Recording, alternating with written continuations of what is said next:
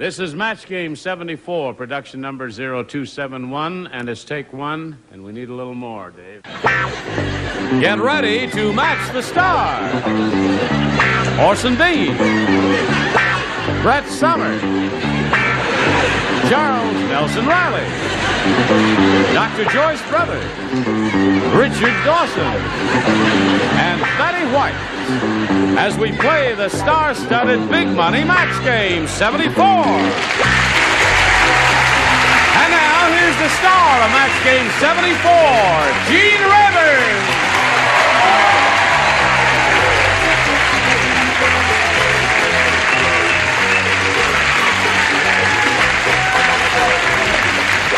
You're on the air.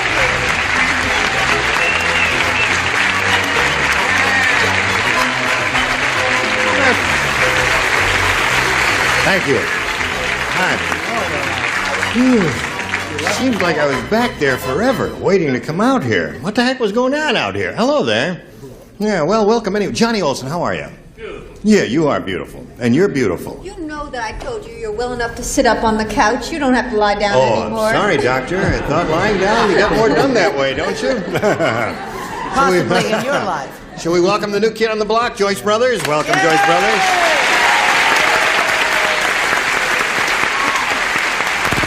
You know all the old kids? Right? I already have a go at it? I got some of my weirder dreams saved up for her to analyze. Oh, terrific. There's one about you and a big hairy marshmallow. I can't wait to tell That's enough. I don't want to hear any more about that. I see you're wearing another wig. Yes. You I were? wasn't smart enough the other day, and I thought this would make me cleverer. Okay. And I'm going to be very normal this week because of you-know-who. I don't want her to get the drop on me. Time will tell. Let's welcome our two players here, Dee Davenport and Terry Montgomery. How are you? Fine, thank you. This lady here, wearing the sailor suit, has a total of $9,650. That's a very attractive outfit, Dee. Thank you very much. Yes, and she's happy about that money, and she's being challenged by Terry Montgomery, who at the moment is leading 1-0. How are you today? I'm fine. The sailor suit guy. Have another beer, huh? No. It's the sailor suit that threw me a little bit there. Because she's so normal, and to see her in a man's sailor suit is a little, well, never mind. You're very about excited. that. That's right. We got a little business to do with you, and then we're going to do a little business with them there, all right? All right, we're all set to go here. I'll push this button, reveal our second and final round questions, and ask our challenger, Terry, to make a selection. I'll take B. B.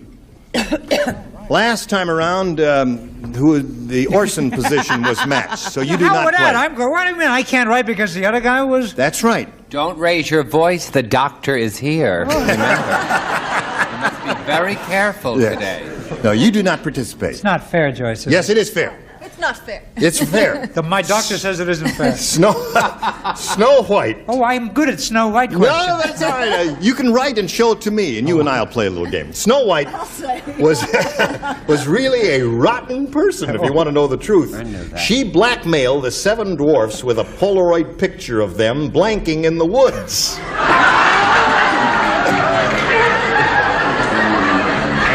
It says here, Terry, Snow White was really a rotten person. She blackmailed the 7 dwarfs with a Polaroid picture of them blanking in the woods. You think about that? While the weirdos are writing their answers here. Listen, weirdo, you better start writing. Just think of these 7 little... the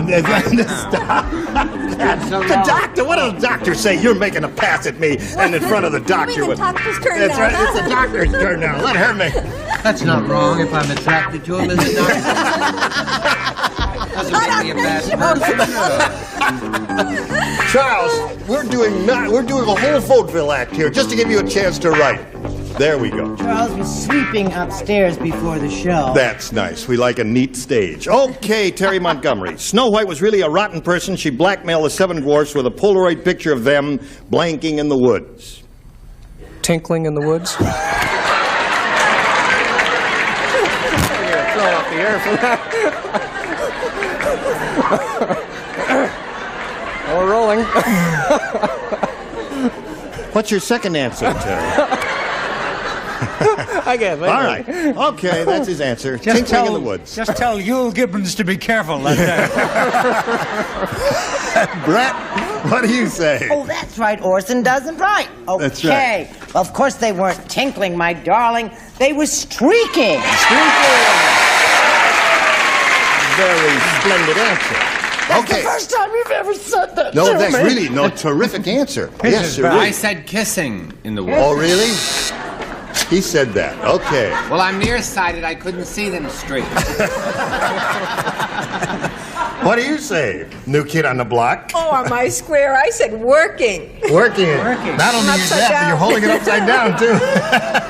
What kind of a doctor is upside she? down, that's similar to his answer there. What do you say there? Pop it in there, Doc. Right in there. Right in there. That's it. That's interesting the way We're she going put to that take in. those to UCLA later and run a check on them. Revoke your license. They were streaking. The Streaking. All right. All streakling. She's looking for the answer tinkling. No, but I like it. No, they were smoking in the woods. Smoking. I had tinkling. Well, You did. then, Like Sure. more common Anglo-Saxon. Okay, now you need 1 to tie, 2 to win. If you win this, this will be your 5th game.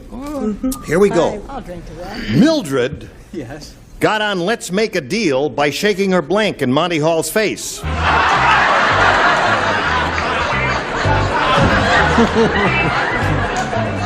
Mildred got on Let's Make a Deal by shaking her blank in Monty Hall's face.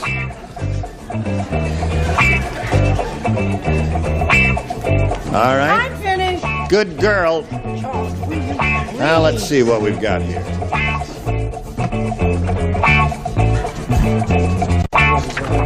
Everybody ready? Yes, yes. Okay.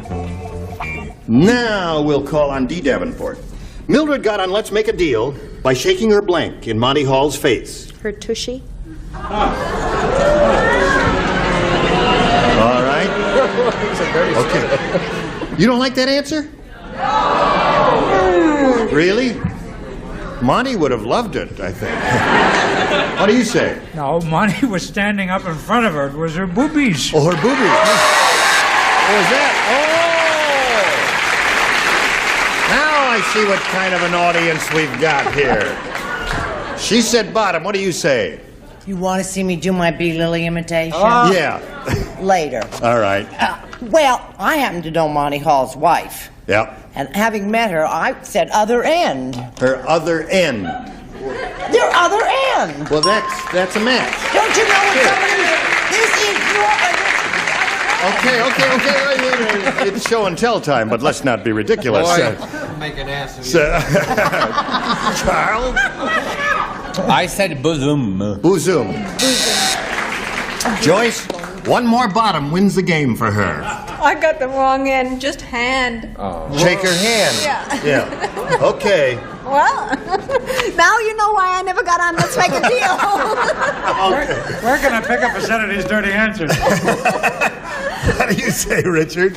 It was something they all love. The old bassoon. The boozum. That seems to be the audience's answer. All right.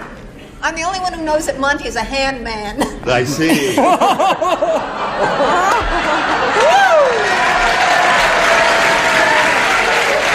Okay. I don't think we ought to explore that any further there.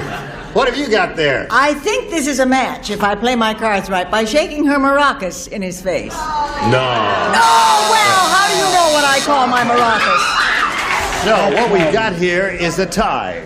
And I'll tell you what happens when we get a tie right after I tell you about these messages, 2 or 3. Here we go. Now, before we were interrupted, we ended this game in a tie. And when that happens, we wipe the slate clean, and we push this button and reveal 2 tie-breaking questions, 1 for each, and the one who scored the most will be the winner. Terry, the challenger, makes a selection. I'll select A. A is for him. Everybody plays. Here it is. Before the royal king got into the royal pool, he dipped his royal blank in it.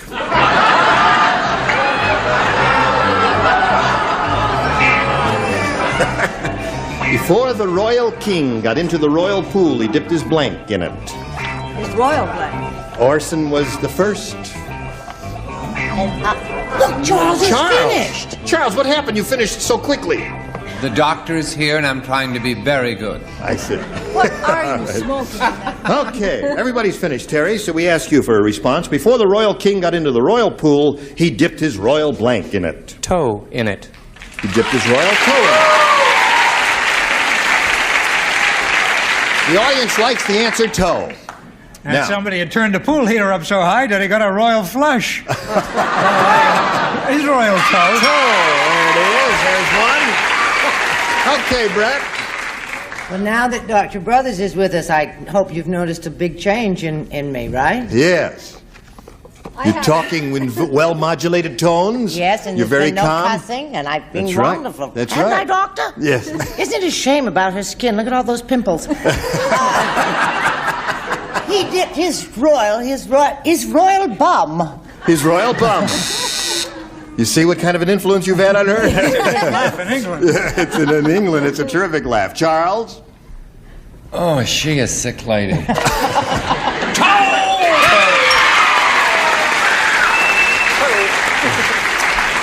The royal king, before the royal king got into the royal pool, he dipped his royal blank in it. Now, what do you say, Doctor? I say toe. Toe.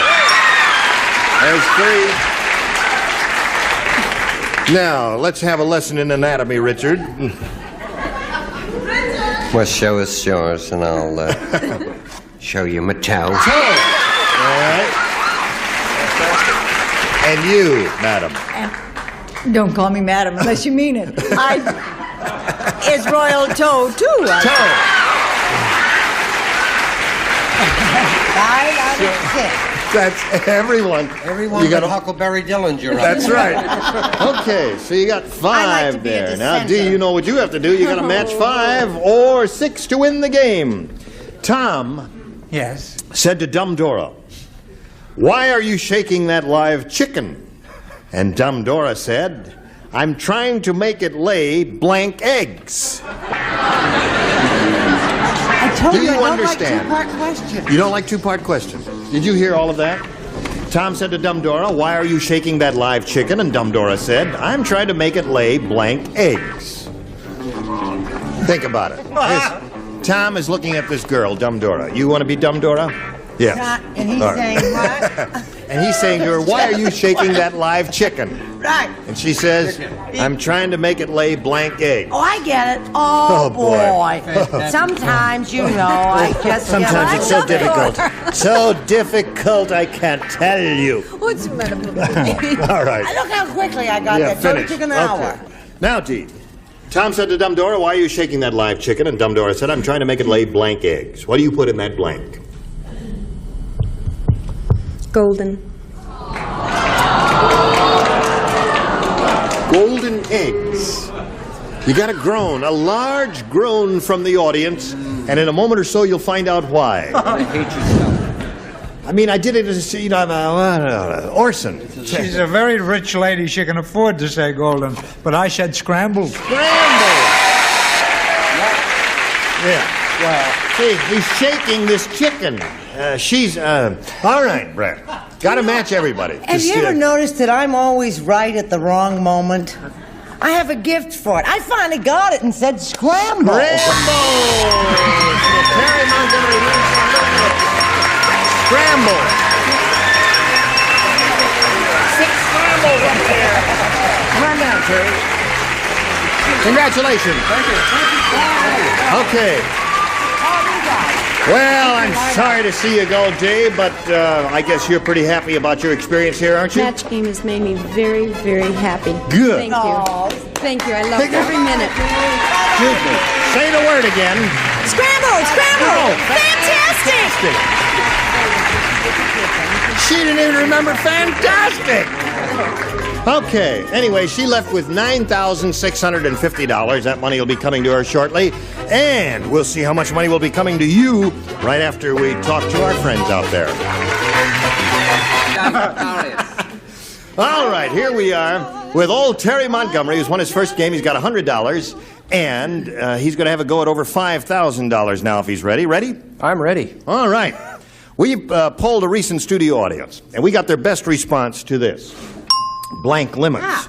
Now, the answer they gave most often is worth $500 to you if you match it, Terry. Then if you match the next one, you get $250. If you match the bottom one, you get $100. 3 celebrities are allowed to help and suggest an answer. Whom do you choose? Charles. Okay, there's 2 zippy ones, but try off. Off limits. There's one. Richard? Outer limit. Outer limit. All right, Doctor. Have some antipasto. Who else? And Orson. Well, I'd, as a third choice, I'd say city limits. City limits? Pleases a modicum of the people out there. You have outer limits, off limits, and city limits. You may choose one of those as your answer or give us one of your own. What would you like to do, Terry? I'll try outer limits. Outer limits? Okay, that's the one he's looking for, the one Richard suggested, outer limits. We'll find out if it's up there, and if so, where. First, may we see the $100 response? Off limits is Charles' answer. You mean I finished third? Yes. You How finished extraordinary. third. Yes. Now, we're still looking for outer limits. May we see the $250 response? City limits. Well, that's 2 out of 3. Orson's answers come up. Let's find out if Richard's answer comes up right now as we look up the $500 response. Outer limits.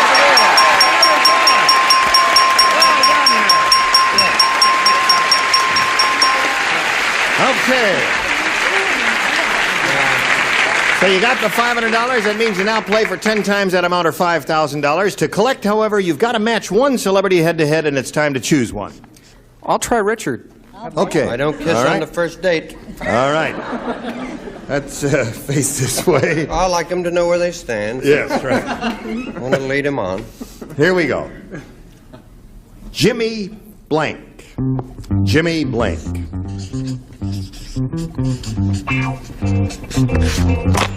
He's finished. Now we call for a response from you, Terry, that you think will match his answer. Jimmy Stewart. Stewart. You're groaning. Don't turn on me now. You don't like that answer? No. What would you say? Jimmy Dean? All right.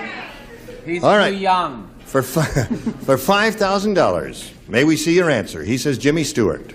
Yeah, Jimmy Dean, I'd be hustling sausages, I wouldn't say that. But it's James Stewart, you see. One I thought of was Jimmy Cagney.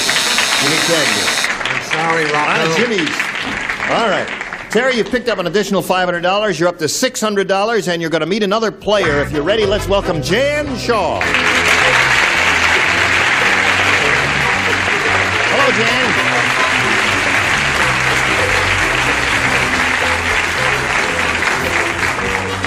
I've seen your face before, and I'll tell you why. She's been on the show before, and I had a slip of the tongue, and I said an answer, and it might have been a little unfair to her, might have not have been, but we thought, just to play it safe, we'll get her back here and give her another go at it. And besides...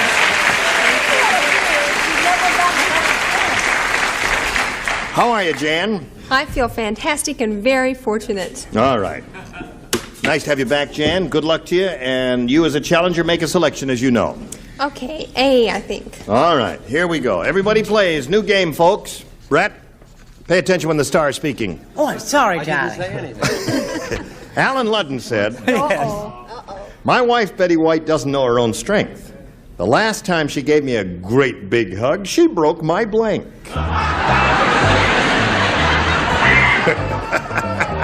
You've been peeking. Yes. Last time she gave me a great big hug, she broke my blank. Have you ever seen Alan Ludden, Jan? Yes, I have. Oh, really? Where? Okay, we're all set. We'll call on Jan for her response now. Alan Ludden said, my wife, Betty White, doesn't know her own strength. The last time she gave me a great big hug, she broke my Glasses? glasses. Okay. Orson, what do you say? She broke his knee. No. His glasses. All right. Brett? That poor little devil's been taped up for months. She broke his bloody ribs. Ribs. Oh, boy, she is powerful. Charles? 2 orders of ribs. 2 orders of ribs. Baked beans. Okay, Jan's looking for the answer. Glasses, and She steams up his glasses. She breaks his ribs. I see. Okay.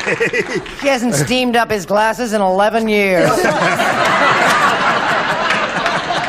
Ribbo. El Ribbo there. Another order of ribs, Jan. And But I let's... do steam up his ribs. Glasses. Glasses. So that's 2 for you. And you got a question coming, but first we've got this message coming, America. Pay attention now. Oh, here. Okay, I didn't know what camera we were coming out on, so I was a little shifty-footed there. But we're ready. That was my Fred Astaire number. Listen, we got to quit now. You ready to quit? Yeah? Okay, you ready to quit? All right, you come back next time, right? You bet. Okay, score is 2-0, and you've got a question in the first round coming up. You ready to quit for the day? Oh, yeah. I have something. I got a lot of work to do. Oh, you I have do? something here. You got... Just read that out. You have 45 seconds. By the time you read this, it will be time to say goodbye. Okay? All right, Gene Rayburn saying goodbye for Match Game 74. Join us next time. Thank you.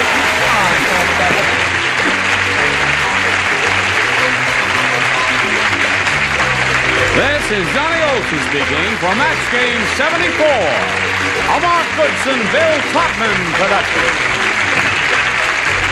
Stay tuned for Title Tales next over most of the CBS stations.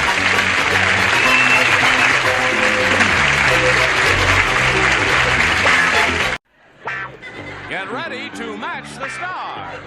Sheldon Leonard, Brett Summers, Charles Nelson Riley, Dr. Joyce Brothers, Richard Dawson, and Fannie Flagg as we play the star-studded Big Money Match Game PM. And now here's the star of Match Game PM, Gene Rayburn.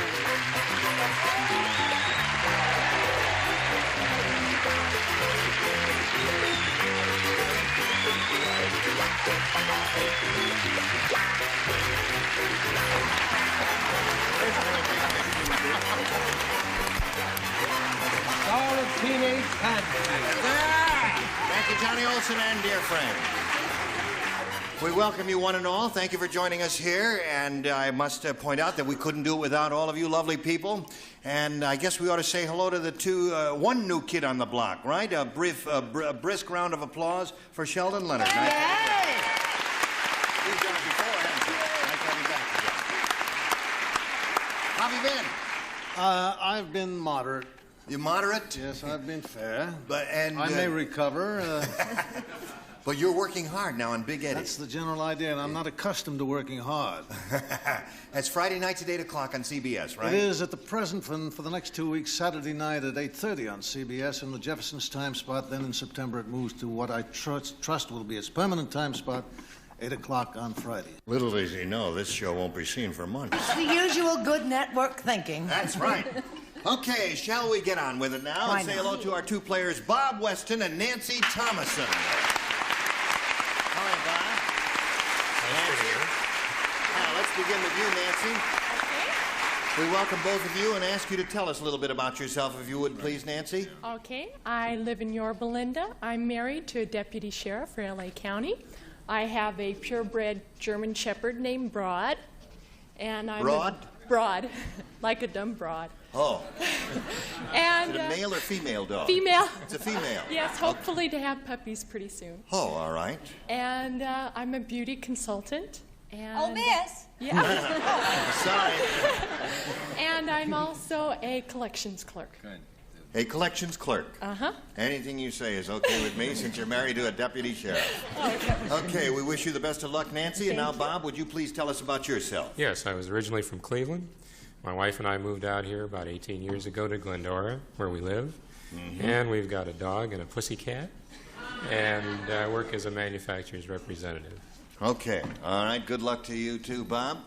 Now, I remind both of you that you're trying to match as many of our celebrities as you can, and the winner goes on to play the Big Money Super Match, which can pay off over $10,000.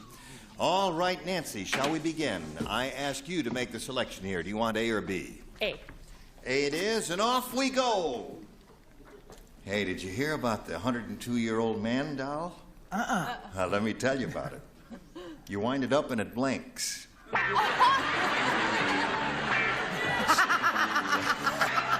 It's the 102-year-old man doll. You wind it up and it blinks. Gotcha. Now, don't think about it too hard. Dear me. A show of hands. A show of hands.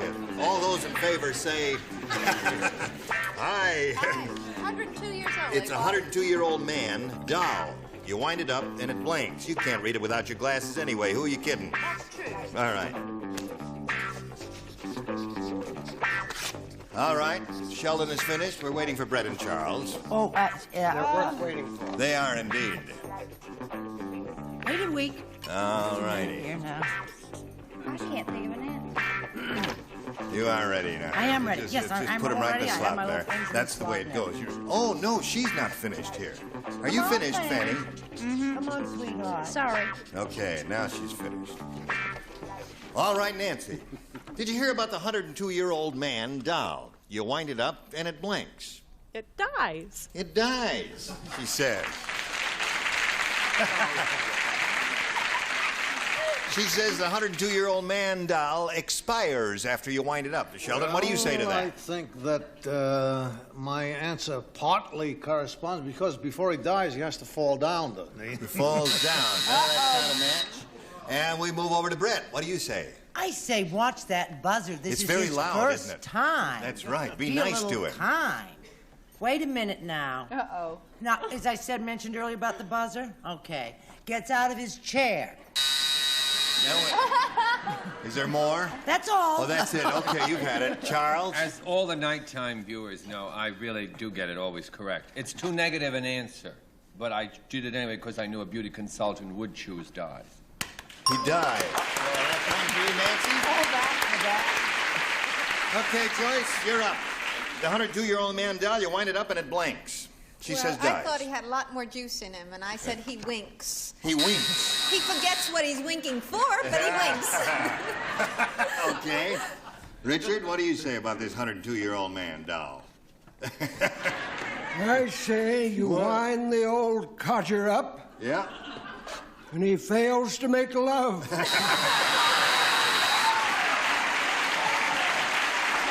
Well. You wound him up a little too tight there, I think. What do you say, Fanny? Well, I say Charles and this lady are unusually preoccupied with death. Doctor, what does that mean? However, I wish I'd said it. however, I said that the man kicks the bucket. Kicks the bucket or dies. That's two for you, Nancy. Okay, Bob. This is your question now. Weird Harold ran out of cat food, so he cut up his blank and fed the pieces to the cat. You hear that, Bob? Weird Harold ran out of cat food, so he cut up his blank and fed the pieces to the cat. Now, think about it for a second while our celebrities are finishing their answers. No hands. No, all finished. There. Good for you. All Hi, right. darling. Hi, Brett. He's The drawing little pictures. the artwork is really unnecessary, Charles. Just a simple Yes, but it answer. could lead to a book. Oh, I see. All right. Now we come over to Bob Weston. Weird Harold ran out of cat food, so he cut up his blank and fed the pieces to the cat. Goldfish. His goldfish. Now wait, hold it. Now wait. Now, if you want to give him a groan all together, aren't you? That's enough. Oh, my heart. That's all the groans. Weary. What do you say? He said goldfish, Sheldon. Yeah, well, what I was thinking, Bob, is they probably had a goldfish sandwich. A sandwich. So he cut up his sandwich and fed the pieces to the cat. And that's one rotten answer. Moving right along. Do you know what I say? What? One rotten answer deserves another. Don't tell Betty White. Cover your eyes, Betty. I said dog. Cut up his dog and fed it to the cat. Brett. That's two rotten answers, Charles. I said kill a bird. Canary. Oh, boy. We have a hostile bunch on this stage, I tell you that. What do you say, Joyce? Everybody boo all at once now. All together. Dog. Cut. Okay. And Richard, Weird Harold ran out of cat food. He cut up his blank and fed the pieces to the cat. And Bob said goldfish. Well, I wouldn't really do that. I would actually cut Weird Harold up. Yes. But I wrote gold. You wrote goldfish. You wrote goldfish. By Joe. What does Miss Hands of 1975 say? I say that Dr. Joyce Brothers is a professionally trained person and she would kill a little dog. I Yes. would wonder. I say goldfish. Goldfish. Okay, there's the end of round one. Score is 2-2, and you hurry back and see how this game progresses right after these messages. Carry on. Round two coming up. Now, the score is tied. You went first last time, Nancy, so Bob, why don't you go first this time, make a selection. B, please. B it is. Here we go. Martha, the mail-order bride, was so ugly... How ugly was she? Thought you'd never ask. She was so ugly, the postmaster blanked her. She was... You don't play. Fanny and Richard do not play because they matched Nancy in the first round. Everybody else is. Yes, you do. Martha, the mail-order bride, was so ugly that the postmaster blanked her. Okay. All right. You make up your mind very quickly. Oh, here. You're a quick thinker. All right. Good. Come on, Charles. That's okay, Joyce. Now we come over here to Nancy Thomason. Nancy, Martha. They're not Nancy. Oh, I beg your pardon. It's Bob. It's Bob. You're like a homing pigeon. I'd rather talk to Nancy. I don't care what. You do That's your the show, I'll truth. do That's the mine. truth. You're like a pretty face. You're like a homing pigeon. Nothing personal, Bob. It's all right. Martha, the mail-order bride, was so ugly that the postmaster blanked her. Canceled her. Canceled her. Okay. Bob said cancel. Sheldon, what do you say? Well, it just shows you that I'm tuned in on Bob. Canceled her. That's one for you, Bob. All right, Brett. Now, He there said isn't cancel. going to be a lot of ugliness about my answer, is there? No, I will defend you to the end. Now, just be careful with the buzzer, kids, because I think we're going to have to call a meeting. I said returned her. Returned her. No. Well, what's the difference One of the between... shortest meetings on record. What's the difference between returning No, and returning is not canceling. Canceling is different from returning. A totally different operation. Charles? I said stamped her. Stamped. Right on the foot. Are you sure that? Stamped? No, now wait a minute. Isn't that canceling? When they stamp the thing, it cancels the stamp? You sure about that? Yeah, all right. Okay. What do you say, Joyce? I finally got it. Cancel. Cancel. Okay, Bob, that's 4 for you. All right, Nancy, this is for you. The score is 4-2 at this moment. You must score 2 to tie, 3 to win. Sally had a terrible accident at the olive factory. How terrible was it? Wait a minute now. I want you to listen to this, because it could happen to you someday. She fell into the stuffing machine, and before they could shut it off, Sally had a pimento stuffed into her blank.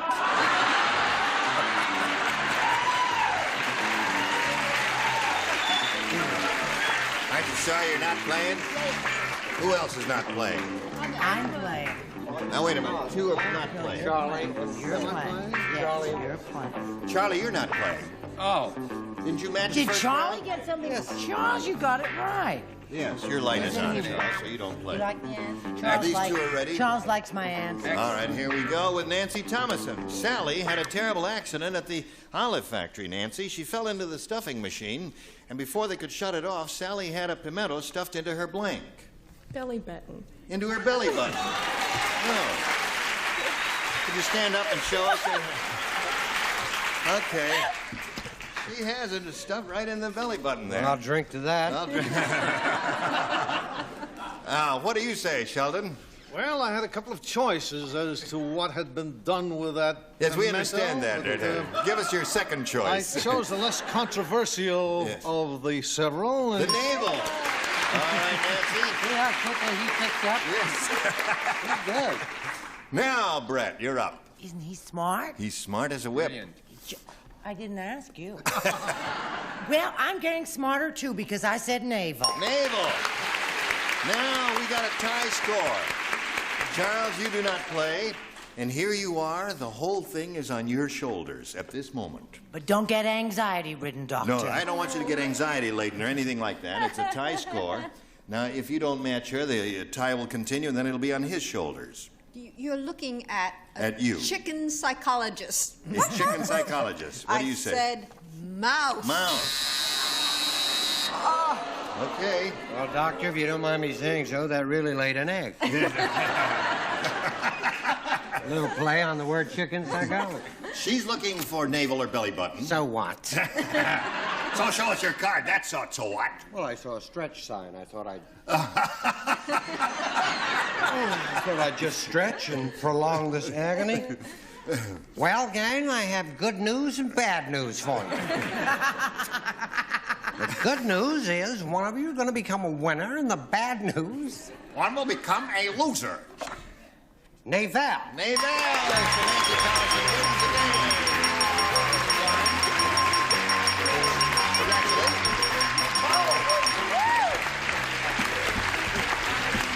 we got to say goodbye to Bob Weston over here. Listen, Bob, it's great to meet you, pal. Thanks. You're a nifty kid and a peachy dancer. And we'll push the button here, and the machine will turn around, and you'll be going in a second. There it is. There goes Bob Weston, folks. While he's spinning off, we'll get this commercial going for you. And you hurry back. See how she does. Here we are with Nancy Thomason. And she's won her game. Now she's going to have a go at the big money super match where she can win over $10,000. Now, Nancy, to do that, we have 2 audience matches for you. Whatever you win in these audience matches, you'll have a chance to multiply by 10. Are you ready? Yes. Okay, here we go. Here comes the first one. We polled a recent studio audience, and we got their best response to this. Blank music. Now, the answer they gave most often is worth $500 if you match it, $250 if you match the middle one, and $100 if you match the bottom one. Whom do you call on for some help here? Sheldon. Sheldon, what do you say? How do you fill in that blank? Blank music. Soft. Soft music, he says. Okay, that's his answer. Charles. Charles. Hi, sweetheart. I chose classical music. Classical music? Classical music. You got 2. Okay, Richard. The hills are alive with the sound of music. Okay, the sound of music. Support your local police. Soft music, classical music, sound of music. Do you want one of those? Yes. Which Sound one? of music. That's Sound of music. You thought of that first. Okay, we'll find out if it's up there. And if so, where? Let's begin down at the bottom and reveal, if you would please, sir, the $100 response. Stop the music. All right, there's one. We're looking for the sound of music. Let's see if it's under the $250 response. Rock and roll music. Great film. Yes. This is really kind of surprising to me, too, here. Let's find out now if the sound of music is under the $500 response. Yeah!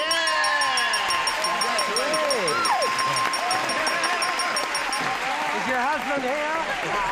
Oh, well, come back. Stay here now. Wait a minute. If her husband's not in the building, I would like to get that hug back. Well, now, wait a minute. Now, he might be armed down there, but he's not here, is he? She may win a lot more money, and you may be involved in that, too. We'll find out as we plow on here. Now, you won the $500, which means that the least you'll be playing for is 10 times that amount, or $5,000. Now we're going to see how much more you can win with the second audience match. Are you ready for this one? Mm-hmm. Okay, here we go. Slide it, Earl. Blank cube. Remember, the setup stays the same, 5, 250, and 100. And 3 of the dinglings are permitted to assist. Whom do you call on? Brett. What about Ice Cube? Ice Cube. All right, there you got one. Okay, Joyce. Gee, the one that occurred to me was ice. I had Ice to come, Cube. Well, think about it for a second and give us son another. of Ice Cube. Sugar Cube. Sugar Cube. Wasn't that clever of her to put her little thinking cap on and come up with that just like that? Okay, one more. Fanny. Fanny. Hi, Fanny. The third position is difficult. Now, it's really difficult. Oh, I know the answer. What? Flash Cube. Flash Cube. Very good. Okay, so you got Flash Cube, Sugar Cube, and Ice Cube. Which one of those? Or one of your own? Ice Cube. Ice Cube is the one we're looking for. Let's find out if it's up there. Naturally, she hopes it's under the $500 response, but we're going to begin at the bottom as we did last time and reveal the $100 response. Flash Cube is Fanny's answer. It's up there, so that may be a good omen, Nancy. Let's find out if it's under the $250 response. Sugar Cube. Well, that's... Doctor, you're astounding. 2 out of 3.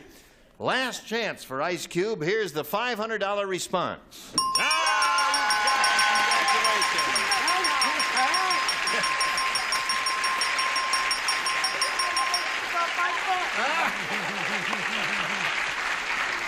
Okay. That was a great idea of yours, James. Great. Sure. Win some more and get another hug. No, go over and give him a hug because after all, I thought your husband was here. Yes. Cut. I love you. Okay, now, Nancy, you've won another $500. We multiply that by 10, which makes $5,000. Add that to the previous $5,000, gives you a pot of $10,000 to shoot for here. Are you ready to collect that $10,000? You've got to match one celebrity head-to-head exactly. Which one will it be? I'll take Richard. I'm sorry. Who won't? He's already This could taken. mean a wedding. Okay, Richard, you get ready to write, and you face me if you would, please. And here we go with the $10,000 question. Blank meter. M-E-T-E-R.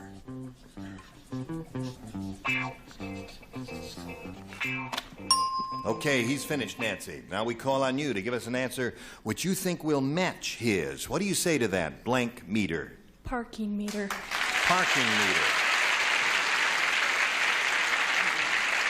You know, I didn't think of that. The first thing that came to my mind was gas meter, but you say parking meter will match Richard, and it's up to you. Richard, may we see yours, please? I'm sorry to tell you, that's the first thing that came to mind. What? Parking. Oh.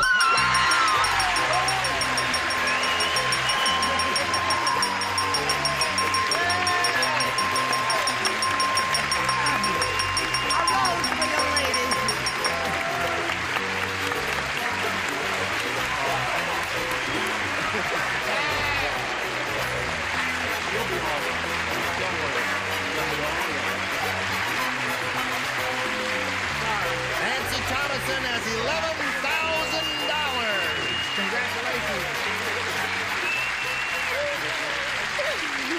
She's a little bit excited at this Gene, her moment. husband isn't here, but her dog is jealous. Yeah, that German Shepherd. You didn't bring that with you. No, I didn't bring see. her. How do Just you my feel? mom and dad. Your mom and dad are Yeah, here. they're out. Hello there. Well, we congratulate you and your daughter, and we'll come back to you, Nancy, in a moment or so, right after these messages. The lady has just won $11,000, and she's very excited, and we're very happy for her. Are you going to watch Big Eddie on CBS? Is this Yes. going to be a memorable occasion for you? Yes. Okay, yeah, it's a Yes. promise now. I watched it last night. It was hilarious. Good for you, Nancy. We congratulate you. Join us next week. More contestants, more exciting celebrities on Match Game PM. Gene Rayburn here. Goodbye. Contestants will receive a Cardinal heating system. Turn your fireplace into a mini furnace with the Cardinal Firebird heating system. Saves fuel by doubling fireplace heat output. Firebird from Cardinal. And 5 pairs of Hager double-knit slacks and temporary styling with a comfortable fit. They're machine washable in a wide range of beautiful colors and patterns. Hager double-knit slacks. And a gift supply of Capri's new bath oil buds. Fragrant oils captured in tiny buds that blossom to smooth and soften your skin. And Sophie made Peanut Brittle, the old-fashioned favorite. You can still buy it for just peanuts. And for a smooth-running car, Castrol GTX motor oil for all models and sizes of cars. Castrol lubrication for cars, motorcycles, and snowmobiles.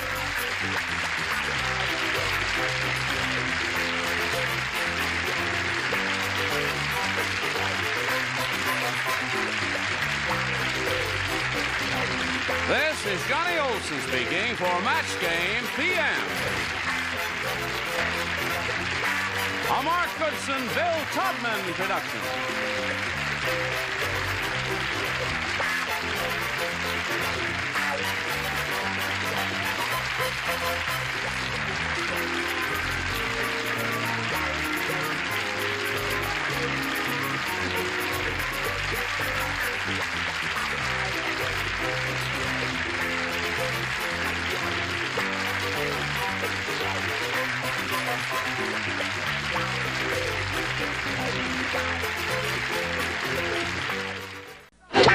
Get ready to match the stars. Bill Anderson, Brett Summers, Charles Nelson Riley, Dr. Joyce Brothers, Richard Dawson, and from the Bob Newhart Show, Marcia Wallace, as we play the star-studded Big Money Match Game 78. And now, here's the star of Match Game 78, Gene Rayburn.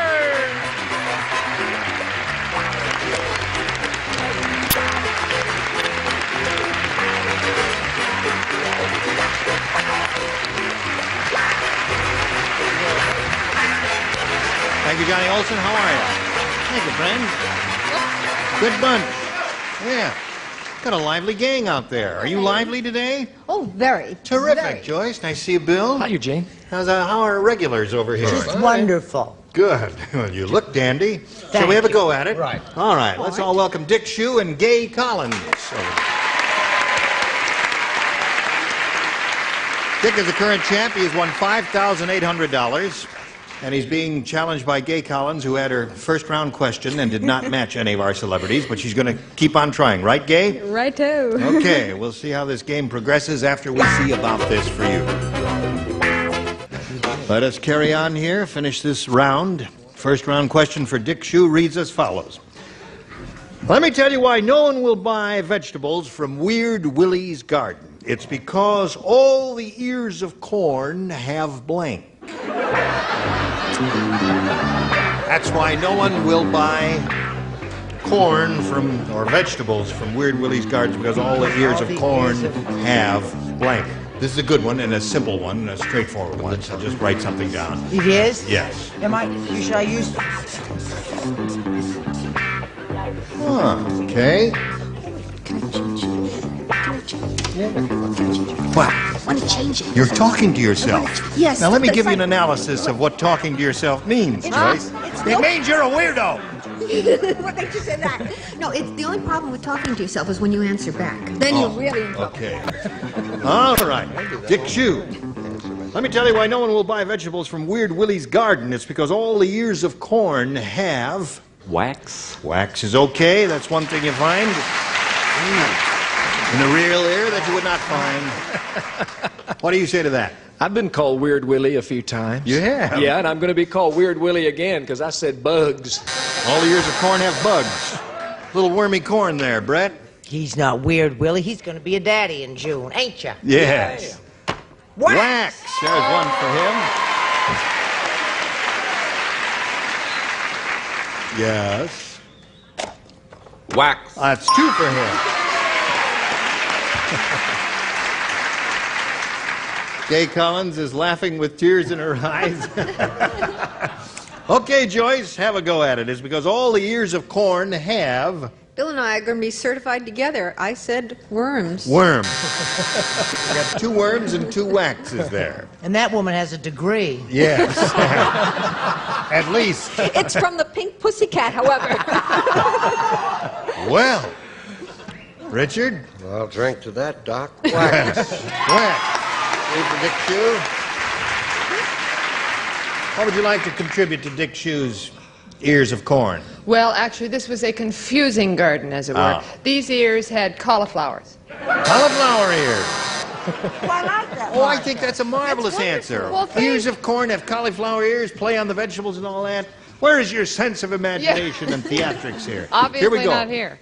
Right. Gay, this is the last round, your last shot at it. You may have A or B. I'll take B. B. You got it. Here it is. The dentist said,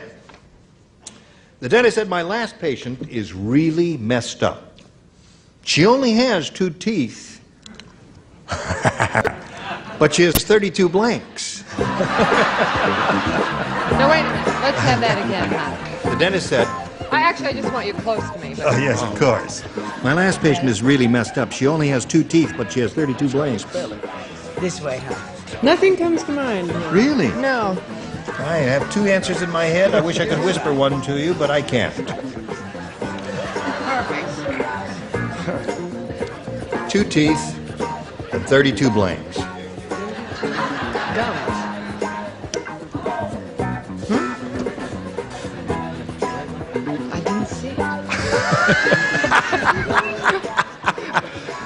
Some of them are having trouble with it. I hope you're not, Gay. There are a couple of really good answers here that you could... Marcia, I'm surprised. I know, but You've got to do something, Marcia, because it's only a half-hour show. Go for it, Marcia. Betty White is waiting in the wings. All right. The dentist said, my last patient is really messed up. She only has 2 teeth, but she has 32 blanks. Cavities? Cavities. I couldn't read it. You're not going to Well, believe that was Marcia's so answer. one of 2 good possibilities. What do you say? I got 3 good possibilities, but it's only because I wasn't sure how to spell cavities, so I tried it 3 different ways. I kind of like the top one, don't you? Yeah, that's more interesting. But the correct one is right there. You got the right one in there. Okay, very good. Bill matches one there for her. What do you say? I have a public announcement. America, do not turn off your set until we get down to that answer. Cavities. Cavities. Yes, sir. Cavities, and do not turn off your sets till we get down to that. Okay. Well, I can hardly wait to get to that answer. Joyce, show us your cavities. Well, I think he's going to do the remake of Jaws called Gums and nibble people to death. Cavities. Cavities it is. 4 for Gay. Score's now 4-3. Richard? Cavities. That's another one. The dentist said, my last patient is really messed up. She only has 2 teeth, right. but she has 32 blanks. All right, every once in a while, you know, the mind goes. Yes. Hopefully. Now, God punished me for trying to copy Richard's. Right. And I couldn't see it, and obviously he had put cavities, but I thought he said cooties. I know it makes no sense. It makes no sense. She only has You said 2 I had to teeth, put but she has 32 something. cooties. The doctor will see you a little bit later. Thank you so much. Okay, so Gay, you're up to 5. He has 3. He needs 2 to match or 3 to win. And we'll see how this game turns out after we see about this.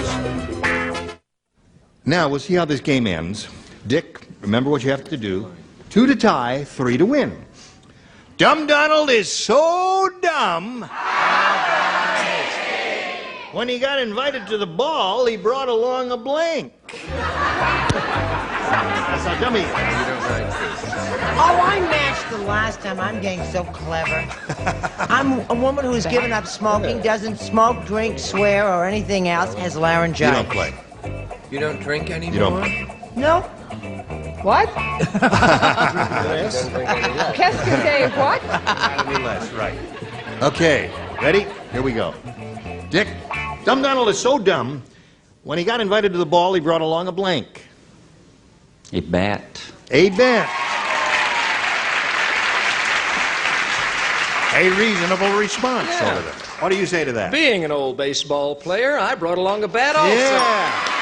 A wonderful game. Now, Joyce, we're up to you. Dumb Donald's so dumb, when he got invited to the ball, he brought along a bat. Well, you don't say batty around a psychologist, but I said bat. Oh, you said it anyway. Now we have a tie score. Gay, if Marcia matches him, he will win the game. Cooties! I have, how you say, redeemed myself. Bat. That wins the game. Okay.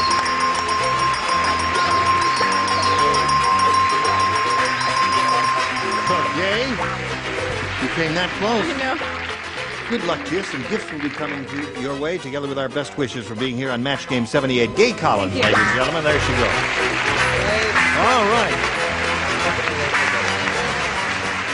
You picked up another $100. You have $5,900 now. And as you know, you're going to have a chance at the big money here now, Dick. Not too long ago, we polled a studio audience in this very room, and we said, write down your best answer to this. Blank psychology. The answer they gave most often will get you $500 if you match it. For matching the second most popular answer, you get $250. And for matching the third, you get $100. And 3 of our 6 celebrities will help you. Richard? Professor of psychology. Professor of psychology. Joyce? Joyce. Parapsychology? Parapsychology. Maybe. No, that's your answer. That's 2 of them, isn't it? Joyce, Pair of them? you've forgotten how to play the game. See, we go out in the street and we drag in these studio audiences from Beverly Boulevard and Fairfax and drag them in here. And they're your average cross. I can't change it. No, you can't change it. Yes, one more. Brett. Brett. Crazy psychology. No, that's Crazy psychology. Doctor of psychology. All right. She just did that for a little funning. That's a little Her answer joke, is folks. Doctor of Psychology, and we got Parapsychology from Brett and Professor of Psychology from Richard. And now, Dick, you may choose one of those or give us one of your own. Blank psychology. Say doctor. Doctor of Psychology is Brett's answer. That's the one we're looking for. I think it's one we haven't thought Let's of. swing around here and go at the bottom one there, the $100 response, and see what we got. Abnormal psychology. There's no need to talk about the panel. Right. The next one, if you please. Reverse psychology. Uh-oh. All right, last chance for Doctor of Psychology. It's going to be child. Slide it. Child psychology. I had it. That was kind of a tough one, wasn't it? But you picked up another $100. You got $5,900. You're going to meet another player now, Dick. So let's all welcome Christy Frazee.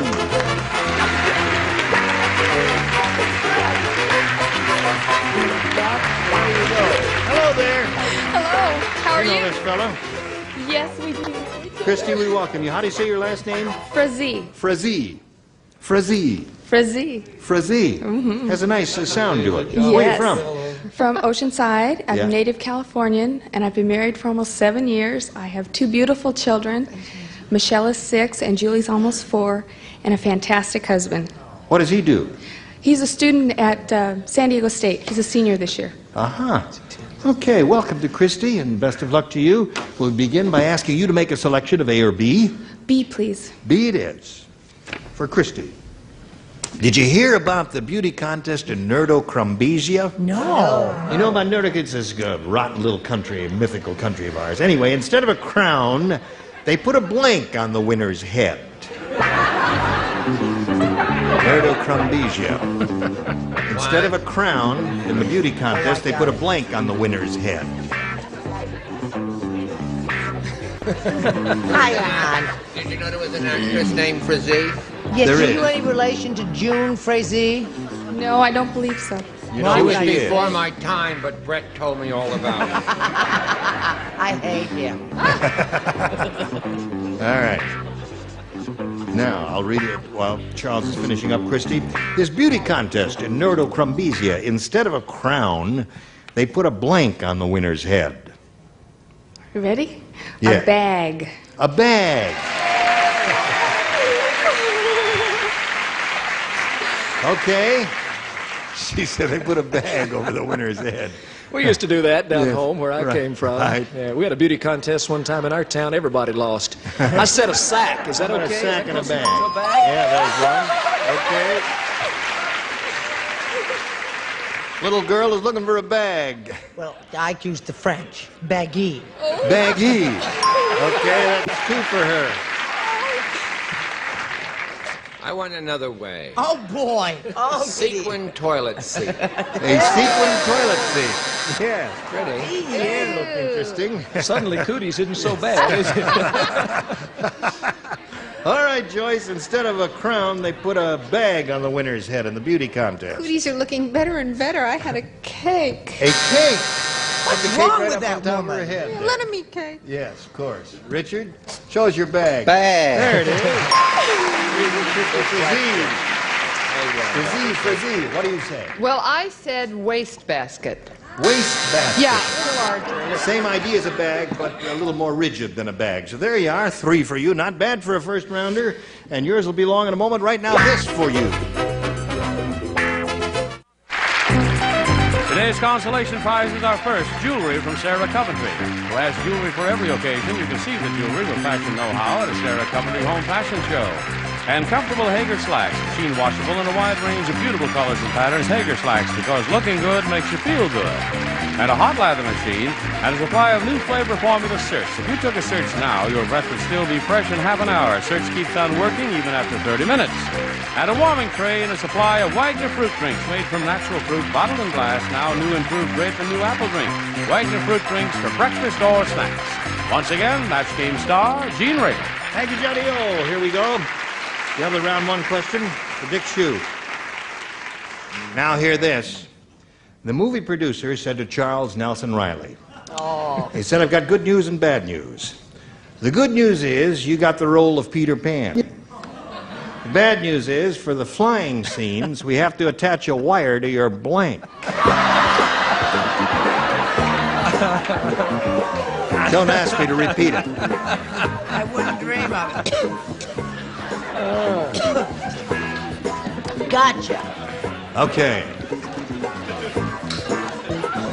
Did you hear all of that, Dick? Yes, I did. All right, we'll get to you in a moment or so.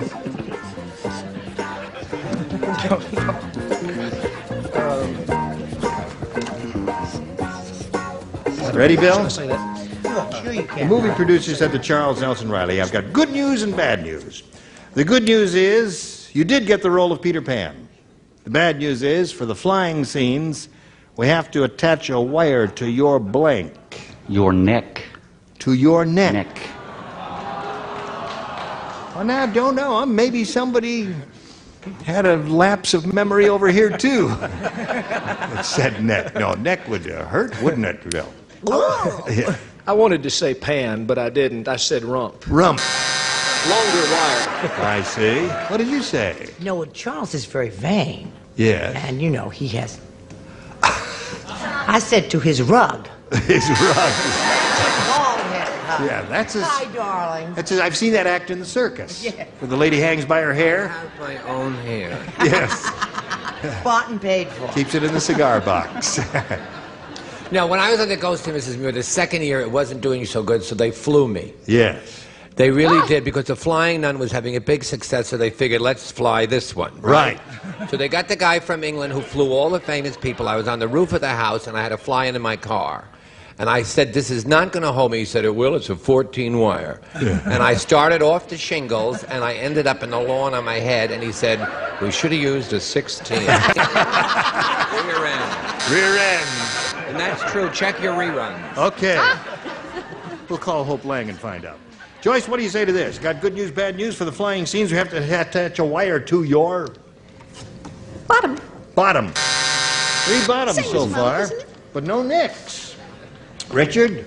Hair. Hair.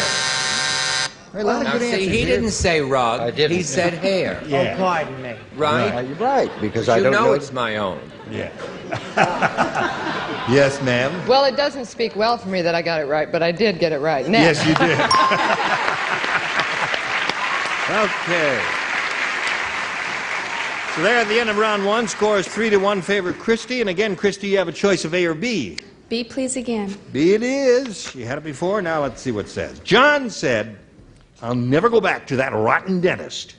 Instead of giving me laughing gas, he gave me blank gas. Never go back to that rotten dentist because instead of giving me laughing gas, he gave me blank gas. Gotcha. I don't play, huh? You don't play.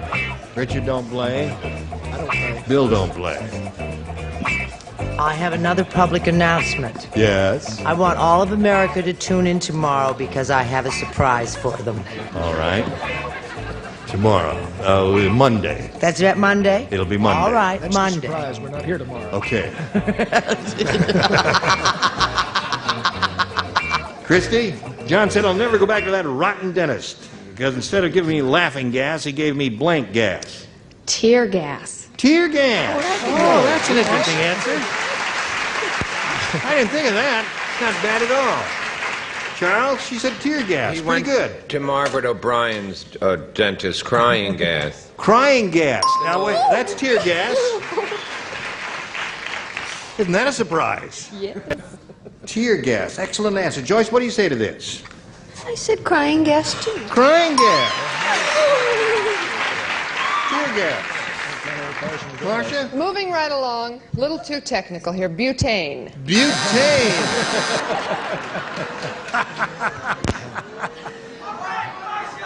All right, Marcia. Had a way to go there. Dick, next question comes up. You got to match 4 to tie, 5 to win. Let's see what happens after this. There you are. I knew you were somewhere. Listen, we don't have time to do another question. And we'll look forward to seeing both of you next time we get together. It'll be Monday, all right? Join us then, would you? And I hope you'll all be able to join us Monday, too. Am I going to be allowed to come back? You'll be allowed to come Thank back. you. Scores of 5-1 in favor of our challenger over there. And we'll see how this game ends next time we get together. And See, a 16 wire is heavier than a 14. It is. Heavier gauge, Yes, you mean. much bigger gauge. So if you're going to fly to Nantucket, Yes. a 16. Now, were you wearing your corset or girdle that day? Wear a large thing. It's a not big easy. harness, It is right. a metal. Yeah, yes. Were you were much lighter in those days, weren't you? Not necessarily. Not necessarily. Oh, I see. But I had my own hair, which could make it a little heavier. He had his own lack of hair. Yes, of course. Are we trying to kill time? No, If we are, I got we're something just to chatting say. here. You got something to say? What do you say? I'll be in Saginaw, Michigan tonight. Can I mention that? Sure, Saginaw, Michigan. Get ready for Bill Anderson. I'll be home. Come Join. on. All right. Join us next time for Match Game 78. Gene Rayburn here. Goodbye.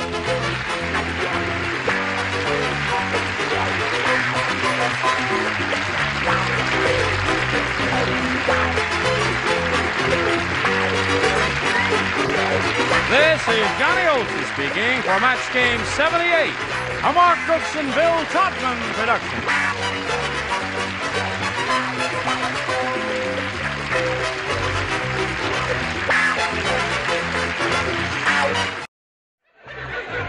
Get ready to match the stars.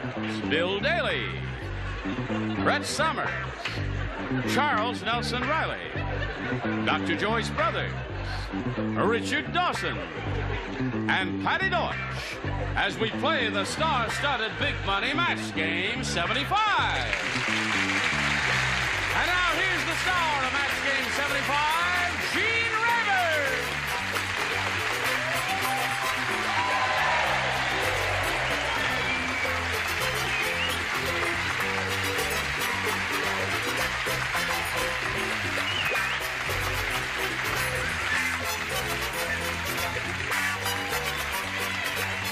Thank you, John. Thank you, dear friend. You got a lively bunch here today, Johnny O. We thank you for joining us here, whether you are here in person or in television land. And we got all of these veterans here who've been here before many times. Yes, and yes. they all know what's going on. Yeah. You know what's going on? You make me feel very old, veteran. No, you're not. You're a child. Isn't she a child? Yeah. You, and She's you're a mere the bag of youngest tell. old man in history. That's true. Here's a child, another child. Well, now, Hello. listen, how is everything? I covered him up today. Oh, you did? Are you still feeding that infant Spoon. in the old-fashioned way? No. Oh, he's on real solid food now. Yes. Yes. He's heavily into green beans. Bill? Well, I covered mine up today, too, Oh, yes, I can see that. Yeah. Does anyone else have anything to offer? Then let's say hello to our two players here, Margaret Kirkpatrick and Don Grape. Now, Margaret here is our current champ. She's won one game, and she has $350 to her credit, right? Right. Okay, and she's being challenged by Don. We're in the middle of round one. Don, we were a little unfair to you. We didn't have time to hear the story of your life because we were getting close to the end of the show last time. So would you tell us that now, please? Right. San Fernando Valley. I'm a district manager with an insurance company where I also live with my beautiful wife Arlene and 4 pretty darn nice kids. And is Arlene here? I hope so. There's one thing I would like to mention. I'm proud of all my kids, but especially Damon 13 and David 15, who are Eagle Scouts. Eagle Scouts? Good for them. Okay, we'll start this game in a moment or so, right after these messages. Now, ready? I push this little button and reveal this first round question for Margaret. Everybody plays. George the Cannibal doesn't do his shopping in the supermarket. He does his shopping in the blank. George the Cannibal. George the Cannibal doesn't do his shopping in the supermarket. He does his shopping in the blank. Wait till you hear this answer. It's a terrific and a perfect answer for this question. I heard it, but The that's first not round okay. questions, Patty, are always a little more difficult. Yes, this is true. George the Cannibal doesn't do his shopping in the supermarket. He does his shopping in the blank. If you come Right. up with the same answer, Right. people will begin Well, to that talk. clears it up. Yes, of course. Uh-huh. You don't even have black roots, do you? No, no. Ah, are you a real Why redhead? do I keep staring at that? It's not making it any better. Ah! Okay. All right. Everybody ready except Miss Natural Redhead down there? She's got one now. Isn't that music catchy? Yeah. Joe says it's the only song ever written you can't hum it to. You That's can't true. hum. Try and hum Our that. music is the most forgettable hunk of music you will ever hear in your life. There's no way to When you hum go it. home, try and hum it, those of you here in the Try and hum studio it when it audience. stops. Try and hum it now. See, you can't do it, can you?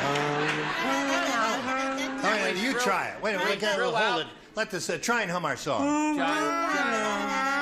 See, you can't. And to think we threw out Bridge Over Troubled Water. That's right. All right. All right, I'll tell you what. How many of you remember our old theme song? Yeah, okay, you all failed. Just listen Now, to the album. Margaret, George the Cannibal doesn't do his shopping in the supermarket. He does his shopping in the... You mean I've been stalling all this time to give you time to think of an answer and you haven't thought of one yet? Thankful, but it hasn't helped. He does his shopping in the... I'm trying to think of a way to say in the jungle. In the jungle. Okay. I told you guys this one wouldn't work. What do you say, Bill? Well, the place I shop at is a jungle, but I said shopping in the nude. In the nude. Which I do shopping myself. Attaboy, Bill. Think nude, right? Yes. Brett? Well, I love my answer. Let me see it. He does his shopping in the Methodist Church. A splendid answer. He's looking for the answer. She's looking for the answer in the jungle, Charles. Well, I said monastery. In the monastery. Because... Oh, you are a vicious bunch. Where else if you're a cannibal? George the Cannibal doesn't do his shopping in the supermarket. He does his shopping in the blank. What do you say? If you think they're a vicious bunch, wait till you hear my answer. There are places where the worst thing you could say to someone is he eats with his mother-in-law, and I said in the family. Does his shopping in the family. Joyce Brothers! I am truly That is not only a rotten answer, Joyce. But they're going to eat me alive. It is a terrible indication of your unresolved hostility. You're going to have to spend many hours on my couch. I disagree. You disagree? The doctor was quoting an old saying, a family that meets together, eats together. So he does his shopping.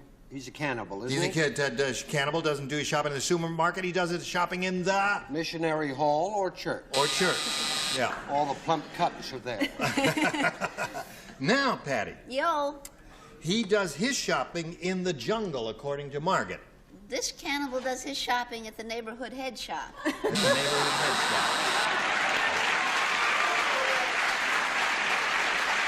I gotta tell you something.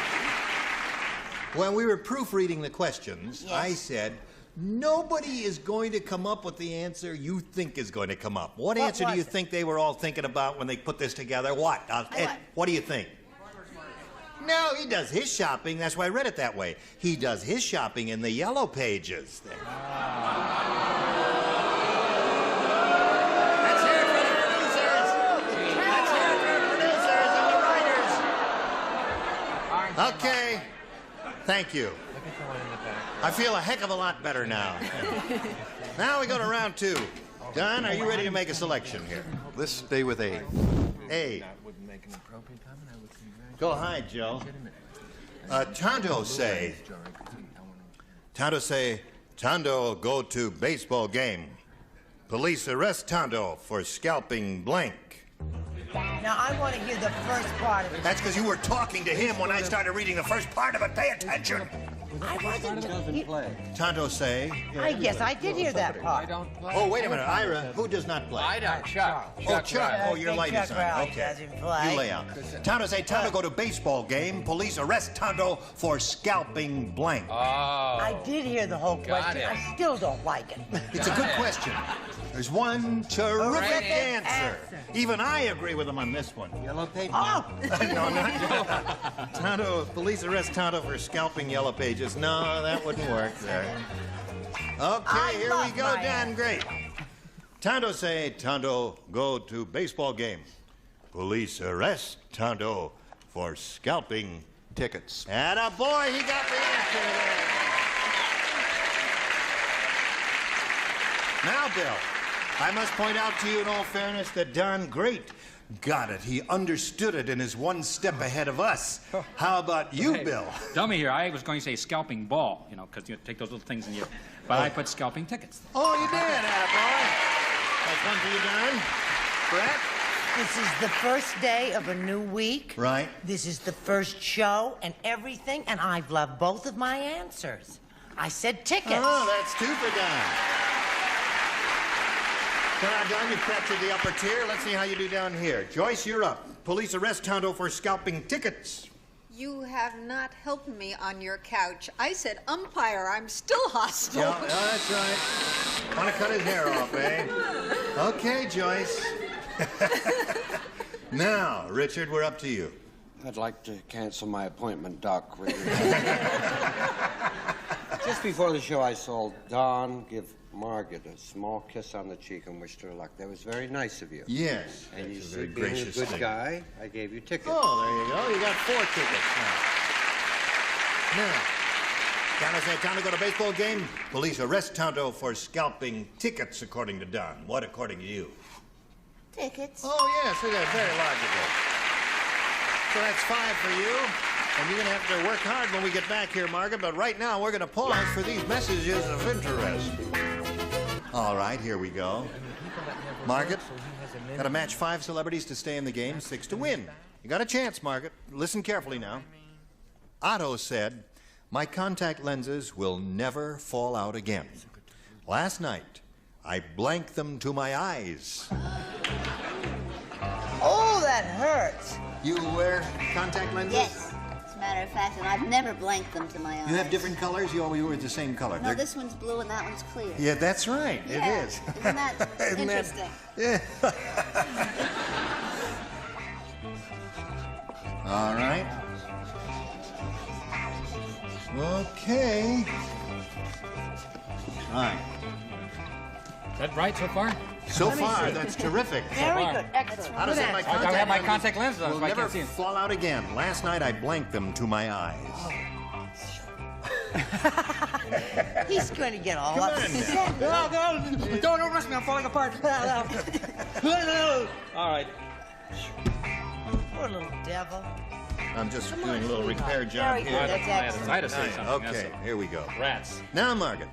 So nervous. Otto said, my contact lenses will never fall out again. Last night, I blanked them to my eyes. I glanked them to my eyes. Last night, I blanked them to my eyes. I'm so glad. Glued. Glued them to my eyes.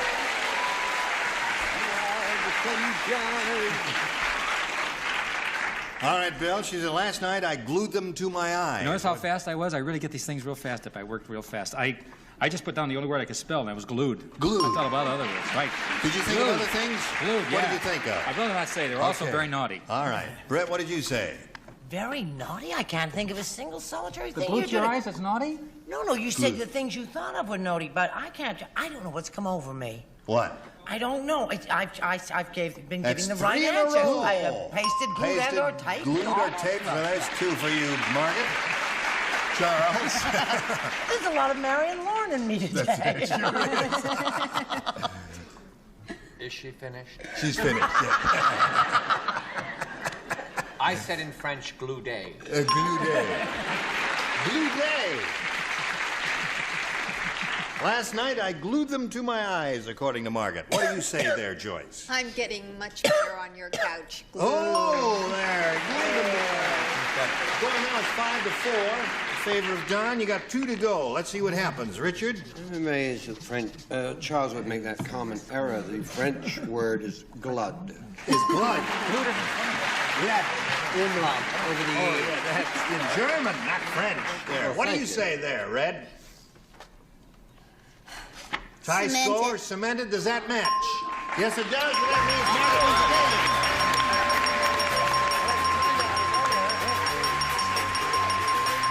So, congratulations once again. You stand by for a moment, Margaret. Well, Don, that was a very close game, and it looked like the ball game was going to be all yours there for a couple of moments, but you never know on this show. We thank you for being with us. It's been a pleasure meeting you. Good luck. A lot of fun. Good, thank you. Don, great. So long. Here we go again. Now, you've done this once before. You know how it goes, so let's get right to it. We polled a recent... Earl, I hear you're making noise in there. Earl, is everything okay? Just fine. Whoops. Sorry.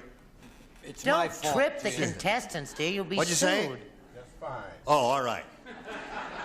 We polled a recent studio audience, Margaret, and we got their best response to this. Blank marriage. And the answer they gave most often is worth $500 if you match it, $250 and $100. Whom do you call on for some help? Richard, please.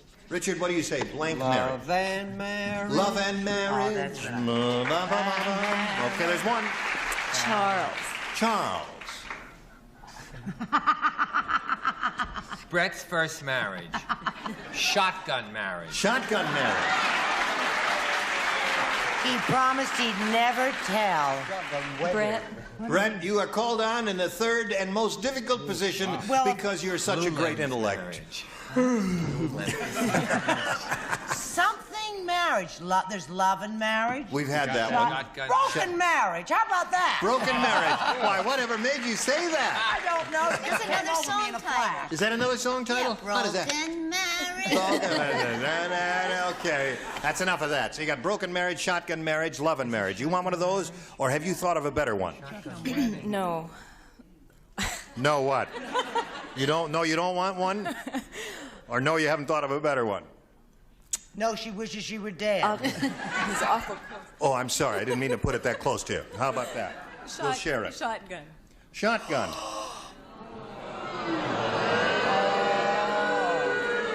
Shotgun wedding. You never Could she have another chance at it? No. No, this is it.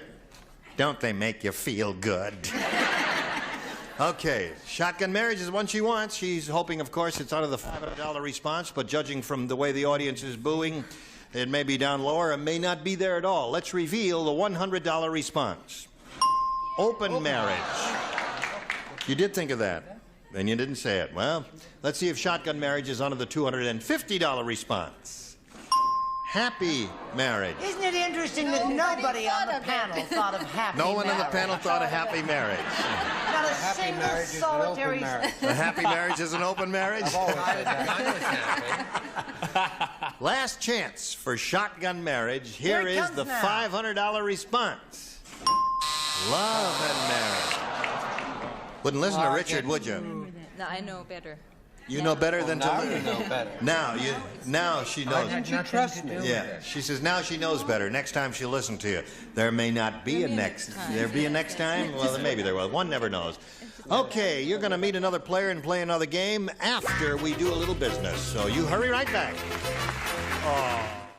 Here we are once again, ready to carry on. So would you all, Brett, a polite round of applause for a new player here, Doris Molo. Hi, Doris.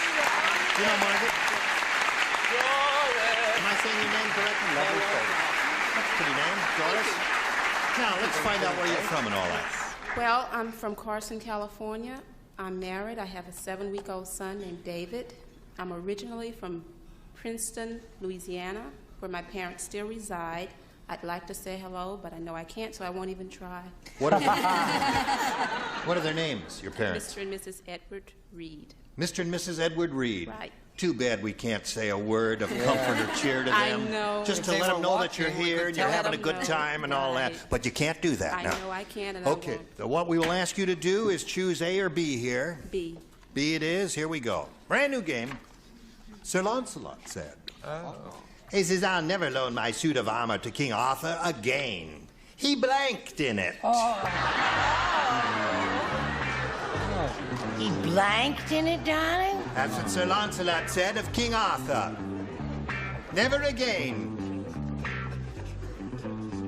will I. Why? He blanked in it. Is it all right? You are a clumsy oaf. Sorry, old man. I am a bit clumsy up here, you know. How have you been? I haven't seen you in a Clumsy. while. I clumsied myself to death. Took I your took a first clumsy. You took your first trip to New York City recently, didn't you? Your First? city. Yes. You mean you've never been Nantucket. there before? Well, he's a Midwesterner. He had never been to the East, and he went to all those charming old New England places that you and I Cape love Cod. and know so well, yes. Be still my He heart. blanked in it, by Jove. I know you're not allowed to So, say, yeah. you know, hello to Mr. and Mrs. Edward Reed from Oh, Dart. oh, you can't do that. No, no, you can't do They're that. very strict. Yeah.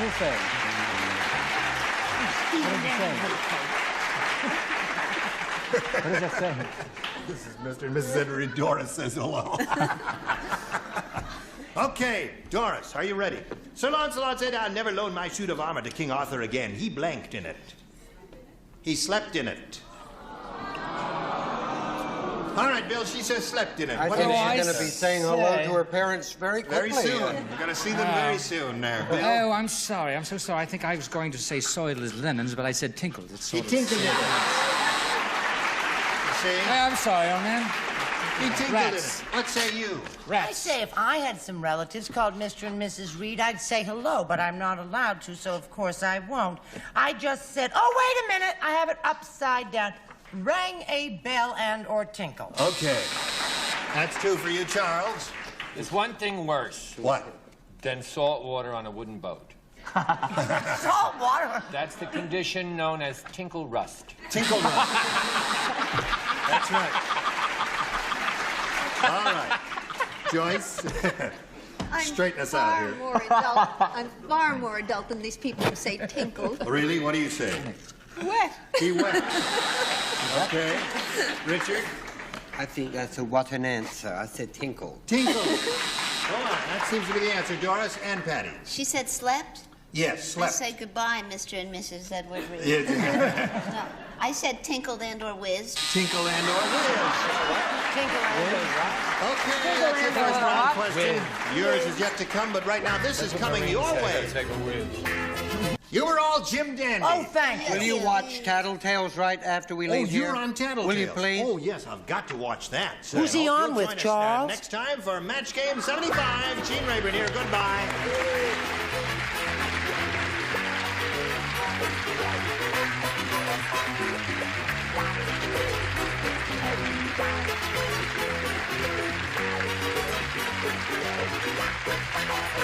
This is Johnny Olson speaking for Match Game 75, a Mark Goodson, Bill Todman production. Stay tuned for Tattletales next over most of the CBS stations. Get ready to match the stars. Nipsey Russell, Brett Summers, Charles Nelson Riley, Dr. Joyce Brothers, Richard Dawson, and Patty Deutsch as we play the star-studded big money match game 76. And now here's the star of match game 76, Gene Rayburn.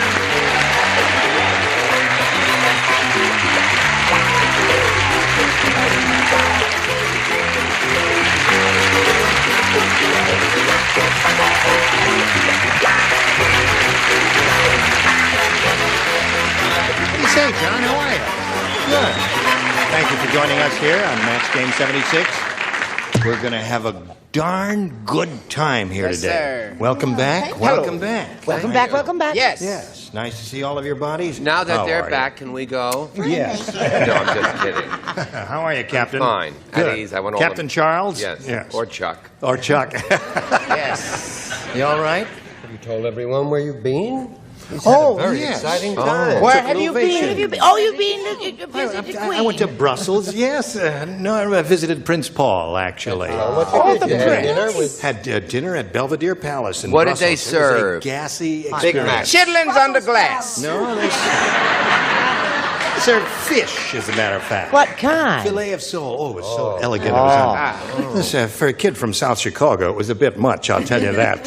Swallow all that. Had a marvelous time. Went to Bruges and to Amsterdam, where they have all those canals. And Operation was a success? yes, it was. And more Rembrandts and Van Goghs, as they say over there, than you can imagine. Let's say hello to Mary Watson and Tessie Dunn over here. How are you, ladies? Now, this lady is a current champ. She's won $600, and she's being challenged by Tessie Dunn here. Yeah. Who's that, Tessie? I don't know. It's probably my daughter, Linda. You have relatives here? Yes, my daughter, Terry and Linda are here. I see. You better call a doctor. Now, we have finished round one, just to refresh your memories, ladies, and the score is 3-2 in Mary's favor. Two good players here, a very tight game. We'll see how it ends right after we see about this. Hello, here we go. Round two, final round. Ladies, Tessie, it's your choice. I'll try A. What? A. A. Please. Anything you say, Tess. All right. Two people do not play. Nipsey and Brett. You do not. You lay out. The others, if you'd respond to this, please. Hey, did you hear about Evel Knievel? No, Let me tell you about it. At the bar, he drank a whole keg of beer. Then he blanked over 12 bar stools. Drank a whole keg of beer, and then he blanked over 12 bar stools. Evel Knievel. You know who he is. Okay. What's wrong with him, darling? All right. Is that a hard one for you, sweetheart? No, it's an easy one, right? Right, it is. Have you lost weight? I have lost a little weight. Yes. Yes. Show your trousers. He's always the snappiest dresser. Yeah, he really is the snappy dresser. Thank you very much. The audience in the match game come from near and far. If you want to know why black is beautiful, just look at the Eastern Star. Oh, they got a bunch of Eastern Star people here. Welcome to the Eastern Star bunch, right? Oh, they're all over the place there. Okay. Now, Tessie, we're ready for you. About Evel Knievel, Tessie, you know who he is, right? Of course. At the bar, he drank a whole keg of beer, and then he blanked over 12 bar stools. Threw up? Really? She said he threw up over 12 bar stools. What did you They call say? that projectile vomiting. Yeah. What? Tinkle. He tinkled. A keg of beer might make that possible. Joyce, what'd you say? Gene, I asked Evel Knievel how he got the psychological courage to do his feat. Yeah. And he says he looks through the audience, counts the heads, and multiplies by $1.80. That does it for him. Threw up. He threw up. That's one for Tessie. She now has 3. Richard. El Barfo. Barfo. That's 4 for Tessie. Patty, what'd you say? I said whizzed. He whizzed. Do the Eastern Star folk understand that? Well, the 3 ladies in the front row who are sitting there totally immobile. I was just wondering if you understood it there. All right, Mary, are you ready? Yes. You know what you have to do, Mary? I gotta work. You got to, well, not too bad. Tie one to tie, 2 to win. Yes. Okay, here we go. Who does not play? Nipsey does I not play. do not play. Charles, aren't you glad you came? Oh, You just yes. sit here, you get paid. I don't You play. play. I you, play. And you. At the stag party. Uh-oh. Yo. I'm glad I don't play. He said, Marvin said. He means elks, that's all. Yes. At the stag party, Marvin said, I think there's a girl hiding in that huge cake. I see a blank sticking through the icing.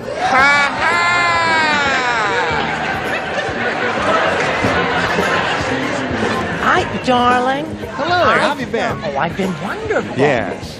I thought possibly... The princess sends her regards. Oh, I met a Belgian prince the other night, and I asked him if he was any relation. He said, what was your name? And I couldn't remember. But I said, listen, how big is Belgium? It's how big is New Jersey, for heaven's sake. That's right. Only has 18 million people. What did you have to say? I wanted to say, I think now that Dr. Joyce Brothers is with us, we'd like a lot of gentility this Right. week. You said it. Everybody ready? Okay, Mary Watson. At the stag party, Marvin said, I think there's a girl hiding in that huge cake. I see a blank sticking through the icing. A boob. A boob. Okay. Now, Mary, it'll be 1 to tie, 2 to win. Now, or Mary. 2 to tie and 4 to win.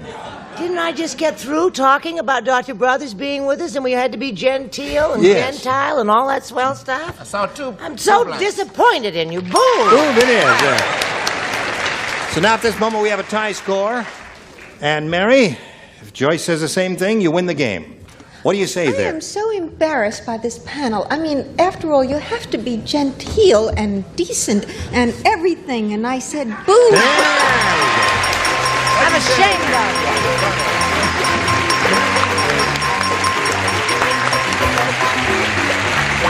Now we congratulate you once again for the second time. You've won another $100. You're up to $700. Hang around here on the adhesive tape, and I'll talk to you later. Tessie, we've got some gifts for you, together with our thanks for being here on Match Game 76. Tessie done. Good, thank you. Bye. While she's spinning off, we're going to spin these messages for you. Hurry back. Here we go. Mary Watson's won her second game. She now has $700. She can win over $5,000 here if she does well. She knows how it goes, so we'll get right to it. We polled a recent studio audience, Mary, and we got their best response to this. Mud blank. Now, the answer they gave most often is worth $500 if you match it. If you match their second most frequently given response, you get $250. And the third one gets you $100. And whom do you call on for a little help? Richard. Something that Brett wears when she goes to a party, a mud pack. Mud pack, yes. Bad. You're a bad person. One more.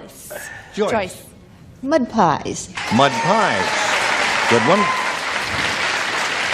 Nipsey. What I jump across? Mud puddle. Oh, Mud puddle. Very sweet answer. And you got three pretty good ones there, I think, from our celebrities. Three. You got mud puddle, mud pack, and mud pies. Now, if you have a better idea, go with that one. Otherwise, choose one of these. Mud pies. Mud pies. That's the one that Joyce gave you, right? Let's find out if we got a little mud pie up there. May we see the $100 number? Mud puddle. There's Nipsey's answer. Let's see if we got a mud pie under the $250 response. Mud pack. It's looking good. That is a good sign. You got 2 out of 3 that the celebrities gave you. All right. Now, here we go. I dread to think of what will happen if Hurry. What? Hurry. Hurry. You going somewhere? Or are you going here? Okay, let's see the $500 number. You got it! Hide! Congratulations. Okay, now, Mary, you picked up another $500. You're going to play for 10 times that amount now, or $5,000. And remember, you have to match one exactly to collect. Where are you going? Stand on the adhesive tape. Stand on the adhesive tape. What? Let go of my arm. What? Richard, what? Oh, okay. Seems very reasonable. Okay, now, Ship ahoy. face Mecca. And here it is, worth $5,000. If you would please, sir. Denver blank.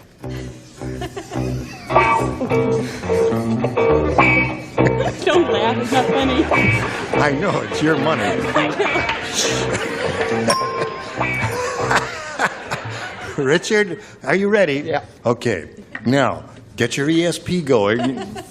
And you got to work real hard on this now, and give us the answer that you think he's written on the card. Yeah. And if it's right, it's the same one, you get the $5,000. Denver blank. Omelet. What? Now wait just a minute. Gee, are you old enough to remember a show called You Bet Your Life starring Groucho Marx? My husband watches it, but Yes. I fall Anyway, asleep. every once in a while, he used to say to a contestant, "Listen, I'll give you $10 if you'll tell me who's buried in Grant's tomb." Oh, please. And I thought this was such a shoo-in. You did. What do you say? She says Denver omelet. Colorado. Denver, Colorado. Now, what made you say Denver omelet? Because that's the only kind of omelet that I know, and it's... Yeah, but who said anything about omelets? No, because whenever I go to the restaurant, Yeah. I just know what a Denver omelet looks like, so I always ordered it. But I've only Not been a California anymore. girl, so I don't know anywhere else. Have you ever heard of Colorado? Yeah, but I don't. All right. Well.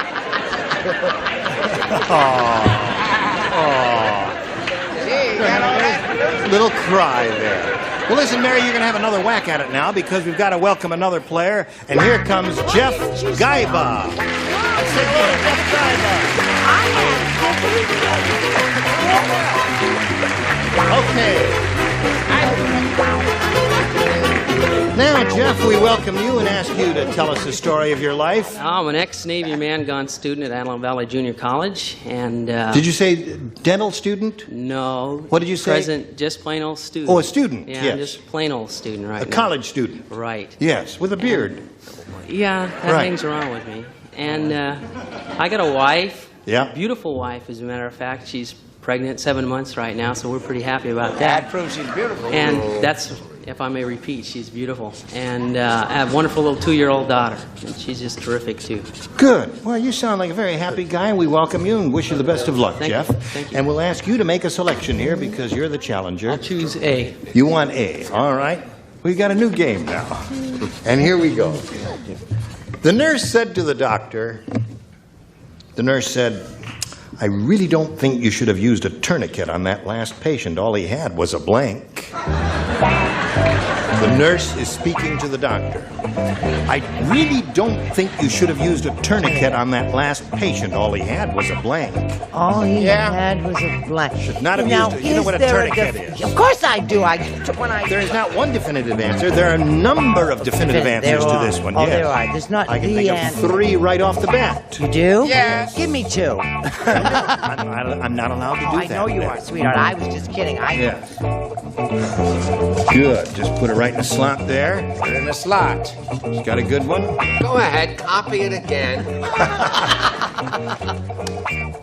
Don't fight, children. Okay, that's a good one. All right. Now, we'll begin with Jeff Guyman. The nurse said to the doctor, "I really don't think you should have used a tourniquet on that last patient. All he had was a blank." The only thing I could think of was a sore throat. Very good. Now, wait a minute. Your applause is lukewarm, indicating that's not a terrific answer. This is my show, and I know how it goes, and I'm telling you that was a terrific answer, so let's hear it for Jeff. Okay. What do you say? Well, I think that since I'm just beginning to play, I don't like the fact that you're joking about doctors. You don't joke about a doctor. You got to respect them. Why? A doctor is the only man in the world can tell a woman, take off your clothes, lay down, let me look you over, and then send her husband a bill. Yes. All he had was a hangnail. Hangnail. That's another good answer. There are many good answers here. Brett, you must have one. Oh, sure I do. I always have a terrific little answer. That was a terrific answer, Jeff.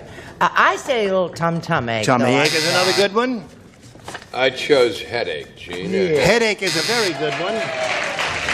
So far, I got a lot of great answers here, but nothing that hooks up with Jeff Guyba's answer. Joyce, nurse said, "I really don't think you should have used a tourniquet on that last patient. All he had was a sore throat." You have a terrific answer. Oh! She's getting smarter, Joyce. I was going to say all he had was a Denver omelet. But Change your mind. I said headache. Headache is good, right. And Patty. I said all he had was a Medicare form to fill out. So there's Jeff's first rounder. One for you. Yours will be along in a moment. Now we've got this for you. Pay attention. Quit. Oh, hello. Yes, there we are. Are you ready for your round one question? Yes. Go ahead. And Go, please. oh, all right. All right, Mary. Everybody play since this is our first rounder. Everybody play. Dumb Donald said to his boss. I resent that. As dumb as the audience. There's nothing wrong with the word boss. Thank you. You've got to learn your part better than that now. You know, when I say Dumb Donald said to his boss, you don't say, how dumb is he? That means you're dumber than Dumb Donald if you're going to do that. Dumb Donald. Oh. Somebody say we applaud the dummies in the audience. Let's hear it. Let's hear it for the audience. Dumb Donald said to his boss, when you told me to give that client the red carpet treatment, I thought you wanted me to treat him like a carpet, so I blanked him.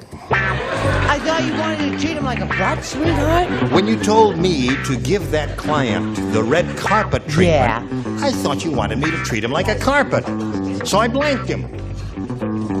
Easy one. Sure. Very easy. Now, am I going to get a lot of flack from that? No, but you won't be back next week. It's a perfect answer. It is. Oh. All right. Here we go. I just. Brett is bringing up the rear. Is Charles finished? Yes, you're the last one, Brett. All right, Mary. Dumb Donald said to his boss, when you told me to give that client the red carpet treatment, I thought you wanted me to treat him like a carpet, so I blanked him. So I walked on him. So I walked on him. Oh, stop it! Isn't that a good one? Listen, you've won 2 games. I know. Okay. Okay. Hello, Nipsey. Hello. Go. Well, I'd like to see Mary get ahead, because she needs one. Right. No offense, Mary. I treated him like a carpet. I vacuumed him. Vacuumed is a good one. Vacuum is probably the best. What do you say? Not necessarily. You haven't seen my answer yet. Well, let's see. She took him to the cleaners. Took him to the cleaners. They're finally waking up, aren't they, John? There. What did you say, Charles? Shut shows, vacuum, James. Vacuum is very good. Bravo, man after my own. All right, so there we have those, Mary. And now let's see what we got for Joyce. When you told me to give him that red carpet treatment, I thought you wanted me to treat him like a carpet, so I walked on him. We're going to have a lawyer for this one because I said stepped on him. Is it counted? Stepped on him and walked on him is a match. Is match. It is astounding.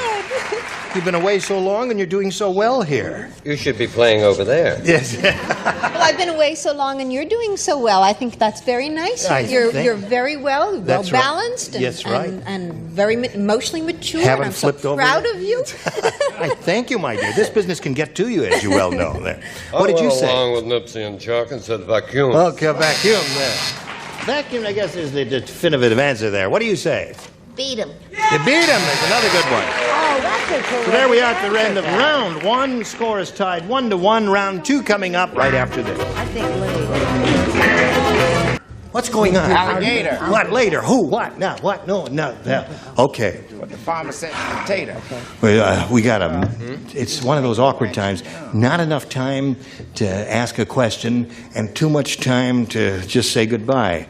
But Gene, can I ask Jeff something? Oh, yeah. We'll see you next time. What? Can I ask Jeff something? Yes, go ahead. People who generally grow their beards when they have to look more authoritarian or they have a decision to make. What about you? Why'd you grow yours? I grew mine because I spent 4 years in service. And when I was originally, I was young as the rest of them. As I went up in rank, some of them did not. They didn't like the fact that I was, the same as they were. And so I grew the beard to look older. A lot of money. Yes, And sir. that way I had a little better, control. They thought I was older rather than. Would you like to re-enlist? No. Anyone else have anything to Red, say? where is your son's newspaper? Oh, my son's newspaper is right here. What is that? Called The Gorilla, and my son is the editor. Of the Gorilla. And John Turman did the cover. Is that a terrific cover? That's terrific for a paper there. Okay, that's the end of that. Join us next time for Match Game 76. I'm Gene Rayburn, and I hope to be here. Goodbye.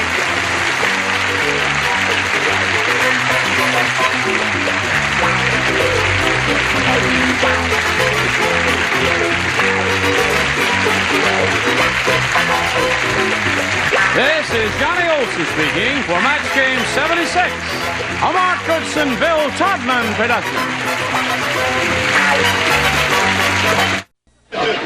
Get ready to match the stars. Bill Anderson, Brett Summers, Charles Nelson Riley, Dr. Joyce Brothers, Richard Dawson, and from the Bob Newhart Show, Marcia Wallace, as we play the star-studded Big Money Match Game 78. And now, here's the star of Match Game 78, Gene Rayburn.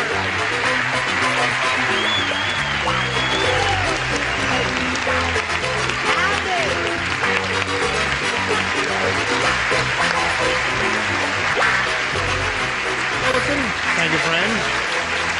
They look like a lively bunch, aren't they? Okay? You look Good. just terrific. Thank you. Oh, how kind of you to notice. Très chic, hon. What they're all wearing. I'm sorry. Didn't mean to do that. Are you all ready? Yeah. Are you all right? No, I'm not. What do you say we welcome Billie Jean Travers and Jim Burton? Sure. How you feel? Better? Billie Jean has won one game, and she stubbed her toe on the way to the big money, the $5,000 bundle. But she's got her $100, and now she's going to be challenged by Jim Burton here. We haven't officially met him. We greet you, we welcome you, and ask you to tell us a little bit about yourself. Okay, I'm a school teacher, and I live with three gorgeous girls, a blonde, a brunette, and a redhead, and Elizabeth, Jessica, and my wife, Mary. Okay. Had me going there for a minute, Jim. Not too long. What do you teach in school? I teach physical education and driver training at the high school level. Physical education while you're doing driver training. That's interesting. Yeah, it is interesting. It's What's this? Hop, 2, 3, shift. Wonderful. They usually do it on two, though. That's the only problem. What's that? I said they usually do it on two. They do it on two? Yeah. Okay, Jim. Good luck anyway. You may have A or B, sir. I'll go B for boy. B for boy. Yeah. What happened to those three beautiful girls? You want to go to a commercial? I don't know. I just asked you. All right, we'll go to a commercial. I'll put the thing back. I just usually do. Go to a commercial, like you always do. Do I have to tell you everything? Here we go. You want A or B, Jim? B. Oh, B. B for boy. B for boy. Yes. Oh, all right. Are you all right? Yes, I'm fine. I just had a memory lapse there. It's much better to put the commercial there. Right, I think so. Breaks up. It's a short one anyway. Yeah. Bucktooth Betty is so buck-toothed. Well, it's one in every crowd, isn't there? You tell him, fat lady.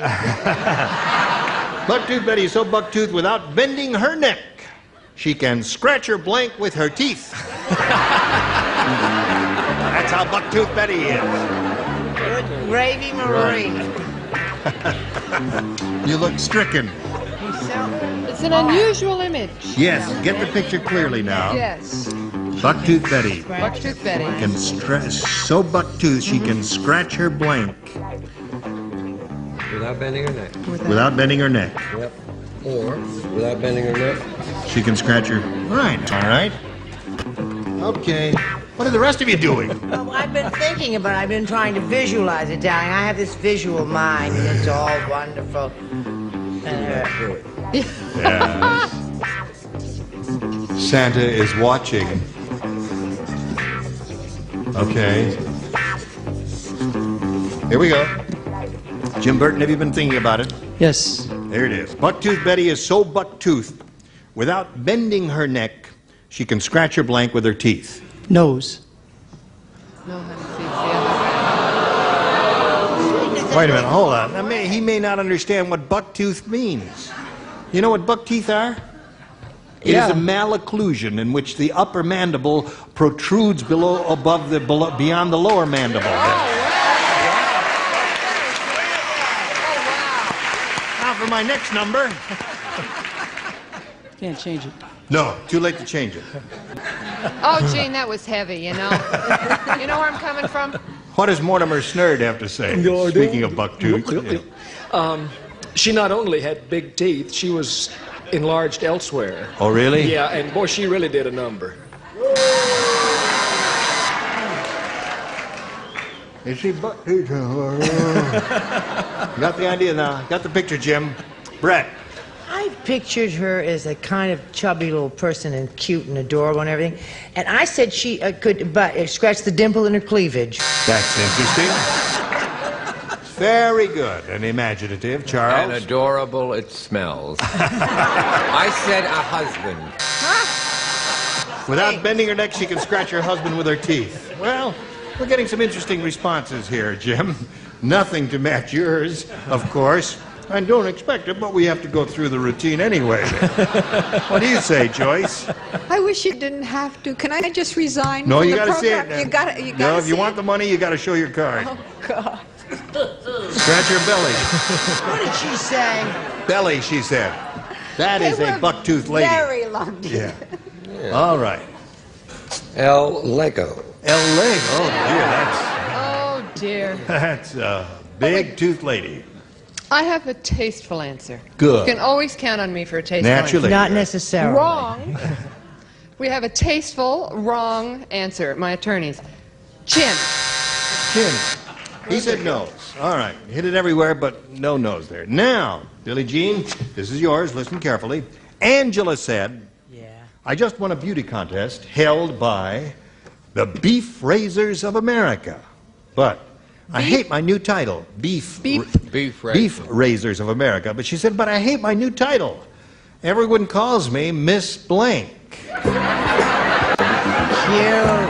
Beauty contest held by the Beef Raisers of America. I get it, honey, and I love my answer, and I haven't even written it down, and I'm not letting anybody see it. But the person on my left. But you don't mind if Bill copies. No. What is the final line of the question?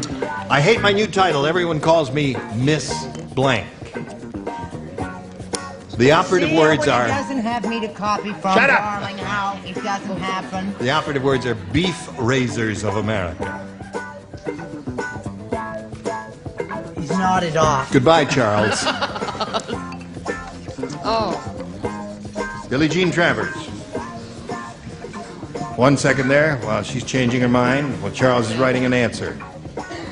Angela said, I just won a beauty contest held by the Beef Raisers of America, but I hate my new title. Everyone calls me Miss Blank.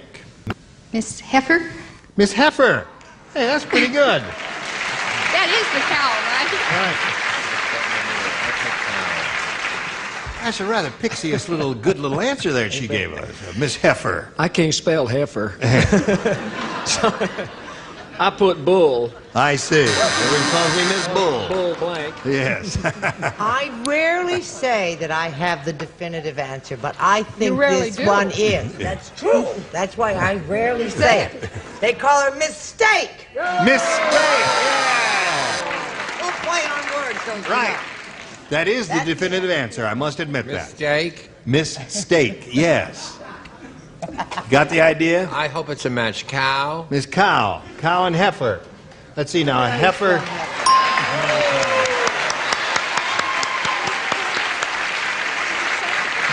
What is a heifer? Is a heifer a young cow? Yeah. Joyce, what do you say? I said cow. That's two for her. She says, I hate my new title. Everyone calls me Miss Steak. S-T-E-A-K, you see.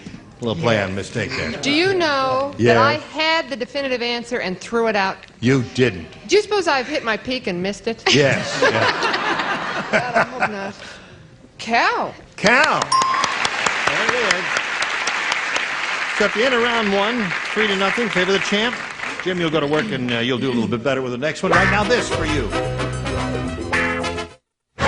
Here we are. All ready to carry on. Second and final round. Jim, A or B? B again. B again. Okay.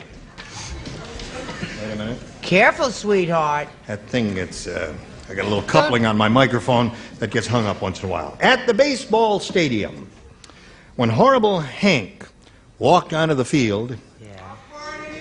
Ah, shut up. How far did he walk? Get out. At the baseball stadium, as I was saying, when Horrible Hank walked onto the field, it was the first time in baseball history that an umpire called a game on account of blank. Horrible Hank walked onto the field, first time in history that an umpire called a game on account of blank. That's how horrible Hank was. Never happened before in the history of the game.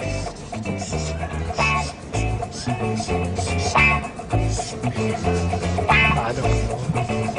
Well, is there any answer? Yeah, there are a couple of good ones. There is for people with intelligence. Well, that lets you out, doesn't it? Be friendly. Let me see. Now just now you call. He walked onto the field, right? It was and the first time. umpire had to call the game off and dismiss everybody. First time game called on account of blank. Horrible Hank are the operative words. Isn't it wonderful to know there's a doctor only a tear away? I can't think of anything. Oh, you're going to have to skip. Well, give her some help there now. Don't let her sit there and...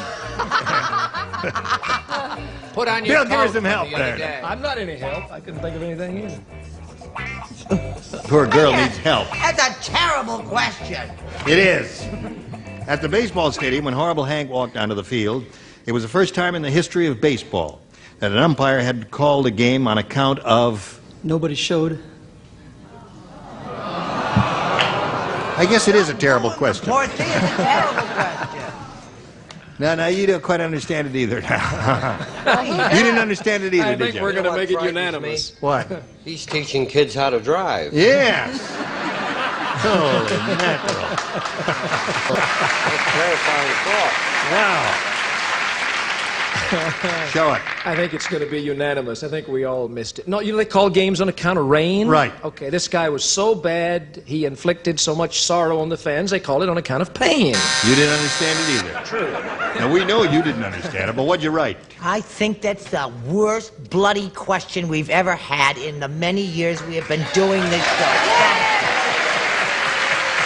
And I'm with Jim. Never mind, sweetness. It's me and you. I said the smell. I didn't That happens to be the definitive answer. Oh my gosh, you got it and didn't know it? Yes. Gets the definitive answer and doesn't know it. Well, you don't have to smell because you're horrible. Well, that Horrible Hank is the tradition around here. He's a terrible he is? creature, yeah. Oh, I see. Charles? Moving right along, B.O. B.O. What'd you say, Joyce? Stopping to a screeching halt, I said disgust. Disgust. All right. That means Billie Jean Travers wins the game. What do you have there? Address and rudeness. Come on down, Billie Jean. And in your accustomed place there. Well, Jim, the trip wasn't a total loss because you do have some gifts coming your way. We thank you for being with us here on Match Game 78. Jim Burton, ladies and gentlemen. Good luck to you. Here it is again, Billie Jean. It's all yours. You can win over $5,000. Remember how it goes. We polled the studio audience not too long ago, and we said, write down your best answer to this. Care blank. Now, if you match the answer they gave most frequently, remember, you get $500. And then for matching the second most frequent response, you get $250 and $100 for the third, and 3 of our 6 will help you. Okay, Brett. What about care package? Okay, there's one. And Charles. Carefree. Carefree. And Richard. Careful. Careful. You have careful, carefree, and care package. You can choose one of those or give us one of your own. Well, I thought of careful, so I'll stay with Richard. All right. Some disagree. What would you say? Package. All right. Let's see what we got up there. Let's begin down at the bottom and reveal the $100 response. Caretaker. All right. Let's see if we got careful up there anywhere by revealing the $250 response. Carefree. All right, last chance for Careful. You can't watch? No, You're not going to watch? No. All right, I'm going to watch because I got to know what's going on here. Slide it. Oh. Care package up there, number 1. All right. That's twice you've done this to us now. We go through all this anxiety here, and our hearts get palpitating. And now you pick up another $100. You got $200. You're going to meet another player after we do a little business with America. Yes, it is. You'll be here forever. Today's consolation prize is our first bedside. New ID and bed covering provides luxury upholstery for your old mattresses and box springs and protection for new from bedside. And Town & Country Tableware by Washington Ford. Beautiful Fleetwood handles and mirror-bright stainless steel dishwasher safe from Washington Ford. And be everything you can be with Mary Kay Cosmetics. Skincare and glamour cosmetics presented to you in your home by trained beauty consultants, Mary Kay Cosmetics. And a set of bath towels and a supply of Stay Puft Pink fabric softener leaves your washables softer and fresh, towels more absorbent. Stay Puft Pink, the soft, absorbent washable. Here we go again with Gene Raker. Thank you very much, Johnny Olson. Let's all welcome Terry Jones. Hello, Terry. All right. Good. Find out a little bit about you before we begin. Tell us anything you wish. Well, I'm a homemaker from Northridge, and I've been married for 6 happy years. And I've got 2 small little boys that keep me very busy. Brett, 4, and Brock, 2. What's the first one's name? Brett. Brett. Yes. You have a boy named Brett? Yes, it is. Spelled the same way. Spelled the same way? Really? That's interesting. Bret Hart spelled it with 1 T, didn't he? That's right. Great short story writer. Brett, good luck. Terry Jones, you may have A or B. B. B it is. This is it. Ben said using cash to pay for things is almost in the past. Today, I saw a blank that accepted credit cards.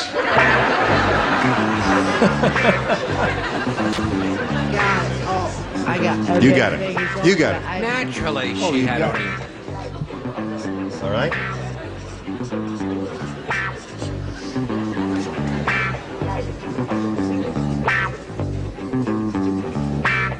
You're thinking. I see you've got your thinking cap on. As soon as they're finished over there, we'll give it to you, and away we go.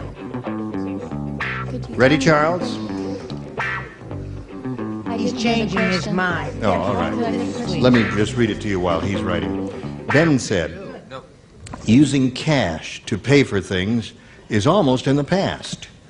Today, I saw a blank that accepted credit cards. What do you say to that? Oh. Using cash to pay for things is almost in the past. Today, I saw a blank that accepted credit cards. Hush. Would you tell those people to be quiet? Sorry. Hey, we talking too loud for you out here? Who's talking back there? Cool it. Thank you. Well, tell him. You're running a thing back here. Hello. We're one big happy family. Did you think of an answer? I'm stalling for you, Terry. Well, the only thing I can think of is bank. Bank? Bank. I can't think of it. Oh, boo. All right. I can tell you in advance you're not going to see the answer bank here. What do you say? I have a dirty mind. I said a happy hooker. Happy hooker. Dirty minds here today. What do you say? It's on Little Santa Monica between Crescent and Cannon Drive. Your parking meter. Your parking meter. Oh, cute. That's a good one. Yeah. I said a lady of the evening. Okay. Now, Joyce. It's called Cash and Carrying On. Hooker. That's right. Today I saw a bank that accepted credit cards. Panhandler. A manhandler. Very good. Very good. Panhandler. Oh, I enjoyed that. Yeah. I like that, Diggy. So easily entertained. Right. Lady of the evening, knee hooker. All right. Okay, Terry, now you know how the game is played, and you'll have one more shot at it. Let's see what we have for Billie Jean Travers here. Did you hear what happened at the Medical Research Lab? No, what happened? A group of researchers named a blank after Howard Cosell. A group of researchers named a blank after Howard Cosell. Let me say. You can take it on absolute authority That is exactly what they did. Named a blank after Howard Cosell. Don't look at my answer. Did you help me when we earlier on? No, I do not help. This is in bad taste, my answer. Well, what else is new? Oh, that. It's terrible. No, it's terrible. It's in bad taste, and I will not tarnish the network with this. Well, tarnish it with something, kid. Doesn't say what kind of research lab, just says a research. Yes, it says a medical research lab. A medical research lab. Doctors there. Group of researchers named a blank after Howard Cosell. Goodbye, Charlie. You see that sign over there, Charles? Yes. Little sign over there that says speed Producer up. is having a fit with that speed up sign, Charles. Billie Jean, did you hear what happened at the medical research lab? I will tell you what happened. A group of medical researchers named a blank after Howard Cosell. A disease? A disease. Show it. A disease. One for Billie Jean. Brett? Well, I was going to pick on Charles's answer until I heard hers. Hers is terrific. I said a bull. Named a bull. My answer stinks. Not as bad as hers. A specimen alligator. A specimen alligator. Because he has a big we have two really bad ones there. What do you say, Joyce? I got a third bad one, a rat. Rats are used in those laboratories. And monkeys. And monkeys, too. Right. Are you listening, Howard? A germ. A germ. There it is, 1-0 in the end of round one. Now we've got this message for you. Gene Weber, Joyce, next time, Match Game 78. Goodbye.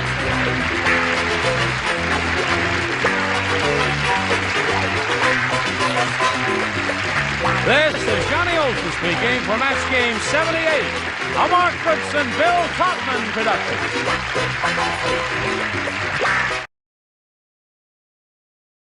Match Game 74, production number 0273333333. Take one.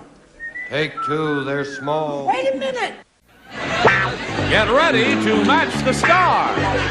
Orson Bean, Brett Summers, Charles Nelson Riley, Dr. Joyce Brothers, Richard Dawson, and Betty White, as we play the star-studded Big Money Match Game 74.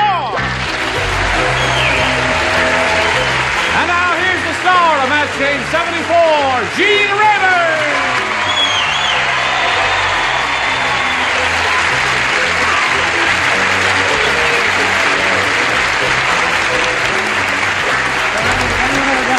Johnny Olson, thank you, friends, for joining us here. You're a good bunch. You're going to have a good time. That's enough. I didn't get a chance to You didn't get a finish card my up in time. I was watching the monitor backstage. Now hold it up now. Do it the way you're supposed to do it there. I didn't get a chance to finish my... It says Dr. Brothers has made me mentally healthy. That's a book of the month, then. That's right. You look wonderful. Your suit, your tie, your hair, your tan. Give us a kiss. Keep your hands off that fat man. What do you say we meet our two players? Would you like to do that? Okay, here's Jan Shaw and Lorraine Brown. Hello, ladies. Jan is a current champ. She has won $350. How do you feel about that? Oh, fantastic. Fantastic. All right. Heard that someplace before. Yes, you have. And Lorraine Brown is challenging her. Lorraine has had her 2 questions, and she has matched 4 celebrities. Jan has had 1 question, and she has 1 second round and final question to go. And if she matches 1 celebrity, she will win the game. Ready for that? Okay, we'll get to it right after we get to this. Here it is. No. All right. Hello there. There we go, friends. I'll push this button and reveal the second round question for Jan Shaw. Remember, 1 match will win the game for you, Jan. Linda lost her blank while bouncing on the trampoline. Let's see. Brett and Betty are the only 2 who play. It's only for Brett and Betty. Only for Brett and Betty. You want to play anyway. I used to own a trampoline. Linda lost her blank while bouncing on the trampoline. Brett Anytime, darling. Well, I'm ready. All right. Okay. Jan Shaw. Linda lost her blank while bouncing on the trampoline. Her virtue? Really?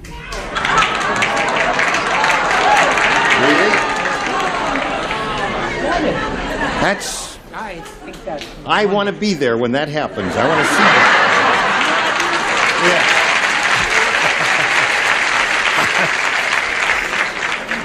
One loss of virtue will win another game for her. I've heard it working without a net, but this is ridiculous. What did you say, Brett? Rumor has it around town that you were there when it happened. Now, that's a good one. Wrong. Oh, thank you, dear. Yeah. Isn't it wonderful that Charles is waked up? That's right. I said, although I was shocked and appalled, don't peek, by her answer. Well, anyway, I said innocence. Would you believe that? Innocent person. What did you say? Master Brock. Okay. Come on down. Congratulations. That's another $100 for you. You stand by for a moment. Yes. Now I know what they mean by a bouncing baby. A bouncing baby. Okay, Lorraine Brown, we've got to say goodbye to you. I'm sorry about that. We've got a gift for you. Thank you. I really had a good time. Good. We've enjoyed meeting you. Goodbye, Lorraine Brown. Now, we're going to play a game with you. The Big Money Super Match. You've been here before. You know how it goes. You're up to $450. Let's see how much more money you're going to win here. You can win over $5,000 here. We polled a recent studio audience, Jan, and we got their best response to this. Slap blank. Now, the answer they gave most often is worth $500. Second most frequent response, $250. Third, $100. 3 celebrities are allowed to help. Whom do you choose? I like Orson, please. I like Orson, too. Bless you. Mercy. Mercy. Slap. Yes, slap happy. Slap happy. There's one. Brett? Brett, have you got one? Of course I have one. Naturally, she's chosen you. What about slapdash? Slapdash. Okay. You leave my Brett alone. You tell him, honey. Doesn't anybody know about slapdash? Yeah, slapdash She did it is okay. It's the way I keep house. Slapdash. All right. And Charles. Charles. Although it's not the kind of comedy I do, I'm a legitimate artist. I would put slapstick. Slapstick. Okay. So you have slapstick, slapdash, and slap happy. You may choose one of those or think up one of your own. What would you like to do? I think slapstick. You think slapstick? I think so, too. All right, slapstick is what she's looking for. Let's find out if it's up there, and if so, where. First, may we see the $100 response. Slapjack. That's Dash's brother. Maybe slapdash is the main expression. I've never heard of slapjack. What does that mean? It means haphazard. Well, it's a card game. Oh, slapjack Really? is like blackjack. That's right. Slapjack and Belt Brett. I played that. Slapjack and belt Brett. Okay. They're both punch drunk. All right, slapjack is under $100. We're looking for slapstick. May we see the $250 response? Slap happy is up there, the one that Orson gave you. Last chance for slapstick. Jan, here is the $500 response. Dash. Slapstick. Ho, ho, ho. Go, give him a kick.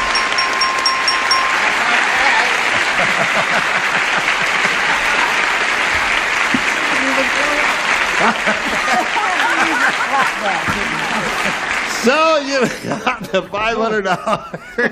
I can help my husband in medical school now. You can help your husband in medical school. That's a sobering thought. And let's sober up here now. You're going to play for 10 times $500 or $5,000, but you've got to choose one celebrity and match him or her head to head. Whom do you choose? Oh, how about Betty White? How about Betty White? How about Betty White? Yeah, I've often wondered about her that myself. funny costume. Okay, you face me if you would, please, Jan. And we have a $5,000 question for you, Betty, and this is it. Tinker blank. Tinker blank. No help from the audience. We appreciate your enthusiasm, but you may be giving a rotten answer. It'll cost her money. Okay, she's finished. Now, Jan, we ask you to come up with an answer that you think will match Betty White. Tinker blank. How do you fill that in to match her? Tinker Bell. Tinker Bell.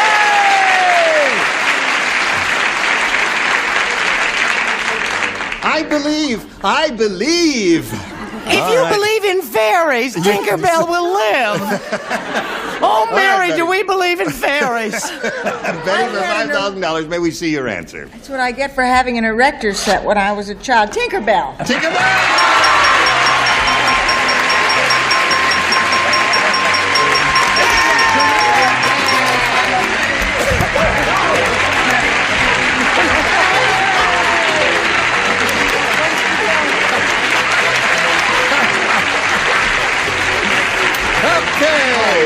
So she's got $5,950, and she's very happy about that, as is evident to all. And we'll get back to her and another contestant in a moment or so, but first this. All right. Now, we're all set here. Jan Shaw's pulled herself together. We're going to start another game. To do that, we very happily present our next contestant. Here's Mr. Chuck Doran. Hi, Chuck. How are you? Good. You okay? I'm great. How are you? I'm all right.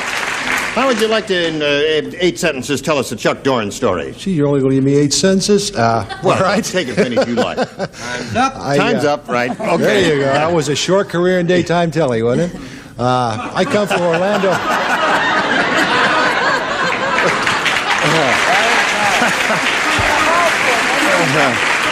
I come from Orlando, Florida, where we see your show on Channel 6. What time? At 3:30 in the afternoon. Okay, just checking up on you. I want to make sure you watch it. I want to make sure you're not lying to me, Chuck. Regularly. I wouldn't, no. Yeah, okay. And we're out here to visit our family, and most particularly our grandchildren. Right. I got a beautiful new granddaughter. Fantastic child. Yeah. Looks just exactly like me, Gene. No kidding. Everybody says she looks just like me. She's beautiful. I'm an engineer. I go all over the world. You're getting bored now, Gene. No.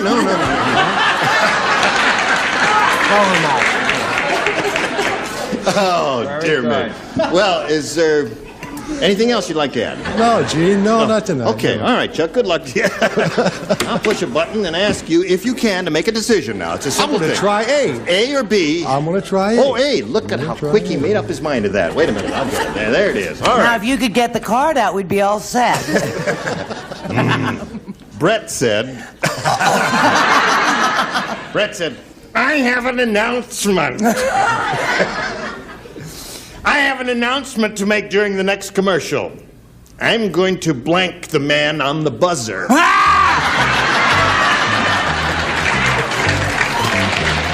That's it. Did you hear all of that, Chuck? Sure. Okay, you think about that while our celebrities are writing? Can I mention the fact that I am at this very moment appearing in Milwaukee? You are? What are you doing in Milwaukee? I'm doing a show called Sugar, which is based on Some Like It Hot. Yes. It's the first time I ever have worn a dress in public. Really? Yeah, you know that show that Jack Lemmon did the movie, wore a dress? That's right. Well, I'm doing it now.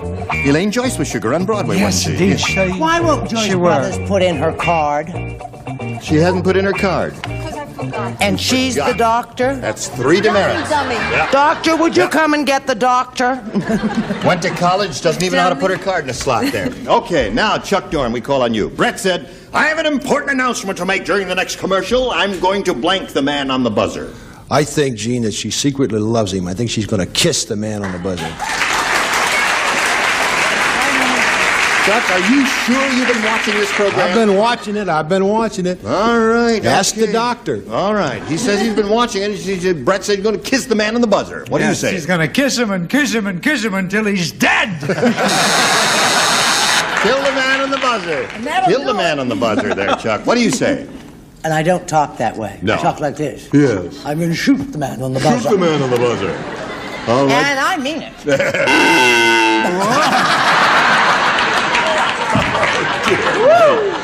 Tallulah said, shoot the man on the buzzer. What do you say, Charles? Who am I to disagree? I'm sorry, Chuck. I said kill. Kill the man on the buzzer. Okay, that's Buzz. Chuck, all these hostile people. You Right, and I know exactly, it's Kiss. Kiss the man on the buzzer. I knew it. Okay, there's one for you, Chuck. Oh, she's worse than Betty White. Nobody is. How about it? If you really watch, she hates that guy. I know she does. Yeah, I know. And rather than, him accept that kiss, he'd kill himself. She's going to kill the guy. So you're going to kill him. All right. Chuck is looking for a kiss. Well, Are we all? one right on his buzzer should do the trick from Yes. Well, I'm surprised, Chuck. You got 2. Good for you. That's 2 for you. And now let's see how Jan does with her first round question.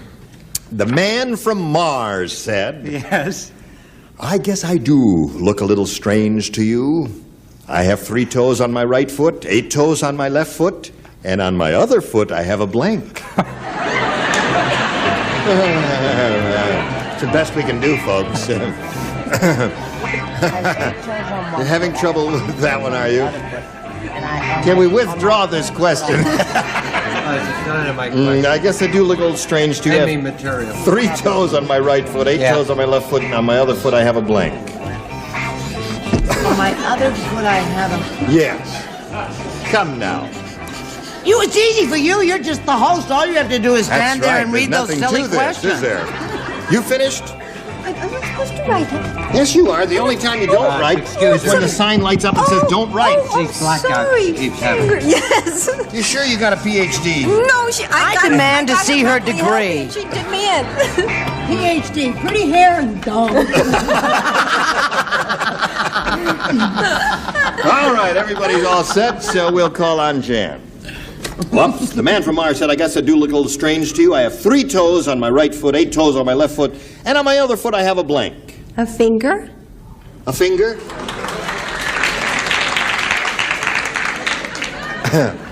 Finger on his toe, she said. Foot, or whatever. Orson? On my other foot, I have a hoof. A hoof. Okay. Some logic to that. Brett? I don't like that any better than finger. I'm not crazy about either of them. I don't like that any better than his answer. I don't like it any better than my answer. I said mouthies. Mouthies? As in, as the mouthies. He had a little rosebud mouthies. Oh, he got a mouth on his foot. Would somebody get a picture of Betty White? That's terrible. He's got foot and mouth disease. Foot and mouth disease, right. Charles? I wish I hadn't put this, because then I wouldn't have heard the last answer. Ear. Ear.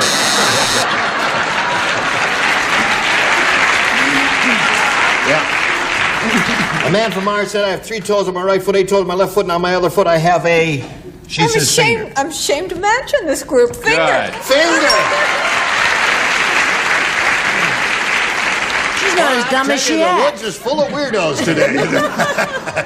Richard? I have the only sane answer. I bet you do. On the other one, he has a roller skate. Silly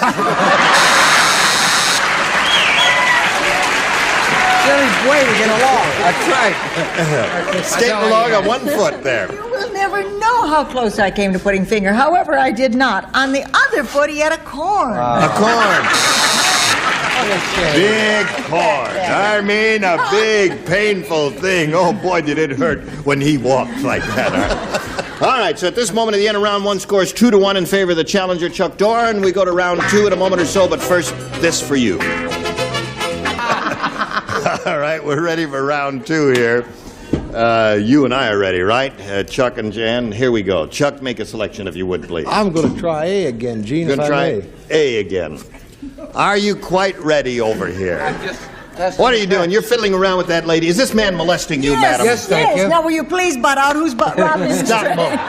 Oh, all right. Okay. That was close. Here we go. The lawyer said to the assembled relatives... I object. No, he didn't. Lawyer said to the assembled relatives, I'm afraid this will has an unusual requirement. Before I can read it, you all must be blank. The lawyer said to the assembled relatives, I'm afraid this will has an unusual requirement. Before I can read it, you all must be blank. All right, that's a very easy one. Well, I can't, if you don't stop Then saying you don't that. write. I know, but I'm just writing for myself. Dear Betty. Dear Betty. That's because she has no friends and never gets any mail. Okay, now we're all set.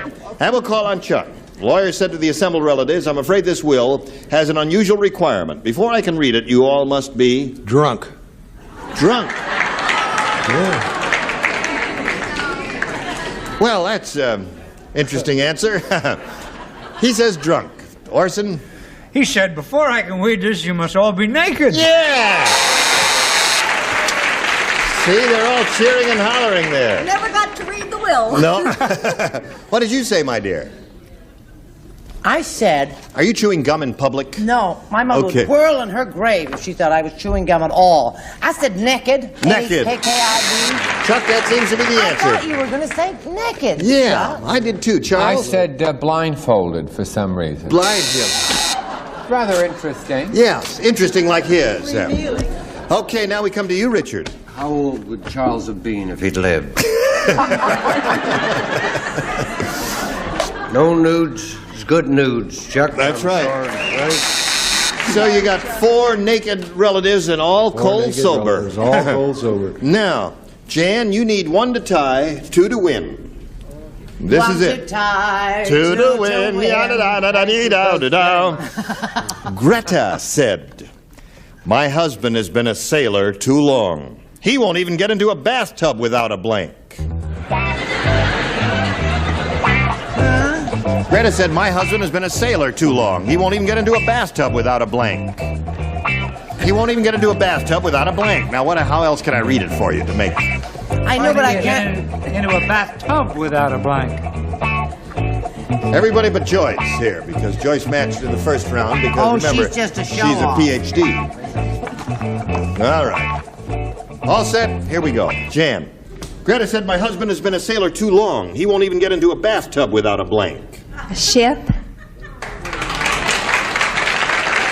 Without a little toy boat, is that? Yeah, a toy. A toy ship, a boat, she says. All right. Orson? A faint glimmer of hope shines in Chuck's eyes. I think so. I said a life preserver. That's the answer. Yes, a life preserver. Of course, my dear. What do you say? Oh, you're going to be so proud of me. No, I may be angry with you. And Chuck's probably going to kiss me full on the mouth after the show. I said lifesaver. A lifesaver? She's looking for a little toy she's going to ship. mug me in the parking lot. Naturally. Charles? Being a sailor myself. Aren't you bored with that butch act he does? No, I think that this is the most important thing, a compass. A compass? That is the worst. Boy. Oh, no. I don't know where the drain is. What did you say, Richard? You'd never get in the tub without Mae West. Oh, that's right. So I think that's a lot. It's a World War II expression for you younger folks. Right. It's a life preserver Charlie that told me came all around about your it. collar. And It's it a was sexy big woman. thing. Don't listen to No, him. it isn't. What do you say, my dear? Got to match Betty White to stay in the game, Jan. It's a moment of truth. No ship. No ship. No, just lifesaver. Lifesaver. Okay.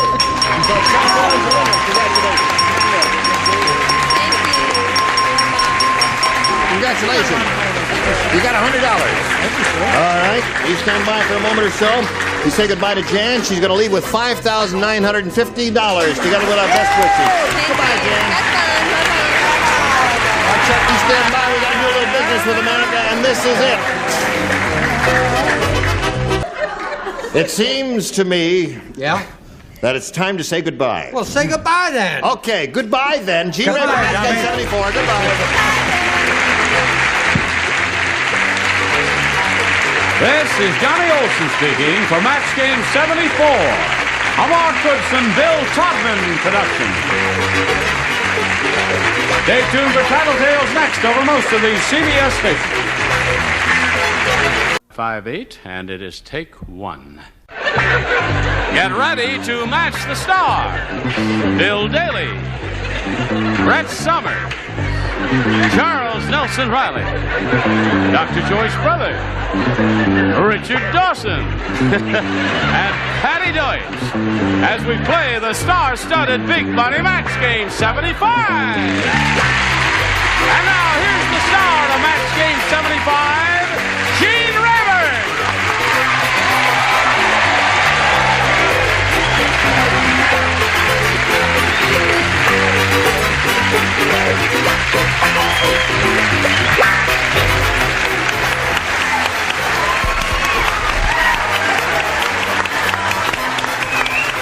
Thank you, Johnny Olson. Thanks. Thank you very much. It's nice to have all of you here with us, and you too, because we couldn't do it without you, and I mean that. Let's see. Let's do all the bread and butter stuff. The Bob Newhart show. You know, Bill Daly plays that marvelous character there and has been doing it now for what? Going into our 4th year. Isn't that marvelous? How come you have a microphone and I don't? Yeah, you have a microphone. Yes. I have to carry mine because, you see, when we do the thing here in center stage, there's no way to do it. Carry mine? No, I won't. If I wore one of those lapel mics and just hung it on my chest when I did with the celebrities, they'd say, "What'd you say, Gene?" Oh, that's nice. Oh, that's good. Wouldn't be bad, but I don't know how long we'd last. Any other plugs? Ira, what else do I have to say? Anything I have to say? Tattletales. Oh, Tattle. Oh, I'm sorry. I didn't mean to overlook you, sir. Just a second. What'd you say? You've made an old performer very happy. Thank you. Listen, watch her on Tattletale. She's wonderful. Yes. Now, let's say hello to Margaret Kirkpatrick and Pam Reich.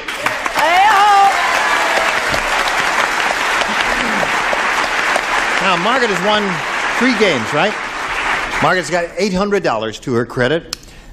And she's chugging along, going along like Old Man River and doing okay. She's being challenged here by Pam Reich, who had her first round question, didn't do too well with it, did you?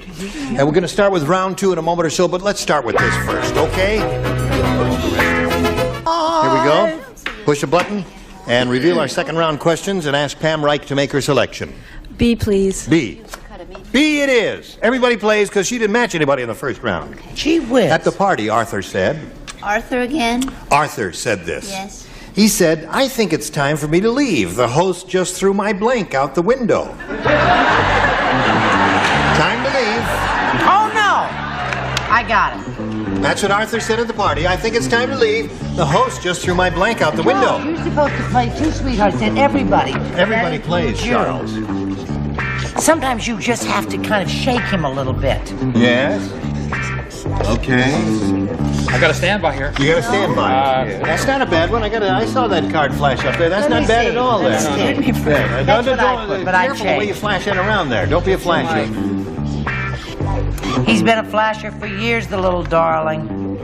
What's new? You tell people not to be a flasher, you put me out of business. Oh, yeah. You'll never be out of business all the time he's around. That's right. Now, what activities are you engaged in these days? Well, I do the NBC Radio Network program. Can't say NBC on CBS. Now, you remember that. Oh, well, then I do Good Housekeeping magazine. Oh, you do a do monthly Good column for Good Housekeeping, Housekeeping. You do a column there, yeah. And a daily newspaper column for King Features. Oh, Did she say she did a bathing suit column? Listen, we're having a talk here so you can finish. I'm finished. I got my standby. Well, put it in there. All right, let's go. Now, Pam Reich. At the party, Arthur said, "I think it's time for me to leave. The host just threw my blank out the window." My wife? My wife. Wife is good. All right, Bill. Well, you must know this game Now, pretty let me well, tell you. right? No. Okay, no. You know what he did? As soon as I asked the question, he wrote "wife" on a card and then put it aside, thinking it's a rotten answer. Right, I'm insecure, right? And he tried for all that time while Joyce and I were talking to think of another answer. And he couldn't think of another answer. So finally he said, "wife."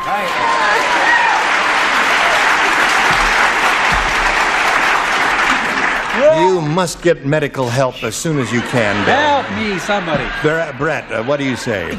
I say I've made the reservations, and we have to be there by 10 o'clock. Good. I said overcoat. Now I said wife. You did. Tore it up, threw it in the slot, and put overcoat. Overcoat is good.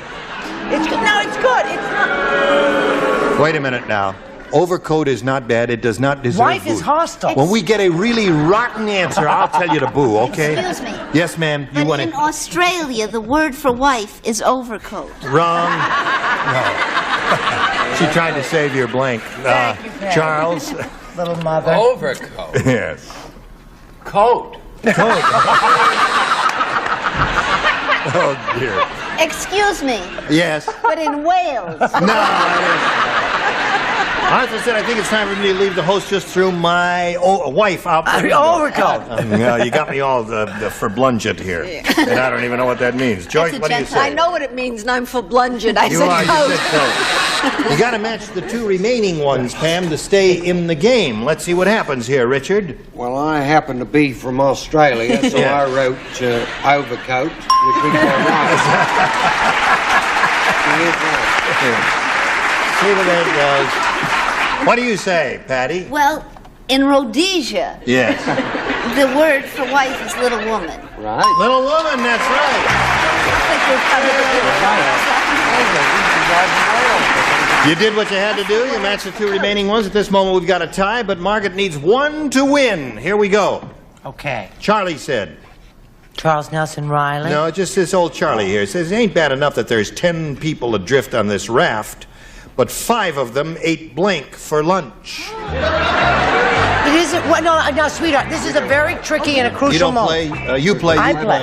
And you play. You don't. You don't. I need the. It ain't bad enough that there's 10 people adrift on this raft, but 5 of them ate blank for lunch. Oh. Adrift on a raft. I have it. All right. Okay. I love my answer. Here we go. Everybody's ready. Margaret. Charlie said it ain't bad enough that there's 10 people adrift on this raft, but 5 of them ate blank for lunch. I don't know where they'd get it, but garlic? Garlic. That's the traditional answer, I suppose. Garlic, while it's good for your physical being, is offensive. What do you say, Bill? Boy. Have you done it again, Bill? No, I said the other 5. The other 5.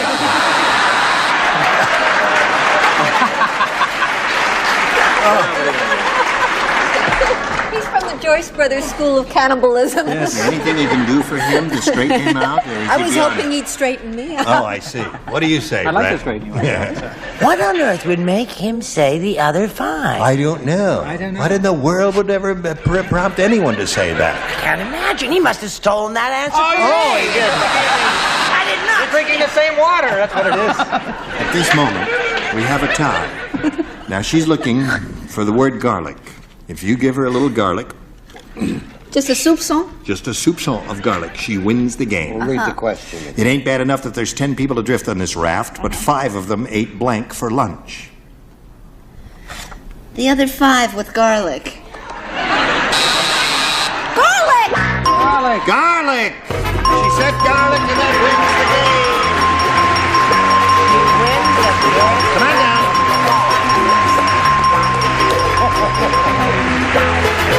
Congratulations. Okay. Pam, a soupçon of garlic did you in. You've got a gift waiting for you, together with our thanks for being here. Thank you. I had a really nice time. Pam Wright. Goodbye, dear. Now, while she's spinning off, we're going to spin this message for you, so you hurry right back, see how she does. Here we are, Margaret and I. This is your 4th time up here, right? Right. And you've gone for the Big Apple, trying to get the $5,000. This is 3 times and failed. And now you're going to try again. You've got $900. Shall we begin? Yes. Okay. Have you got your lucky... she's got a lucky half of a wishbone here. This is what's wrong. It's only I miss. If I had the other half, I would have won the other half of the. Oh, that's games, right. you see. Yeah. This is the problem. Well, why don't we throw it away? Well, no. This way, I'll keep winning half. Oh, I see. I've got an answer. You got an answer? Hold both ends. Hold both ends. Now, see if that works. That's bet right. you. Hold both ends with Don't both let go. hands. Okay, let's see how that does. Now, They we usually polled fall a for recent that. studio audience and got their best response to this. Blank haze. And remember, the answer they gave both so often is worth $500 if you match it. If you match the next one, you get $250. And if you match the bottom one, you get $100. Now, whom do you call on for a little help here? Richard. Richard, what do you say? Lady that took the title from Charles, the first lady of the American theater, Helen Hayes. Helen Hayes, yes. Now, who? Brett? Did you say Brett? Bill. Oh, you said Bill. Gabby. Gabby Hayes. A Patty. Hello. You haven't got one. When Patty says hello in a panic-stricken voice, sometimes she... What? I do, but I don't think it's going to get much. What? Garlic Hayes. And the other, thank you. Bill. Bill Hayes. Wasn't he on the Sid Caesar thing? Yeah, Bill Hayes. He's a soap opera actor. But wasn't he the boy The old singer? show of shows. Wasn't Formerly- he the boy singer on Sid Caesar show? Oh, that's right. He was on the show of shows, but he was in the hit parade, wasn't he?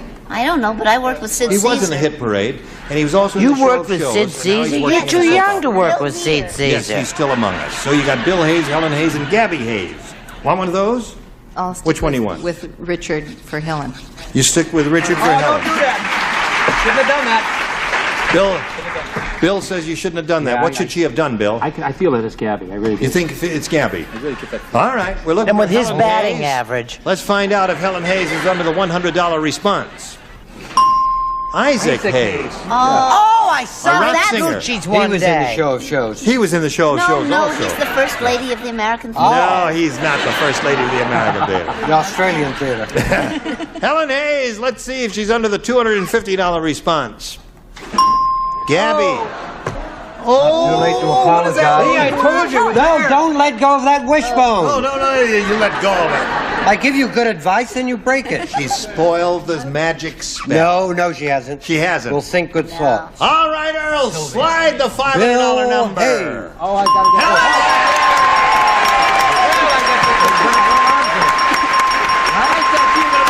Do I get a little kiss? I was close. I don't get a kiss. I was close.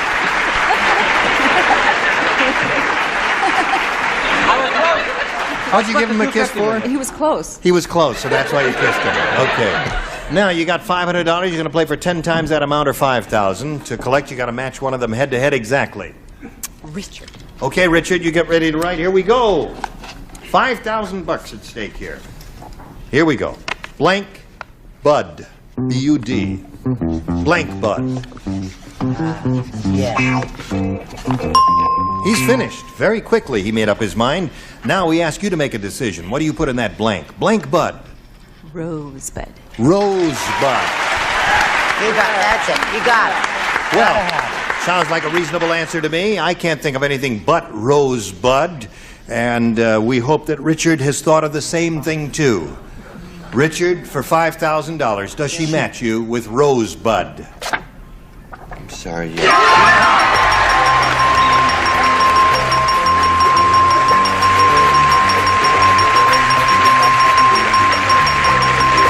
So,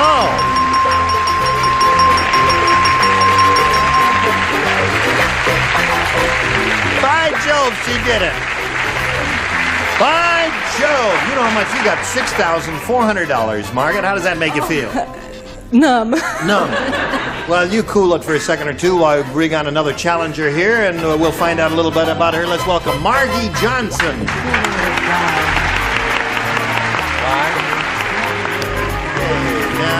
Hi, Margie. You know Margaret? We got Margaret and Margie now. Margie. Margie. Is that Margie? Yes. I got a neighbor named Margie. So I guess Margie, is that the way you spell Margie? Okay. Anything you say. Where are you from? From Santa Barbara, California. Yep. What else you want to tell us about you, Margie? I am in my second year at Sierra College studying criminal justice. What is that? Are you going to be a lawyer? No, it's more like probation and working with juveniles is what I'd like to do. Uh-huh. That's fascinating work for you. And you perform a public service, and we congratulate you for that. Wish you the best of luck. You ready to play? Okay, here we go. Margie, please make your selection. B, please. B it is. Here we go. Long John Silver said, he says, hi. Doesn't he do a cute imitation of Joe Long John Silver? I got a toothache, is what I did. He says, I mateys, whenever I run the 100-yard dash to go really fast, I put a blank on the bottom of me peg leg. Huh? Whenever I run the 100-yard dash to run really fast, I put a blank on the bottom of me peg leg. Hi, hon. Hello there. I can't see too good from the left. When you return the winning card. That's the winning card. As a souvenir. Yes. Evelyn, yes. I put a blank on the bottom of my peg leg. Right. Beats my blank. Right. Come on now, quickly. Well, I'm trying to think, honey. Just think of a peg leg. Oh, I've got it. Yeah. Go ahead. Okay, good. Splendid. It just took a minute, you know. Yeah. Have to think for a second or two. Charles, are we waiting for you? No, Charles is finished. Charles He's is just writing finished. a letter home to his mom. Margie. Long John Silver says, he says, I mateys, whenever I run the 100-yard dash to go really fast, I put a blank on the bottom of me peg leg. Roller skate. A roller skate. Good. The last came up with a good answer. Yes, but this one is not coming up with a good one at all. I say I put one sneaker. Yeah. Put a sneaker on. I didn't get a boob. That's good for me. I didn't get a boob. Now listen, I did get the one. Oh, wait a minute. I should have said Now, wait a minute. I told you when he came up with a really bad answer, I'd tell you when it's time to boo. Now's the time! I don't need this. I got my own series. Yes. Come back Not so fast. Let's, now, are you ready for this? Yes, You roller- thought so long and hard. What'd you finally come up with? I thought so long and hard, but I didn't come up with roller skate. But I came up with spring. It's just Spring ain't springing bad. along, Right? singing Bouncing a along. song. Singing a song together. Pogo stick. Pogo stick is good. Not bad. That's not bad. You'd bounce along pretty good with that. Joyce, he says, to go really fast, I put a blank on the bottom of me peg leg, and Margie said roller skate. And I said spring. Spring. That's 2 springs. See how Richard? clever I am? I'm beginning to match Joyce Brothers. Richard, the girl's looking for a Hello, roller dear. skate. Well, she's come to the wrong place. What are you going to give her? Well, but football players, what do they put on the bottom of their shoes? Cleats. Yeah. England, we call them spikes. Spikes. Just run along so fast. Yes, of course. All right. Now, Patty Deutsch. You'll love this. Yes. If you like Spike, watch this. Demand an explanation. Yeah, yes, right. Show and tell time. You said that this is what... Did he put, excuse me, I demand at the bottom of his peg leg. At the bottom, on the bottom of me peg leg is And what a he peg said. leg is made of wood. Right. Yes, Pa? Right. And, Yes, well, this Pa. would make him go quickly. Right. A beaver. See, they eat wood. Now, wait a minute. Wait a minute. They eat wood. Is that your explanation? They eat wood. They so eat he wood. would keep moving very quickly. Otherwise, his leg would be gone at the end of the race. Oh, boy. Oh. Hey, wait a minute. What about my boo? Didn't she get a boo on that? No, I don't think That makes sense. No, it's funny, but rotten. It makes sense, though. No, it does, now you mention it. All right. Now, where are we? In the middle of round 1. Your question will come along in a moment or so, but right now we got a little message for you, and pay attention to it. Second half of round 1 coming up. Margaret, it's all yours. Count Dracula said... Yes. Good evening. He says, I have gotten tired of the same old thing. I still drink your blood, but now I drink it with a blank. Now I drink it with a... Oh, sweetheart, now I was listening very carefully, but it was a little long. I've gotten tired of the same old thing. I still drink your blood, but now I drink it with a... Oh, sweetheart. With a... Oh, wait a minute. Now, this is tricky. Right. Okay. You said that he said right. That's all right. Yours is right. Everything's okay. Everything's right. Good, Charles. Good. Thank you, Doctor. Just put it right in the slot there. Okay, everybody set. Splendid. Margaret. Count Dracula said, I've gotten tired of the same old thing. I still drink your blood, but now I drink it with a... Straw.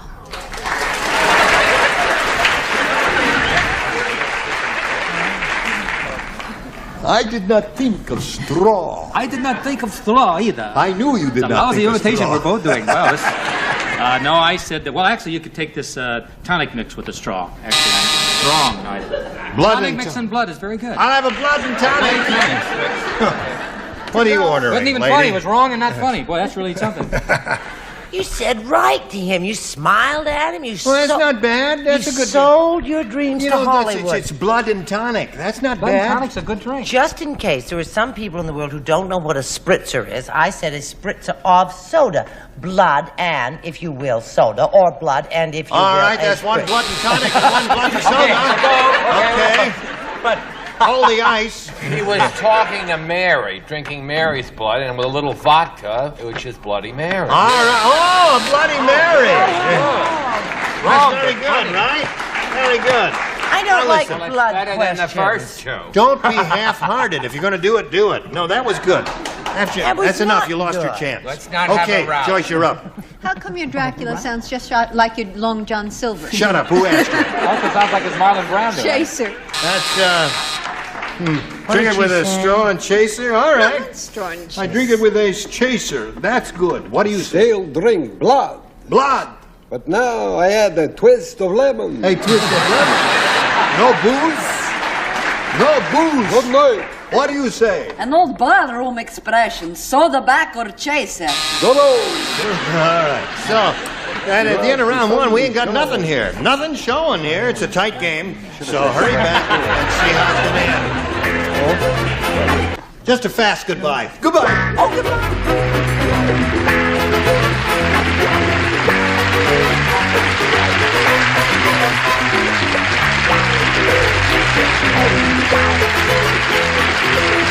This is Johnny Olson speaking for Match Game 75, a Mark Goodson, Bill Todman production.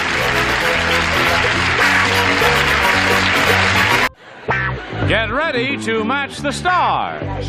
Nipsey Russell, Brett Summers, Charles Nelson Riley, Dr. Joyce Brothers, Richard Dawson, and Patty Deutsch as we play the star-studded Big Money Match Game 76. And now, here's the star of Match Game 76, Gene Rayburn.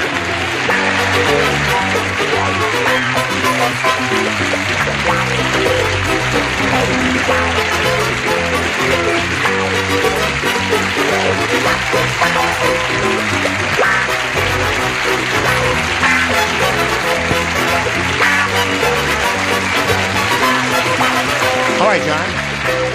Are they ready, John? Yes, they are ready. What would you That's the first sideways guillotine I've ever seen. Yeah, I think they're after me there. Yeah. Are you all ready? Yep. We're all ready. All right, then let's greet our two players, Maggie Smith and Jim Grove. Howdy. Maggie's the current champ. She's won one game. How much money do you have? $600. $600. And she's hoping for more. Now, Jim is hoping for something. And where are we? In the middle of round one. Oh, he did very well with his first round question. 3 is pretty good for first rounders. They're tougher.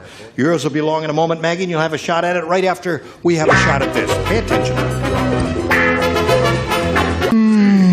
Ready? Okay, I'll push this button with my magic finger and reveal the other first round question, Maggie, which is entirely yours, and it reads as follows. Harry can hold his breath longer than anyone in the world. He has to. He works in a blank. Harry can hold his breath longer than anyone in the world, and he has to. He works in a blank. You got it. Good girl. Put it down on the paper there. Did you say put it down on the paper or go on the paper? Put it down on the paper. Works in a blank. All right, good. All right. Good. Here we go. Answer. Maggie Smith is ready now. Have you thought about it? Yes, I have. Harry can hold his breath longer than anyone in the world, Maggie, and he has to because he works in a blank. Sewer. All right.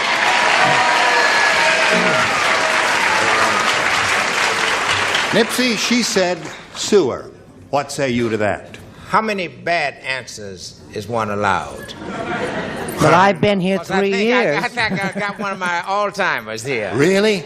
Because he All right. works in a fertilizer mill. In a fertilizer mill. I had a feeling that was going to be the answer. Rather esoteric. Yes? Leave that man alone just because he gave that trashy answer. Fertilizer factory. Fertilizer factory. That's my girl. All right, Charles. In honor of my friend Art Carney and his brilliant manager, Bill McCaffrey, I go back to the sewer. To the sewer. What's so bad about a sewer? Bill McCaffrey never did nothing for me. What do you say, Joyce? He works as a seamstress. He's a sewer. He's a sewer. That's 2. Scores now 3-2. Being connected, of course, with the opera in Yes. Italy, I said suero. Suero. What do you say to that? Patty Deutsch. Well, this is a private sewer. I said a cesspool. A cesspool. That is a sewer. Okay, Maggie, you forged ahead. You know, both of you did very well with your first round questions, which are a little more difficult than the second rounders. Now we come to the easier one. Here's where you're really going to shine, Jim. I hope so. Okay. B. B. Okay, Jim Grove wants B. Just the bottom row. Oh, just the bottom row, please. Yeah, and All I right. was hoping for a comeback. This is for you alone. Now watch me. Watch my lips as I speak to you. Okay. It's Fred Waring. That's right. His blender. When Dumb Donald fought the bull... How dumb was he? Look at the shot. When Dumb Donald fought the bull, everyone knew he was dumb. Oh, shut up. Who the hell asked you? When Dumb Donald fought the bull, everyone knew he was dumb because instead of wearing a bullfighter's outfit, Donald entered the ring wearing blanks. Ha!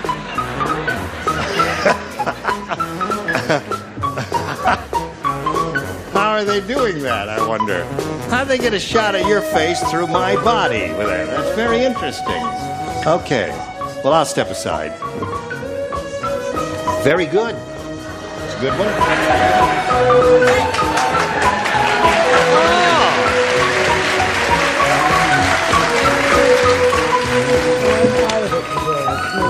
Oh, you're through. All right. You're just playing a song with you. Did I muss your hair? There.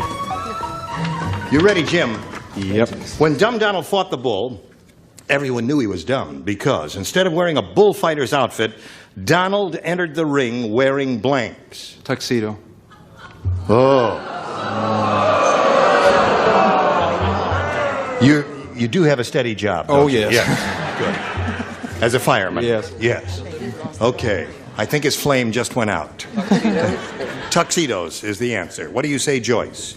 I'm sorry, I said red underwear. Red underwear would be good. Oh, right-o. Anything, red underwear. Red, you know, traditional arousing color for the bull. Red jockey shorts. Red jockey shorts, another one? Yes, that's right. El Toro there. Now, you've got to match Patty to stay in the game and achieve a tie. What do you say, Patty? He says tuxedo. I said earrings. Earrings! Terrific! So, Maggie Smith wins another game. Here you go. All right. Hang around now. Jim, it was a pleasure to meet you. Now, in 7 or 8 months from now, you're going to get all of these mysterious boxes and packages. And they'll be filled with pantyhose and earrings and all kinds of things you're going to love. And the fellas at the firehouse are going to love them, too. So long, Jim Grove.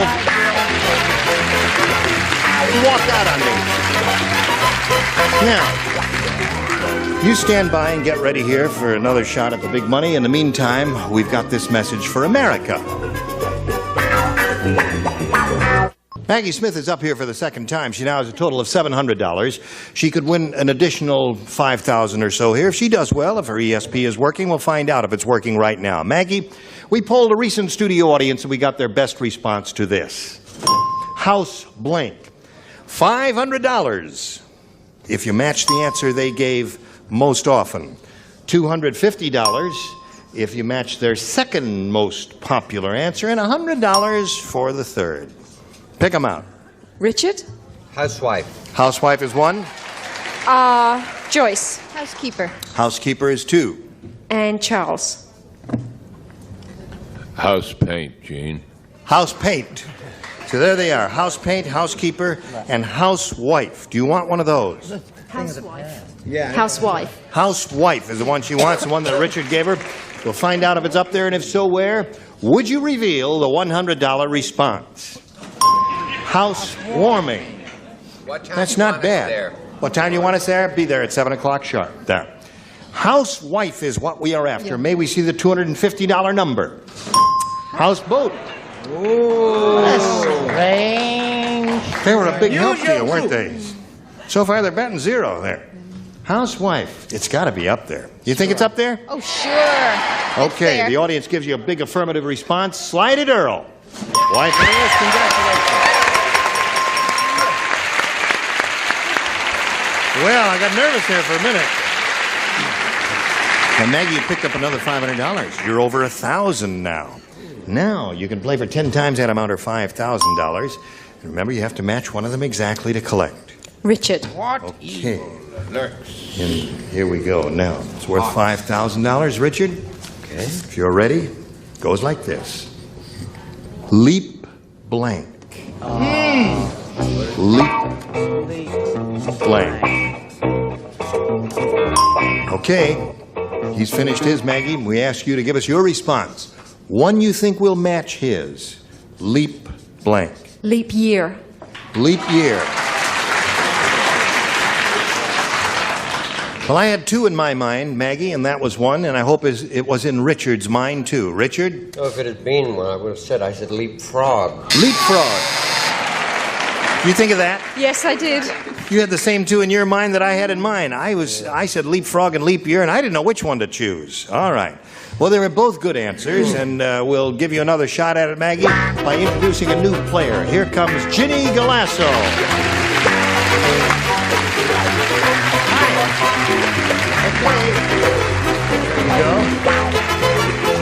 Now we'll welcome Ginny and ask her to tell us a little bit about Ginny Galasso. What do you want to tell us? I'm originally from Evanston, Illinois. Yes, a great place. I live in Westminster. I have 2 little kids, Bridget 2, Roger 7 months. I'm married to Lenny, and he owns an Italian delicatessen and bakery in Orange County. Okay, you said it all, Ginny. Good luck to you. Okay. You ready to begin? Mm-hmm. Okay, we'll give you a choice, Ginny, of A or B. B. B. Here we go with a new game. One of the Jolly Green Giant's little helpers said to the other little helper, "Those noises coming from the giant's house are horrible. He has little Miss Muffet in there, and I think he's blanking her." No, I have to get the first part, sweetheart, because it... One of the Jolly Green Giant's little helpers said to the other little helper, "Those noises coming from the giant's house are horrible. He has little Miss Muffet in there, and I think he's blanking her."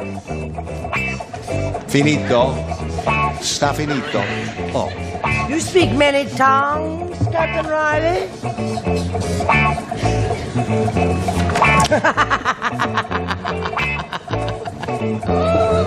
Jolly Green Giant.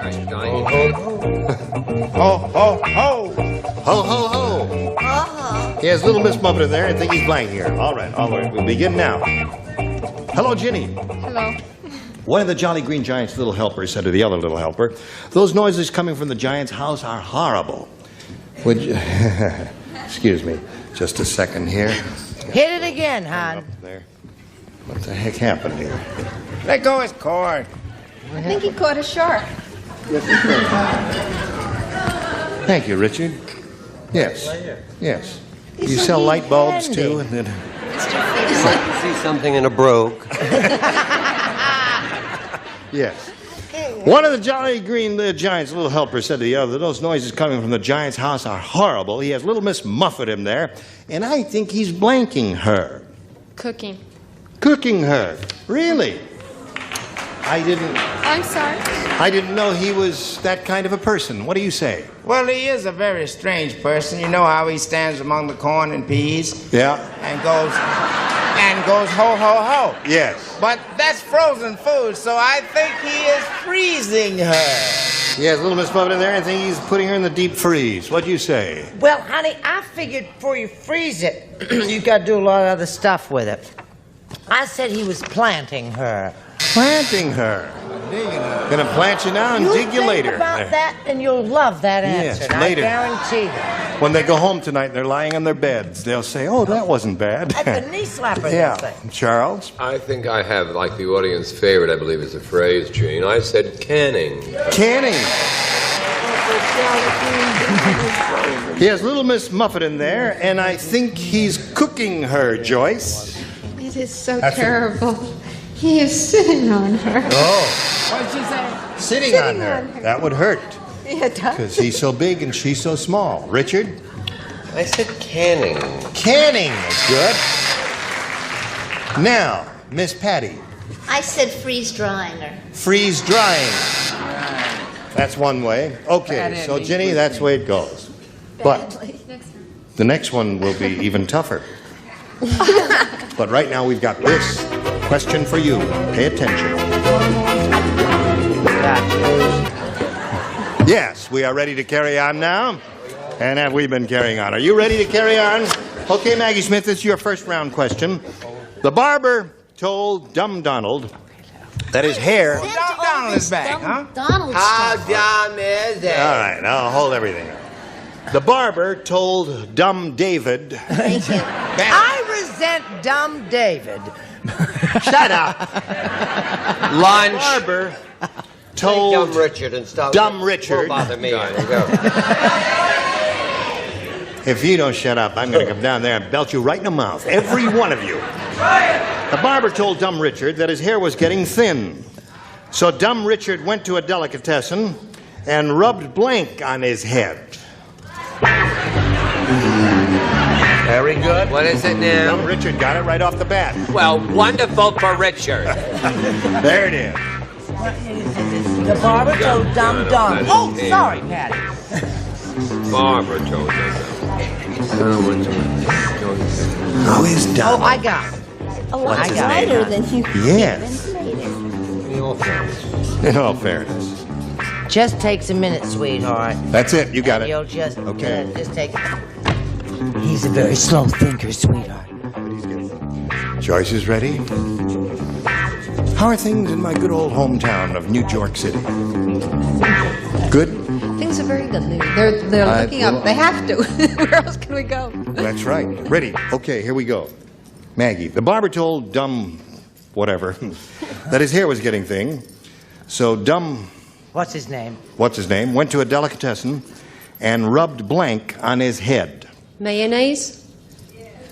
Really?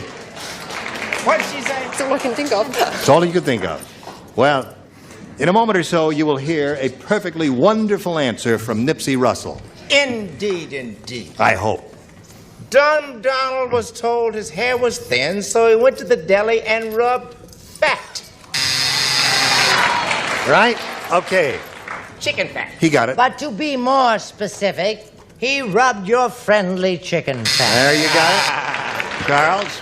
Without any poems or explanations, it's chicken fat. Chicken fat seems to be the answer, Maggie Smith. Okay, we come to you, Joyce. What did he rub on his head? Fat. Fat. Boy, would that have worked for you. 4 times so far. Being with the opera and from Italy, I said, a fat chicano. We're going to get letters. Address them to Dumb Charles. Fat Chicano.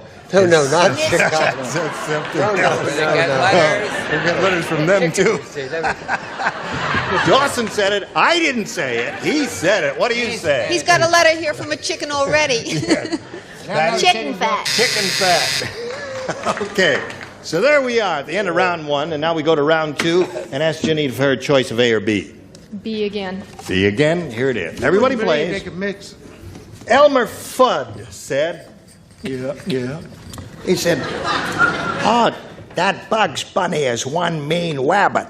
Last Friday we had a real big fight, and he stuck a carrot in my blank." That's what. Elmer Fudd. Elmer Fudd said that Bugs Bunny is one mean wabbit. Last Friday we had a real big fight, and he stuck a carrot in my blank. All right, you help me out this time, sweetheart.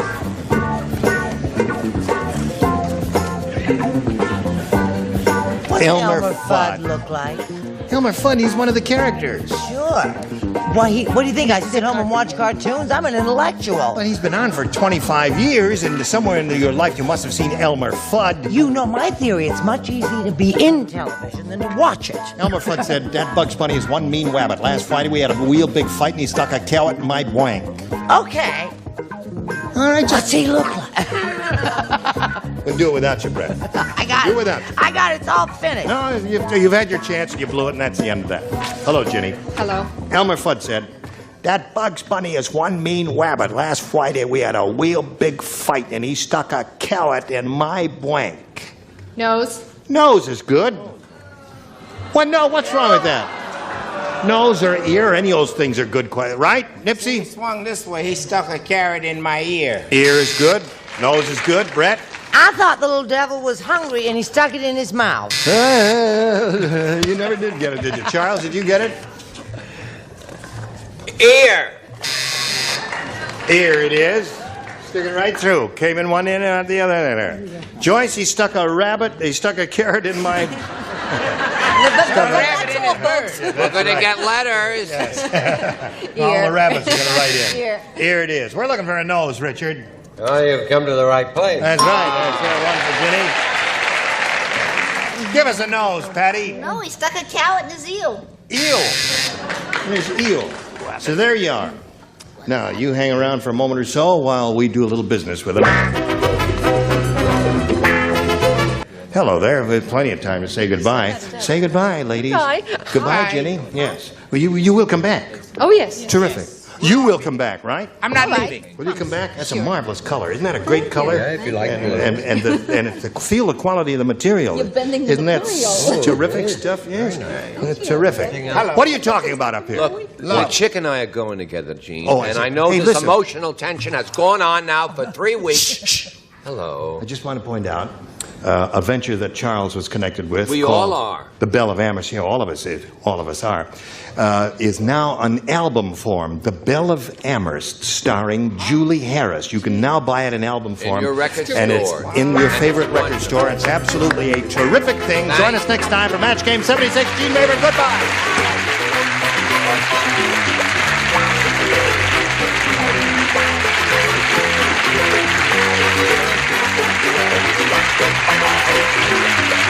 This is Johnny Olson speaking for Match Game 76, a Mark Goodson, Bill Todman production.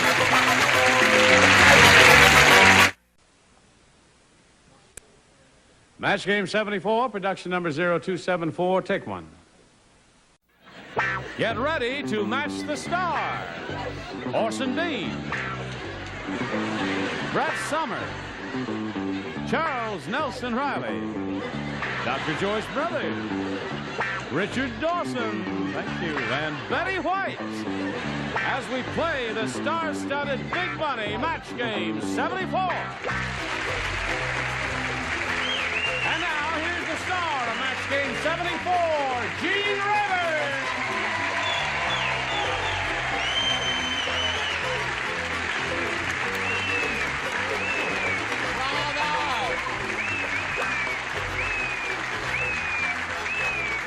I was just giving you my regal wave and thanking you for the warmth of your reception. There's your Air Force. That paper airplane nearly hit me in the nose there, Sorry. Orson. I can't win them all.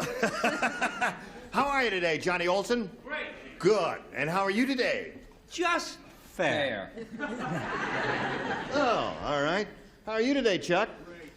Great. Your mic's not working. That's how good you are. I'm still great. Oh, that's right. Okay.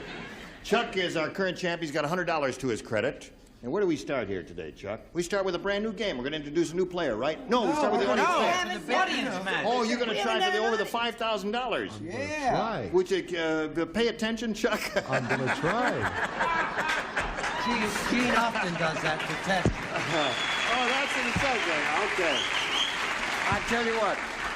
While I figure out what my next move is, you're going to watch a little commercial message or two. Here it is. All right. All right. What are you clapping for there? It's not time to clap yet. Oh, yeah, he's okay. Now, Chuck Dorn here is going to have a go at over $5,000 in our super big money match here. Are you ready for it? I'm ready. All right. Now, you know, Chuck, how it goes. We polled a recent studio audience, and we got their best response to this. Take it blank. The answer they gave most often is worth $500 to you if you match it. Then if you match the next one, it's $250, and the third, $100. Which celebrities would you like to get some answers from? Dick. Something that Gene and I shout almost every evening. At the Black Pussycat Saloon. Take it all! Take it all! Will you join us? There's one for you. Charles. Charles? Take it or leave it. Those hormone shots have worked wonders, haven't they? All right. One more. Orson. Belly button. No. Take it easy. Take it easy. Take it easy. Take it easy. Take it easy. You got take it easy, take it or leave it, and take it off. You may choose one of those. Look at me when I'm talking to you, Chuck. Okay. I'm going to say take it off. You're going to say that, but what answer do you want? Take it off, cry the boys from the rail. I'm still going to say take it off, but I was thinking of take the money and run. That was your own answer. No, I say take it off. I'm still going to stick with that take it off. I like that. Right. Right. Well, I think that's the one that's going to get it. You're going to get it? I think that's the one that's going to get it. Oh, all right. Where are you from, Chuck? Everywhere, G. Well, I told you, everywhere. Okay. He's looking for take it off. Let's find out if it's up there, and if so, where. First, may we see the $100 response. Take it off right off the bat.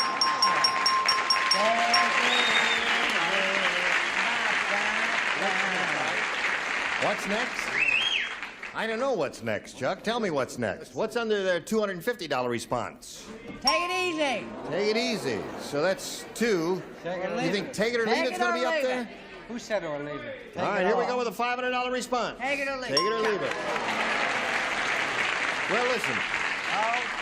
You didn't get blanked out completely. You've got $100 additional. You're now up to $200, and now you're going to try for an additional $1,000. Yes, right. To get that money, you've got to match one celebrity, and it's time to choose one.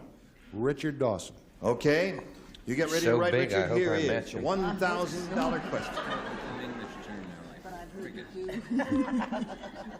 Such a big fellow, isn't he? He is big. You realize this is all just a coincidence, yes. Chuck. I mean, and I've got no control over it. Right, okay. Ready, Richard? Yeah. Shrimp blank. No help? Don't want to dampen your enthusiasm, but you know, you might be leading them astray. Down the rosy path, as they say. Who says that? I don't know. Okay, he's finished. Now, Chuck, you have to come up with an answer you think will match Richard's. How do you do that? Shrimp blank. Shrimp boat.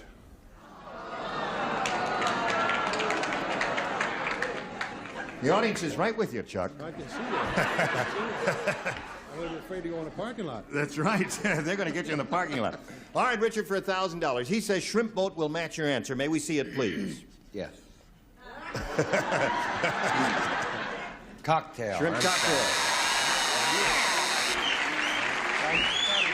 Yeah, that seems, the audience thinks that's a little better answer. But listen, Chuck, you're up to $200. You're going to play another game. Right on. Who knows? You may be back here again. He may have your job, baby. That's right. Here comes Janet Finn. Hello, Janet. How are you? Janet, you know Chuck? Glad to see you. Now, folks, we're going to listen to the Janet Finn story, and we do so with great pleasure as we welcome her. Thank you. I'm from Illinois. We live in Orange now. I'm married. I've got 5 children. I take care of 4, so I got the loudest house on the block. 9 kids running in and out constantly. 9 kids. Yes. Now, let's see. She's got 5 kids. Why would you take care of that other one? Who take? I take care of 4. You take care of 4 more. Oh, I see. So you got 9 altogether. Oh, you are a busy would call it lady. premature senility, She but came you're so here where it's old. calm and quiet to cool it a little bit here. All I'll right. do anything to get away from them for a while. I don't blame you, Janet. Good luck to you. I'll push the button, and nothing happened. There it goes. Now, would you make a selection, if you please? A, please. A. Here we go with another game, folks. Mercy, I'm so nervous. Mercy. The doctor shouted up to the Jolly Green Giant. Yes.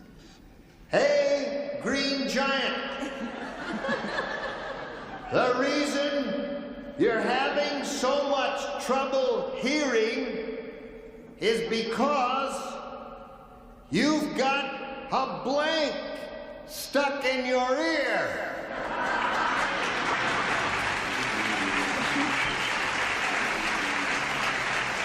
Very good.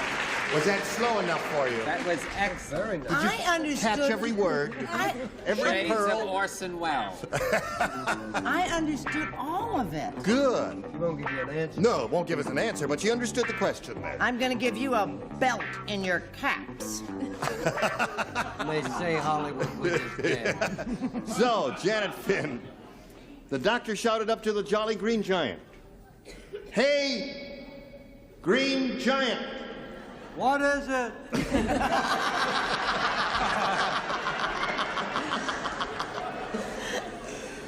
The reason you're having so much trouble hearing... What?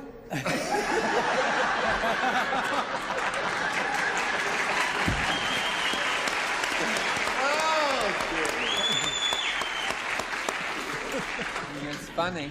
Listen to me, dummy. I can't hear what you're saying. I've got a blank in my ear.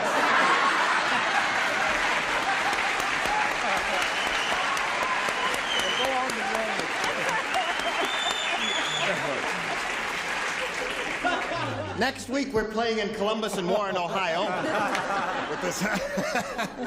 Okay, Janet, you got the idea. What do you put in that blank? You've got a blank stuck in your ear. Ear of corn. An ear of corn. Okay.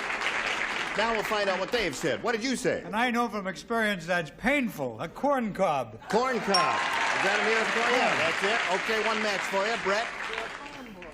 I feel so bad I can't tell you. Why? Because she has 9 children running around her house. And I couldn't think of anything but pee. Oh. Got stuck right in his ear, eh? Pee in the ear is a painful thing, That's too. right, okay. Charles, what did you say? We just got the reviews from Warren about the Jolly Green Giant performances. Yes. And one critic said pure corn. Oh, let them scoff. Right. Like Liberace, we're taking the money and we're running. Yes, madam. I'm just running. I'm not taking the money. I have carrot. A carrot. Okay, well, he has carrots, too. He sells peas, carrots, corn, all that. What do you say? You didn't. I'm sorry, Janet. Oh, he did it, too. Right there. Oh, But I'll give you a yes. couple of dollars for the kid. What do you say, This is Betty? the happiest day of my life. Bring a little joy to our hearts, I Betty. wish I Say could. ear of corn. I got a pee in my ear. Go ahead, it's your room. All right. So, Janet, it's 2 for you there. And, Chuck, we've got a first-round question for you, but not right now. Right now, we've got to do this for you. All right. Now, Chuck, we've got your first-round question. Janet scored 2 matches with her as everybody plays, and this is it. Grandma Jones said... Yes? Grandma Jones said, my wife... Grandpa Jones said, Mercy. I'm sorry. You surely do tend to make a person nervous. Hold on, wait a minute. Grandpa Jones said, my wife is 125 years old, but she can blank like a woman of 80. He said that. My wife is 125 years old, but she can blank like a woman of 80. All right, I'll just pass among you.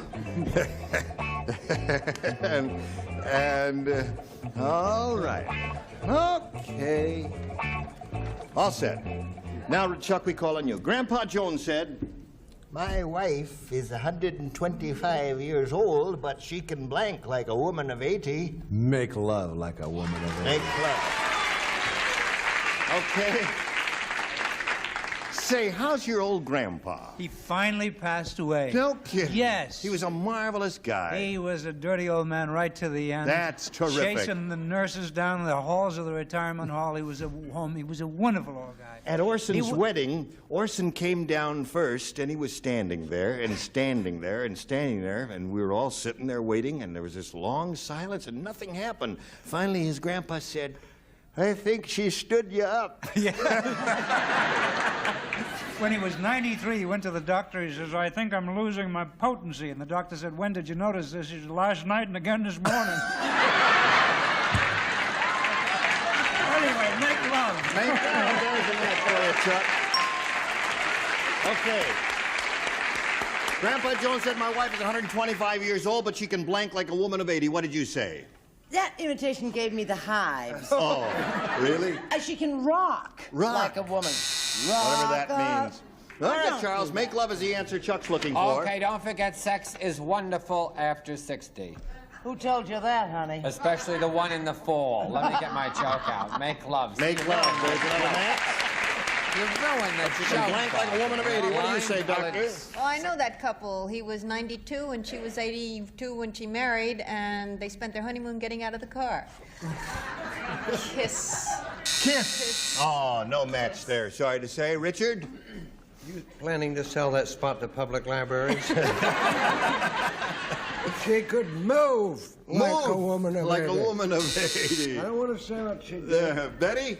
None of those package deals for her. She made love from scratch. None of that Duncan Hines, but no dance. Dance. All right. Well, that's 2 for you and 2 for you. We got a tie score, and let's see what we got here in round 2. Would you make a selection? A, please. A. Let's see what we've got here.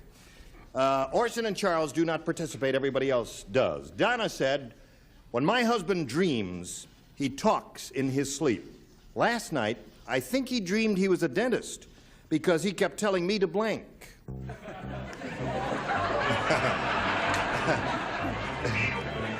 Think about that.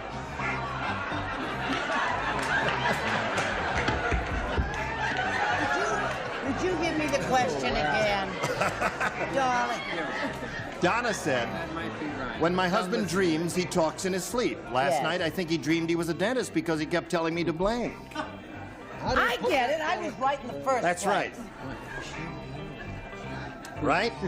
Now do something there, Richard. I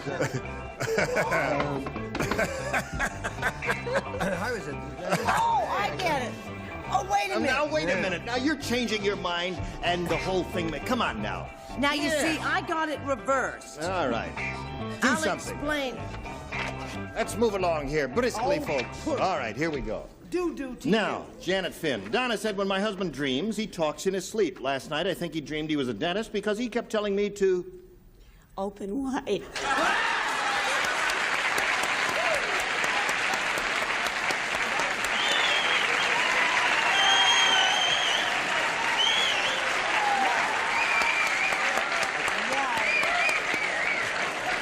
Okay.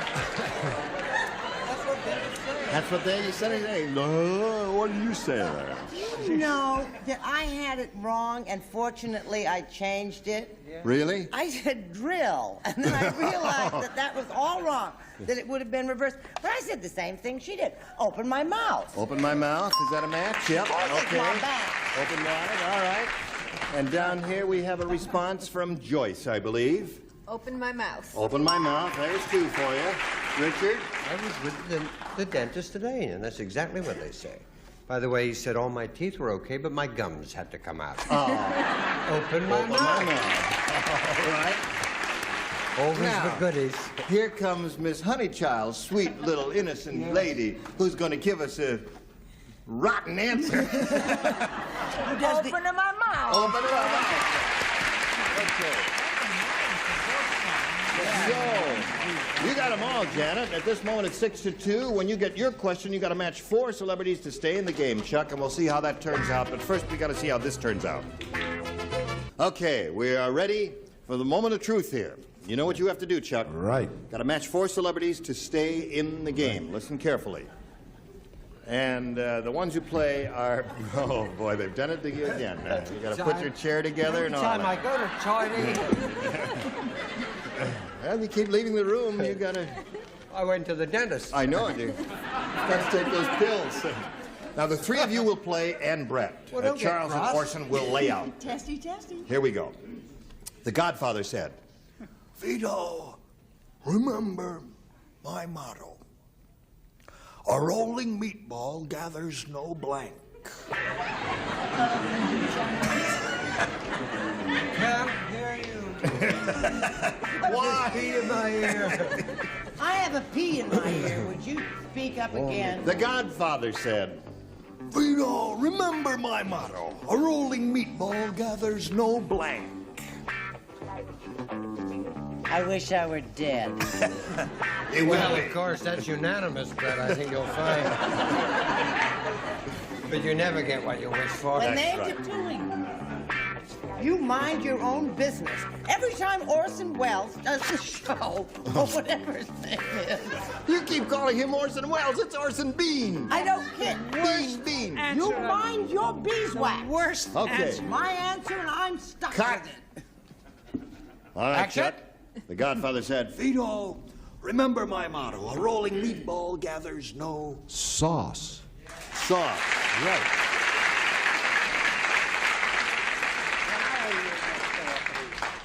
Brett, he's got to match everybody to stay in the game, and you're first. Now you wish you were dead. What do you say? Now I I hate that velvet jacket you're wearing. You hate his velvet jacket? Because you gave a rotten answer? Because Show it us has your something cut. spilled on it that you should have written? Sauce. It's not fair. Sauce is the answer he's looking for, and you say...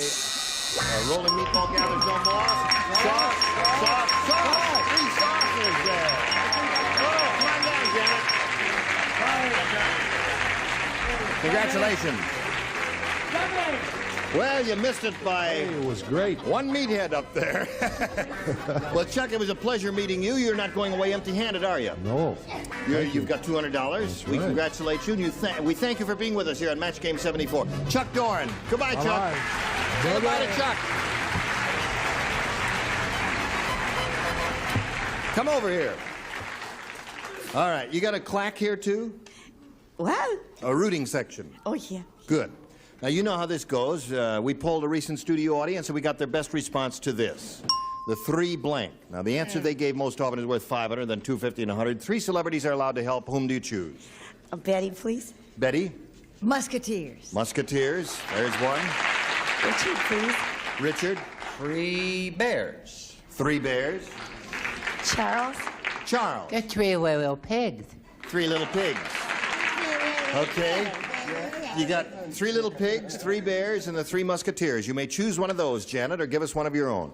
3 Musketeers. You choose the 3 musketeers? Okay. Draw your sword and let's find out where they are here. Okay, here we go. Let's see if it's under the $100 response. 3 little pigs is there.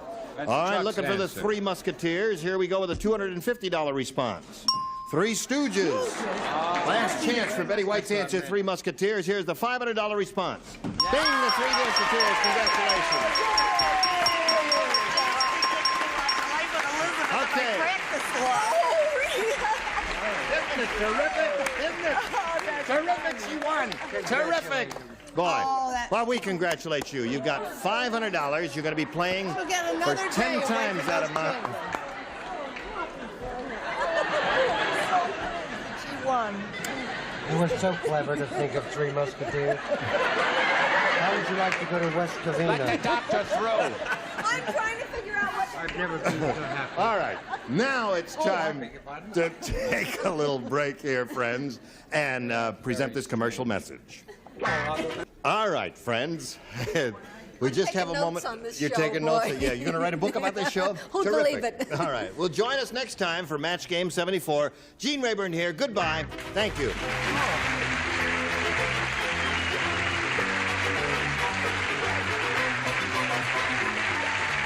This is Johnny Olson speaking for Match Game 74, a Mark Goodson, Bill Todman production. June Tattletales next over most of the CBS stations.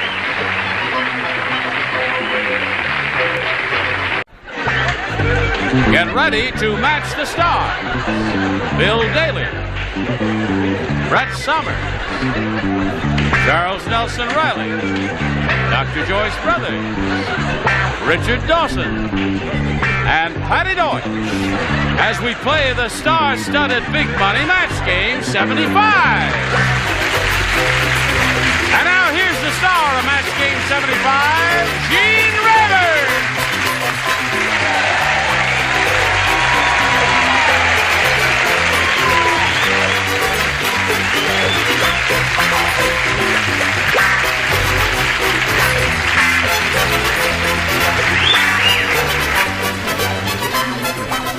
Testing 1 2 9 8 7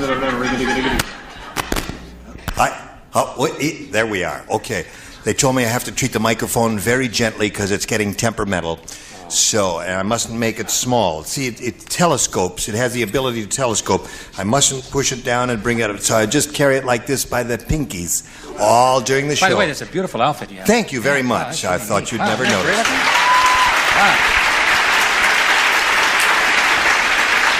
Okay. There's a touch of the tomboy in you, Jim. Yeah. Our what? best still in style. You're through. Yes. Oh, I feel so much better now. See, I'm not touching it. I'm not making it big or small, but it's making that funny noise. That's my stomach. I just ate. It's Let's not. It is. Yeah, that's right. It's their indigestion things. I'll just be very careful. Whoops. You're stepping on the... Shall I grab the other one? Wait a minute now. Hold everything. Get the spare mic. Get the spare. Hold everything now. Is this the spare? No, that's the coupling. Where's the spare? Where's the spare? Where do you keep the spare mic? Hey, where's the spare mic? Hey, come on, find a spare mic. Where the hell? Where? The spare mic. Wait, I found it. Here, I got it. I got it right here. Hold everything. There. Yes. Yes. You take it. Yeah, you can. Did they find the spare? Yes, we found the spare. Let's go back to the car, Mom. All right, now wait a minute, let's see. Is this one working? Hello, testing. LaGuardia Tower, do you read me? I'm landing, whether you read me or not. I'm coming in. Okay, here we go. Are you ready? This is Margaret Kirkpatrick, who's our current champ. She has won $6,400.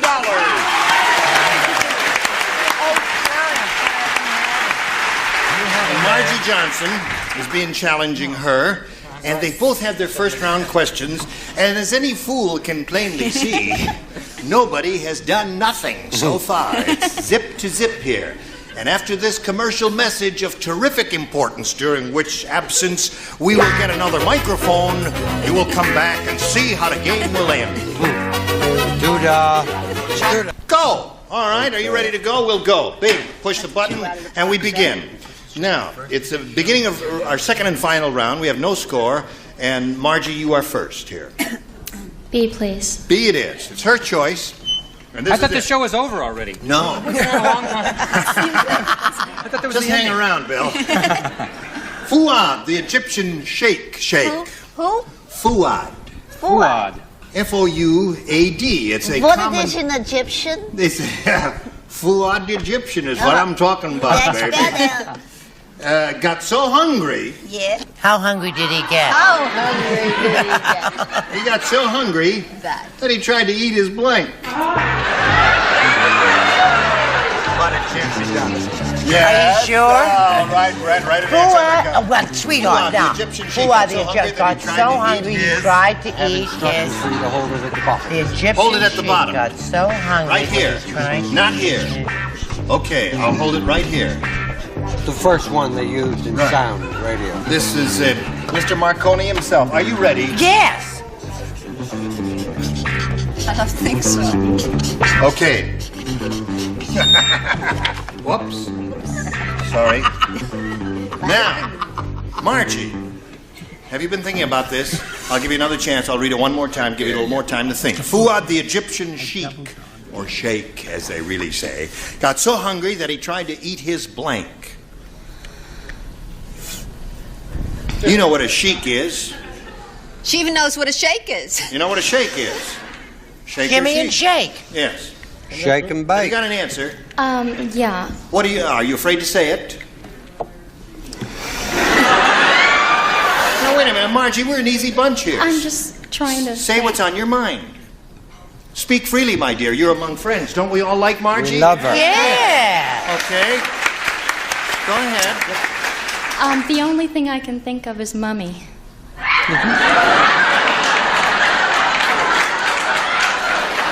Margie, Wonderful answer. I think I'll you write just that lost down. 7 friends. She said he tried to eat his mummy. Now that I think about it, it's rotten. What do you say? Well, come on, Bill, show your answer. well, I swear to now, I don't know how we can get out of this, but I swear to you that that's what I meant. But I said dummy, but I meant mummy. I really meant mummy, but I really swear I meant mummy. No, Bill, we're sorry, dear. You But must I say meant mummy. mummy. I don't know why I said dummy. Yes. I don't know Okay. why you did either. I meant mummy. There's one dummy. I Brett. said dummy. Here's One another dummy, dummy. One dummy. I said he was so hungry. Is it camels that have humps? Camels have humps. Good. He tried to eat his camel's hump. Tried to eat his camel's hump. Okay. Oh, no, Boo, that's a wonderful answer. All right, Charles, what do you say? There's no meat on a mummy. I said camel. Camel. Camel. Margie would be a terrific answer if you'd only thought of camel. Okay. Joyce Brothers, you're up. Fuad, the Egyptian sheik, got so hungry that he tried to eat his mummy. According to Margie, what according to you? It's camel. Camel it is. Lots of camels, Margie. And Richard. Oh, Margie, you look so sad. Margie. I'm always thinking. Will you be happy if I bring your mummy? Mummy!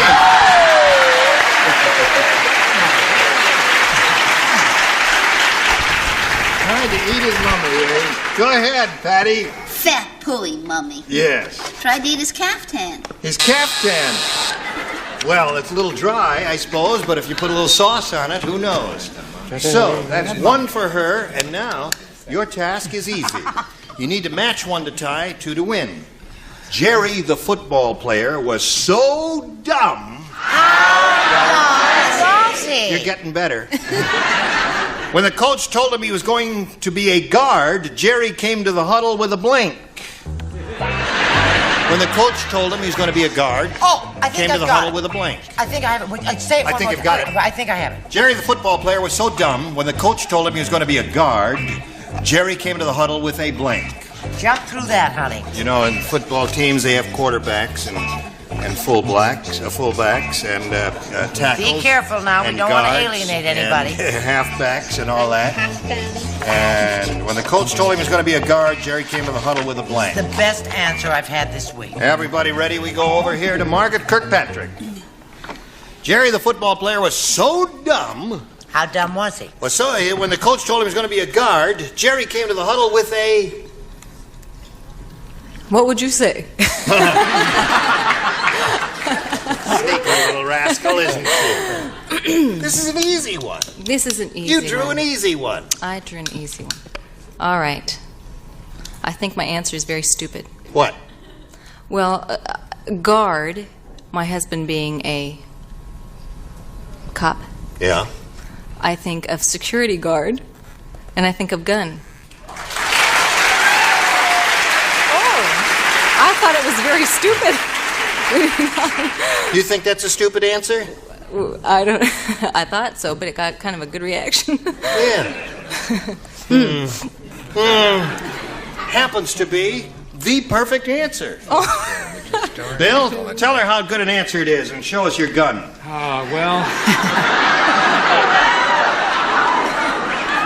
Well, I'm a little older than she is, so my guard is a little older. My guard came in with a spear. So.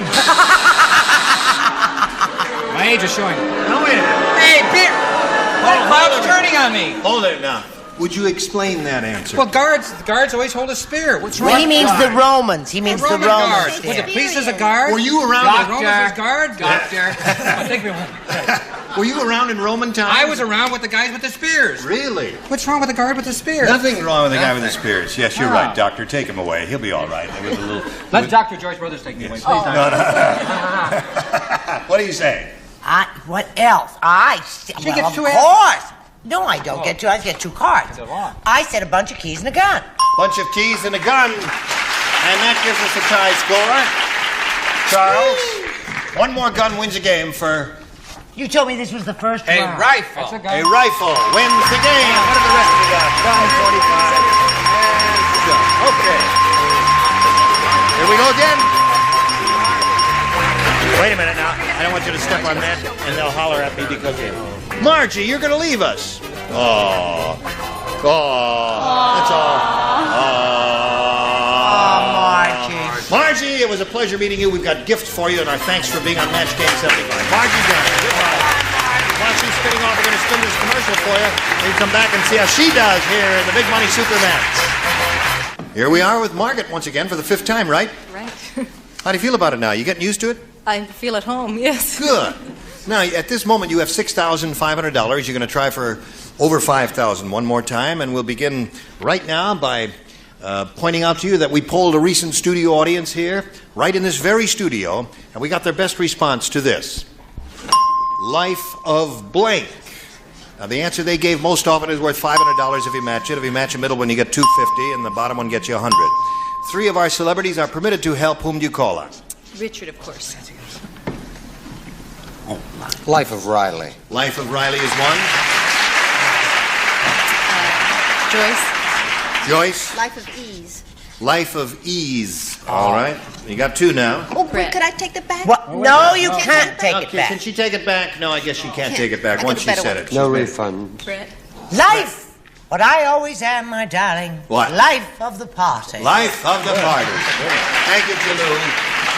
So you have Life of the Party, Life of Ease, and Life of Riley. Do you want one of those, or do you want to give us one of your own? I'll stick with Riley. Life of Riley is the one she's looking for. Let's find out if it's up there, and if so, where. We'll begin, as usual, by revealing the $100 response. Life of leisure, whatever is your pleasure. Leisure. Leisure. Pleasure. What's your pleasure? Leisure? Pleasure. Pleasure? Yes. No. Shake. Life of Riley. You know Let's what Phil find out. Daly would say? What? Instead of dummies for mummies, he would say life of seizure. And he'd think it was the same. Get the camera off of Charles. You can't win them all, Yes, Charles. He's dying. You had to all be right. there. All right. We are looking for the Life of Riley. Here's the $250 response. Life of the Party is the one that Brett gave you. And that Last was chance number for Life of 3, Riley. folks. Here we go with the $500 number. Riley it is. Congratulations.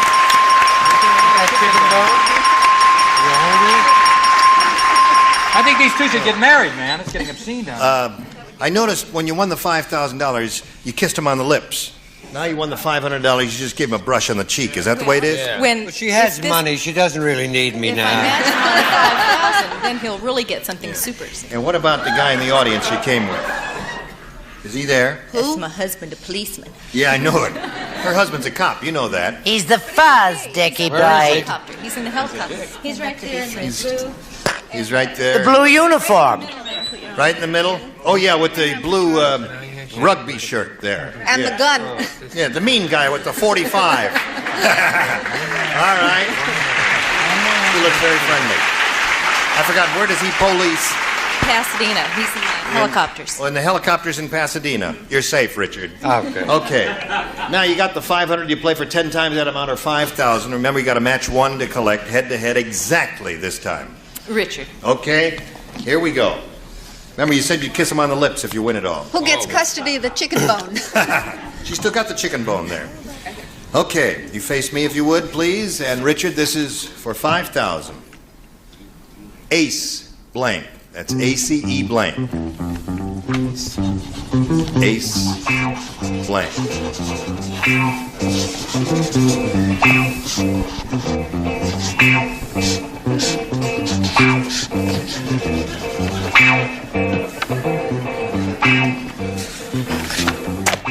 Okay. Now, he's made up his mind. We ask you to make up your mind and give us an answer which you think will match his. Ace blank. I can only think of Ace of Spades. Ace of Spades. Okay. I guess that is the highest order in a deck of 52 cards. It would be the strongest ace. That's the one she's giving to Richard. She said that'll match it for 5,000. What do you say? I didn't want to get into trouble with the policeman. No, I had a card, poker, ace in the hole. Ace in the hole. We were that close. Spades up here. Spades up there. We're good and smart and bright. These are the people that gave you dummy, if you remember. Yes, right. All right. It's a good So, thing Scully wasn't here this you're up week. to $7,000 even, and you're going to meet another player in a moment or so after we meet this commercial message. We're ready to carry on. Would you all kindly welcome Carol Bartos. Anything you say, darling. How are you? Now, would you please tell us about yourself, Carol?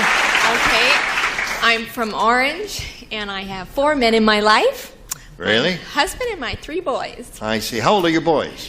3, 7, and 14. Mm-hmm. And they take up all my time. Oh, well, we're glad you found time to come here and visit us on Match Game So am I. 75. And we wish you the best of luck, and we shall now begin by asking you to make a selection. A. All right, a new game.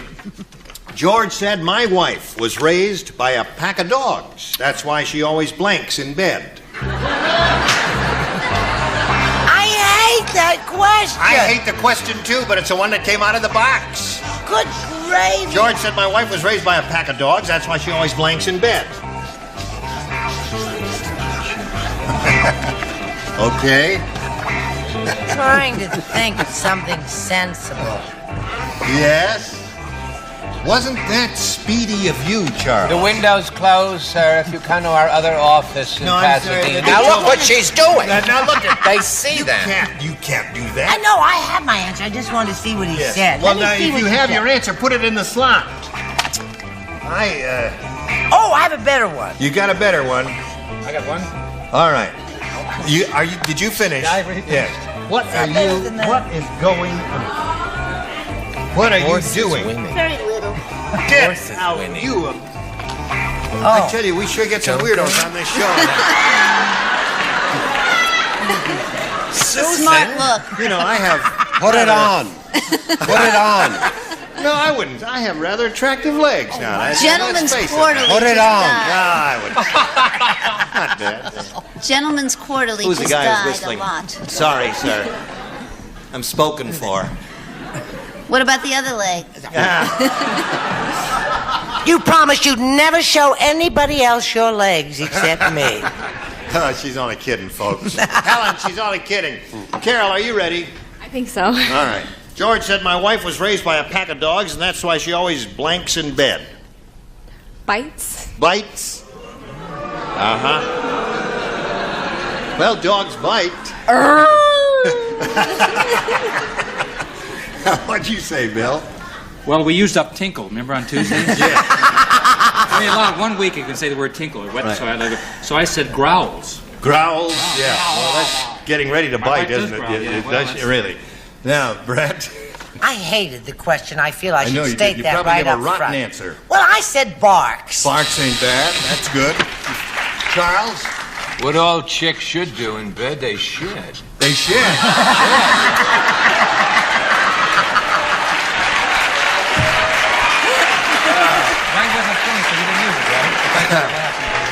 George said my wife was raised by a pack of dogs. That's why she always bites in bed, according to this lady. Bites is a I like perfectly sheds reasonable better. answer because sex and love and aggression are all mixed up. She's right, but I'm wrong. I said bark. Oh, you said bark. Huh.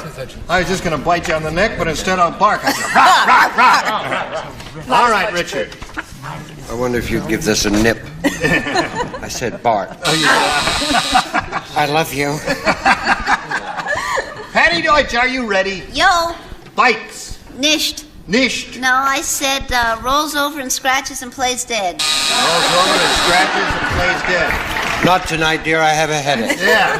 Not bad idea, though. So, Carol, that's nothing for you in your first round. Margaret, yours is yet to come. But before anything happens, we want to do a little business, America. And this is the business we want to do with you. Yeah. That's an Ready? Here I come. Ready or not? I got this question for you. It's your first round question. Okay. Okay, the answer's doorknob. The chief of police said, around here we don't send lawbreakers to jail. Instead, we chain them to a TV set and make them watch blank. Got it. Got it. Okay, I'm ready. Are you ready, Charles? Very good. Okay, you've all Ready. got it. Okay, everybody's got it. All right. Waiting for That's you, a Patty very Deutsch. good answer. It's not a winner, but it's a good answer. Margaret, the chief of police said, around here we don't send lawbreakers to jail. Instead, we chain them to a TV set and make them watch blank. There's so many police movies on. So What's your answer? Police Story. Police Story. Oh, they're groaning. The audience is indicating she gave a rotten answer. Well, I You gotta wait chose till he finishes. a good answer. I said the reruns of Highway Patrol. No, that's Everybody likes that Brad, show. What'd you say? I say speed up, speed up, speed up. Match game. Match game. We're going to get you in the parking lot for that. Charles? We are supposed to go fast. Yeah. Match game. All right, Joyce. I'll meet you all in the parking lot, Match fellas. game, Richard. MG75. Match game, A little-known detective series, Catherine Coleman. All the regulars are Match game, 75. We hope you join us next time. Until then, goodbye.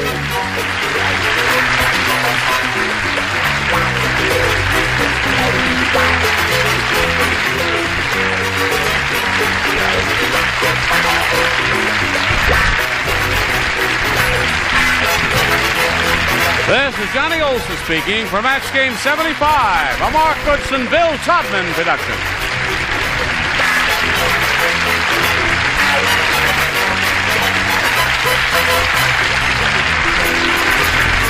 Stay tuned for Tattletales next over most of the CBS stations.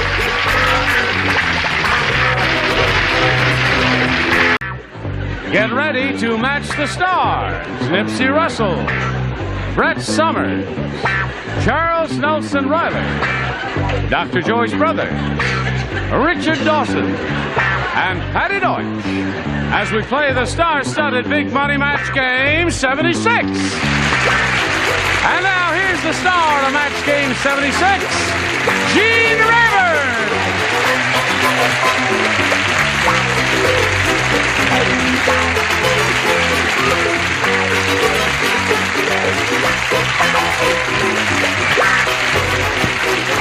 Thank you, friends, for joining us here. And we thank you for joining us because we can't do it without you. That's true. Now, anything I can do for any of you? And Oh, yeah, do your Louis Armstrong. I love that. well, hello, Thank you. darling. Thank you. That's all. Now let's say hello to Maggie Smith and Ginny Galasso. Now, Maggie's the current champ. She's won $1,200. How do you feel about that, Maggie? Terrific. What are you going to do with that? Oh, I've got a few things I can probably do with it. I have some ideas. And she's being challenged by Ginny. We're in the middle of round 2, aren't we? Neither one of you have scored many celebrity matches. You've got one. I matched. That's right. Now, when we come back from this commercial massage, it'll be your turn. And all you have to do is match 1 to tie and 2 to win. It's easy for you, difficult for me. We'll find out how this game turns out after this. Okay. 1, turn, kick, go. 2, 3, 4, zing, bong. All right, are you ready? Let me push this button here. How about that? That's Very good. the old elbow trick there. Maggie, ready? 1 to tie, 2 to win. Everyone at the barbecue noticed a strange smell in the air when the nearsighted chef blanked on the grill.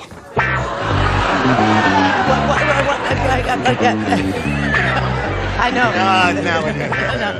There. Marion Lorne will never be dead as long as I'm alive.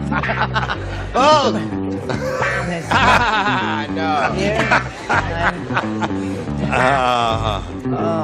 Charles is contemplating. More than one. The nearsighted chef. That thinking is not allowed on this show. It's show business. Trust your first instinct.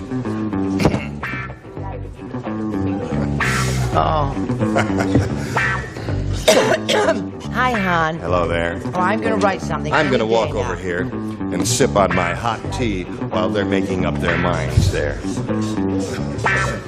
Oh, that tastes good.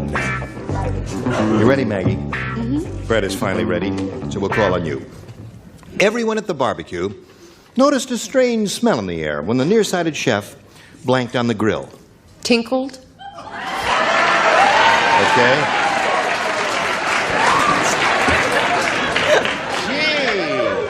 Okay, Nipsey. Why, you would never think a nice lady like that would say tinkle. A dirty old man like me, yes. Okay. Score is now tied. What do you say? I say, did you make the reservation at the Encino Mall? Yes, I did. I just wanted to check it out. Huh? Right. I said first cousin of Tinkled. So, that's 2 for Maggie Smith. And that wins the game. Congratulations to Maggie Smith. There we go. So, Maggie, it's your 3rd game. Hang around here for a moment, and we checked all those other answers. And Ginny, it was a pleasure meeting you. We've got gifts for you together with our Thank you thanks very for being much. here on It's been Match fun. Game 76. I saved my hot tea, I did. Now, Maggie, you know, you've been up here. You know how this goes, don't you? Shall we get right to it? Sure. You're not standing on the adhesive tape. Oh. Stand on the adhesive tape. How we get to it? Okay, ready? We polled a recent studio audience and we got their best response to this. Boiling blank. Now, the answer they gave most frequently is worth $500 to Maggie Smith if she matches it. $250 for the second most popular answer, and $100 for the 3rd most popular. Whom do you call on? Richard. Water. Boiling water. Charles. Charles. Boiling mad. Boiling mad. Nipsey. Nipsey, have you got one? Boiling eggs. Okay. Okay, just watch and see. Another smell in the air. Yes, right. Boiling eggs, boiling mad, boiling water. You want one of those, or have you got a better idea? You've been on your own before. You know how this works. Boiling water. Boiling water is what she wants. Okay, that's the one that Richard gave you.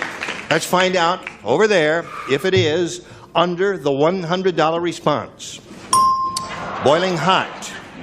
Well, we're getting close to it. Let's find out if boiling water is gurgling under the $250 number. Boiling point. Oh-ho. Uh-huh. See? Think it's going to be there, audience? Yes, they say yes, Maggie. Oil. They say it's going to Oil. be there. And they ain't no dummies out there. OIL. All right. Let's find out right now if they're right. Slide it, Earl. Water it is. Congratulations. All right. Now you're up to $1,800. Wow. What? You're going to play for 10 times $500 or $5,000. Whom do you call Anna? Richard. You call Anna Richarda. Dawsona. Okay. You ready there? Yeah. You ready? Good for you. You ready? Mm-hmm. I'm not ready. Now I'm ready because there it is. Get your ESP going? Mm-hmm. Didn't work last time. Let's see if it works this time now. Think, Richard Dawson. Get electricity going over to Dawson. Here it is.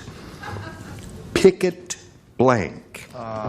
Picket blank. Picket blank. Now, Maggie Smith. If you give us an answer which matches his exactly, you'll be $5,000 richer. What do you say to that? Picket blank. Picket fence. Picket fence. All right. Now, it sounds like a good answer to me. There may be others. The last time we played, I had leapfrog. She had leap year. That's right. Both good answers. What did the big strike that we had with the buses, what did we all not want to cross? Picket line. Oh, yeah. So the big fences.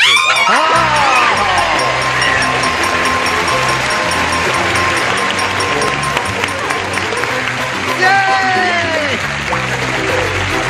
Congratulations. You now have $6,800. Terrific.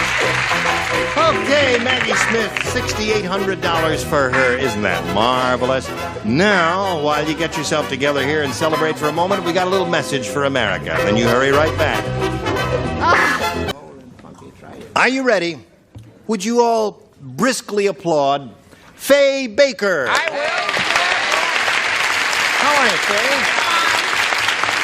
Yeah. Where are you from? I was born in New Orleans, Louisiana, and I live in Los Angeles. You like it here? Yes. Good. Do you work? A little part-time job. Okay. I'm a student. I go to El Camino College. I'm studying to be a doctor and praying to be a professional entertainer. A doctor and a professional entertainer. Yes. I'll remove this appendix today.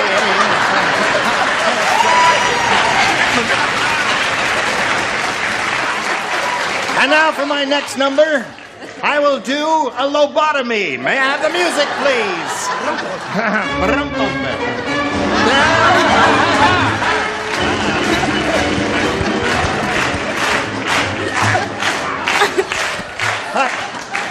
All right, here we go. Whoops, there we go.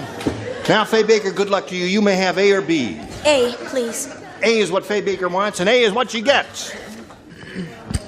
The Godfather said, Oh, Violet.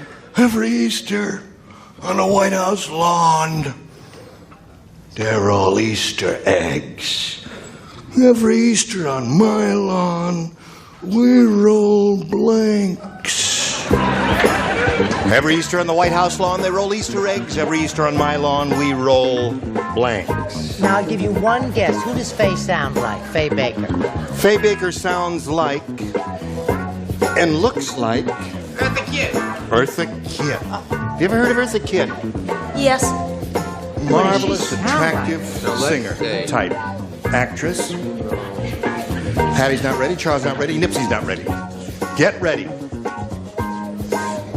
Because Faye Baker's ready. Are you ready? Yes. Don't say it yet. Now you may say it after I do it one more time for you. You want me to read it again? Of course. Oh, she's a winner. I can tell that. Godfather said, every Easter on the White House lawn, they roll Easter eggs. Every Easter on my lawn, we roll blanks. Bodies? Bodies. That's a good one, Faye. That's a good one, right? No, I didn't think that a body would roll, but I knew that a head would. Head. Sanguinary response. Yes, yes, to say the very least, my darling. What? Not only does she sound like Eartha Kitt, she's smart as a whip. She is, because Sure, because she said body. Oh. Good for Faye Baker. Charles? I want a whole other route. Meatballs. Meatballs is a good one. Va bene, va bene. Grazie. They roll Easter eggs every Easter on my lawn. We roll bodies. You want to hear my Louis Armstrong imitation? Yeah, let me hear it. I don't want to put this up. Bomb. That's what you just did, honey. That's right. Joyce bombed out on that one. Richard? Oh, there's no compassion on this panel, is there? No, there isn't. Why did you come to me? I could have helped you. Sorry. Very good. What do you say, little girl? I said clams marinara to go. Oh, you are a weirdo. If I ever saw one, you See, I told you heads wasn't a bad idea. All right. Hello, Maggie Smith. Hello. Here's your first rounder. Remember, they're a little tougher. Big Sally went to the prom with teeny tiny Tom Thumb. How big is Sally? I'm glad that's over the thing. How tiny was Tom? Sally will never forget that evening because after the dance, she took Tiny Tom home and put him in her blank. Got it. Big Sally and Tom Thumb. And after the dance, she took Tiny Tom home and put him in her blank. Finito. Good. Pearls are beautiful. Grazie. Can I borrow them sometime? Certainly. Good. Never you wear your black suit. Him in her. Now, wait a minute. Sally will never forget that evening because after the dance, she took Tiny Tom home and put him in her blank. Took him home, put him in her blank. Okay? I'm ready. Oh, Maggie. There's Big Sally. She went to the prom with teeny tiny Tom Thumb, and Sally will never forget that evening because after the dance, she took Tiny Tom home, put him in her blank. Bag. In her Evening bag. Yeah, now you didn't listen carefully. I said she took him home and put him in her blank. But you said bag, and that's okay with us. We don't have proms in England, so it's... Oh, I see. Where's Maggie's from England? It's a Well, dance. you see, Tiny Tom was a sailor. He was accustomed to sleeping in a hammock. Mm-hmm. So she took him home and put him in her bra. Oh.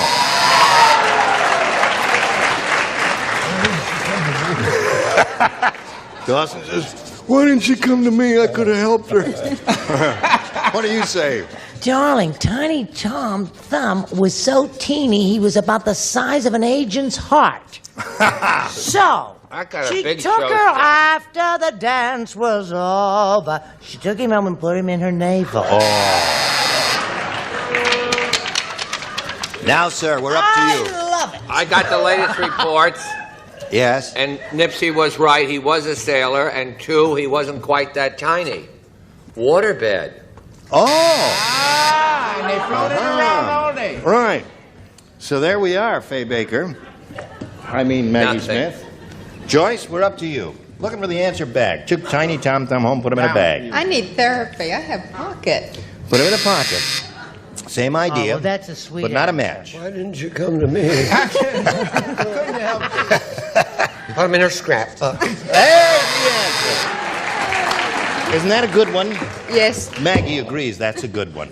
What do you say is a good one? Hello. Oh, boy, here we go again. Left field coming up. I said she took him home and put him in the refrigerator next to her wrist corsage. Next to her wrist corsage. I like that. Poor little rascal. So there we are at the end of round one, and it's 2-0 in favor of the challenger. Round two coming up after this.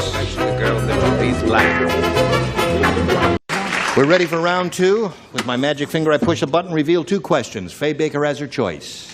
B. B for Baker. You had A last time. Now she's got beat. Ugly Edna is so ugly. Let me tell you about this chick. When you call her long distance, you don't call person to person. You call her person to blank. You don't play. You don't play, and you don't play. I'm tired of Ugly Edna. I wish she'd When you get her call face Ugly fixed. Edna long distance, you don't call person to person. You call her person to blank.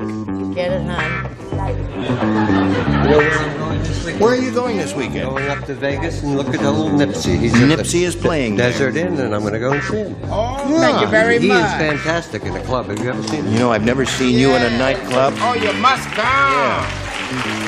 Oh, yeah. That's something to look forward to. All right. Yes. Separate rooms, of course. Naturally. I want to get gaudy. Nipsey, you ready? Yes, I'm ready. All right, Faye Baker. Ugly Edna is so ugly. How ugly is she? Thank you, Faye. When you call her long distance, you don't call person to person. You call her person to blank. Person to... Could you repeat the question, please? Sure. Ugly Edna is so ugly. How ugly is she? Oh. When you call her long distance, you don't call person to person. You call her person to blank. Person to... Person to... She's Could ugly. you repeat the last part again, Yes, please? of course.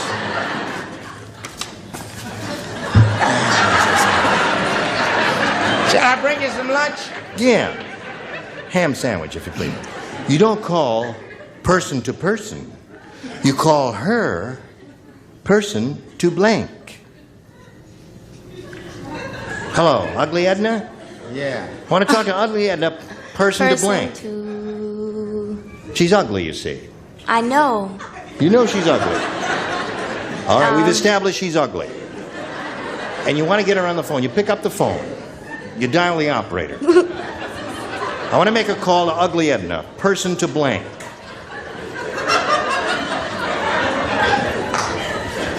I have to think of one now, huh? You got to think of one now, or in a few seconds we're going to buzz the buzzer. Before the holidays. Instead of person to person, you would call her person to... Could you read the question again? No. What is your answer? Ugly. Person to...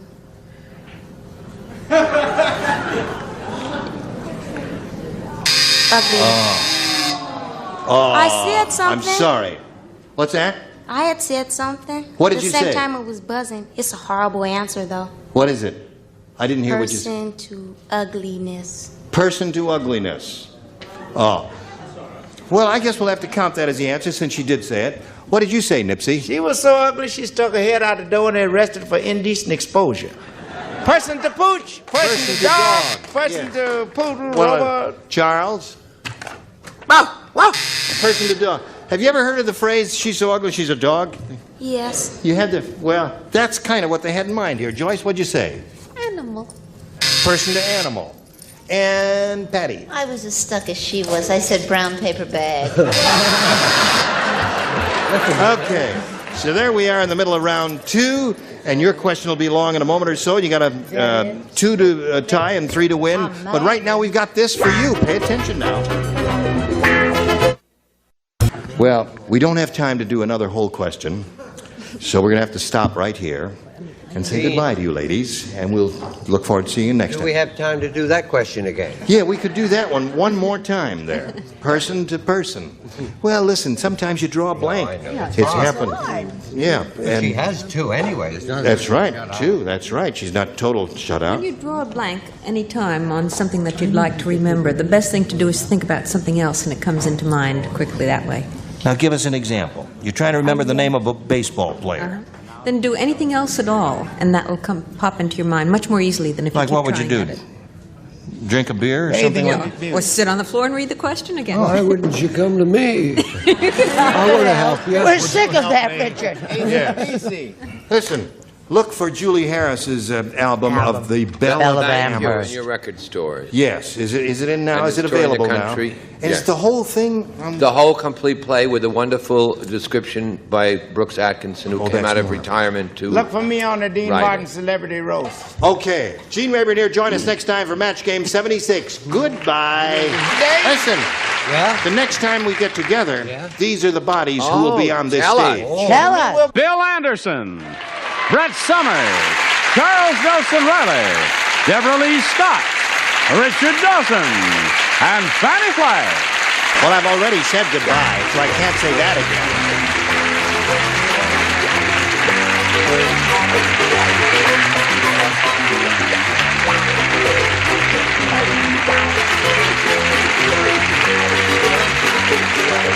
This is Johnny Olson speaking for Match Game 76. A Mark Goodson, Bill Todman production.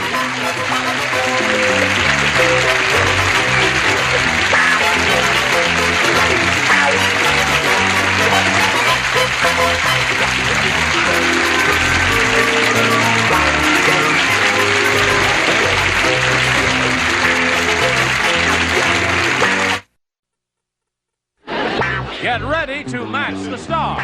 Bill Anderson, Brett Summers, Charles Nelson Riley, Dr. Joyce Brothers, Richard Dawson, and from the Bob Newhart Show, Marcia Wallace, as we play the star-studded Big Money Match Game 78.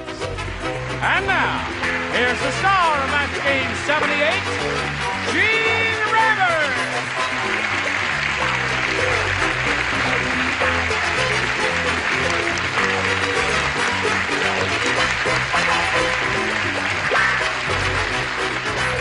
Okay, here we go. The show that we had when we had Jim Golden was playing and his wife. Oh, the pregnant lady who sat in the first row? She was in went to the hospital. Yeah, while she they were... started having labor pains in the middle of the thing. Got That'll a little do it. note for all of us, and it says Golden Productions. That was their name. Isn't that clever? And it says this is their first smash hit, It's a Boy, starring, the baby was Glenn Pitchford Golden. Hailed as a howling success and was born on December the 11th. Said producer, Debbie Golden, that was the mother. That was the lady, yes. Associate, Jim Golden. Yes. Technical advisor, Dr. William Schechter. Ha! Description of star, weight 8 pounds 11 ounces, height 21 inches, color delightfully pink, color of eyes dark brown, hair, color of eyes dark gray, voice high tenor, disposition good, wet or dry. Scheduled to run daily, Eucalyptus Avenue, Long Beach. Watch for future Golden production. Congratulations, Glenn. Best wishes there. What a wonderful idea. We influenced that person's life with that. All right, over here we have Billie Jean Travers and Terry Jones, and we say hello to both of these ladies. Billie Jean is a current champ. She's won 2 games, and strange as it seems, she has only $200 because she's had a little bit of difficulty with the audience match. But she's in there trying, and so is Terry Jones. We're going to start with the beginning of round 2. We got a score of 1-0 at this moment, and we'll get going right after this. Are you ready? Here we go. Now, Terry Jones, you may have A or a B. I'll try B again. B again? Now you know how to play the game, Terry. Let's see how you do. Dr. Newman, the Hollywood doctor said, I have a most unusual case in my waiting room. It's blank, and he claims he has dandruff. Most unusual case. I have a most unusual case. No. Just a regular doctor? Yeah, a regular Hollywood doctor. Oh, there's a Hollywood doctor. General practitioner, an internist. I have a most unusual case in my waiting room. It's blank, and he claims he has dandruff. Right. Now, that is so easy. You may have had a hard one last time, Terry, but now you got an easy one. I can't even think. Repeat it. My mind's a blank. Now, wait a minute. Okay. Dr. Newman, the Hollywood doctor, said, I have a most unusual case in my waiting room. It's blank, and he claims he has dandruff. I have a most unusual case in my waiting room. It's blank and he claims it has. Oh, I just... Now, wait a minute. There's his room, you see. That's the doctor. The nurse right? comes out and says, "You're next." And the guy goes in and says to the doctor, he says, "Doctor, I have this terrible, serious case of dandruff. Gets all over my shoulders and everything." It's blank. The guy's name is blank, and he has dandruff. Oh. Kojak? What's that? Kojak?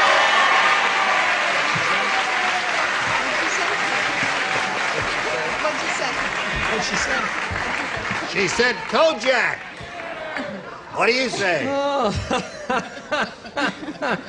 I was close. I was just a few years ago. I said Yul you were Brynner. there. Another good one. Any bald person would be acceptable. Even Jim Golden's baby would be a good answer. He ain't got no hair. Right. What's going on? Pathetic answer sweepstakes award? This is a sweepstakes. This was my first answer. This was my first answer, and I decided snow. I thought, no, that's no good. So that's Snow. I told you I didn't understand the answer. Oh dear. I said, Anyway. it's bald. Oh, no. Oh, my God. I wish I were dead. I don't know how I did that. Let's get her. Listen. I'm with you, kids. Go back to Broadway. Let the doctor through. Let the doctor through.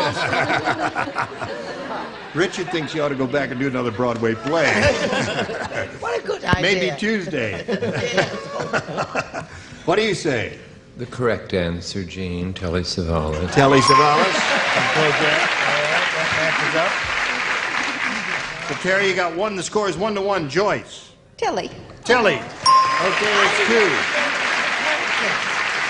Show us your bald person. Savalas Telly. You had a blank. I don't know. What do you say? The ever popular Telly Savalas. Okay. That's 4 for him. Now, No, that. Billie Jean.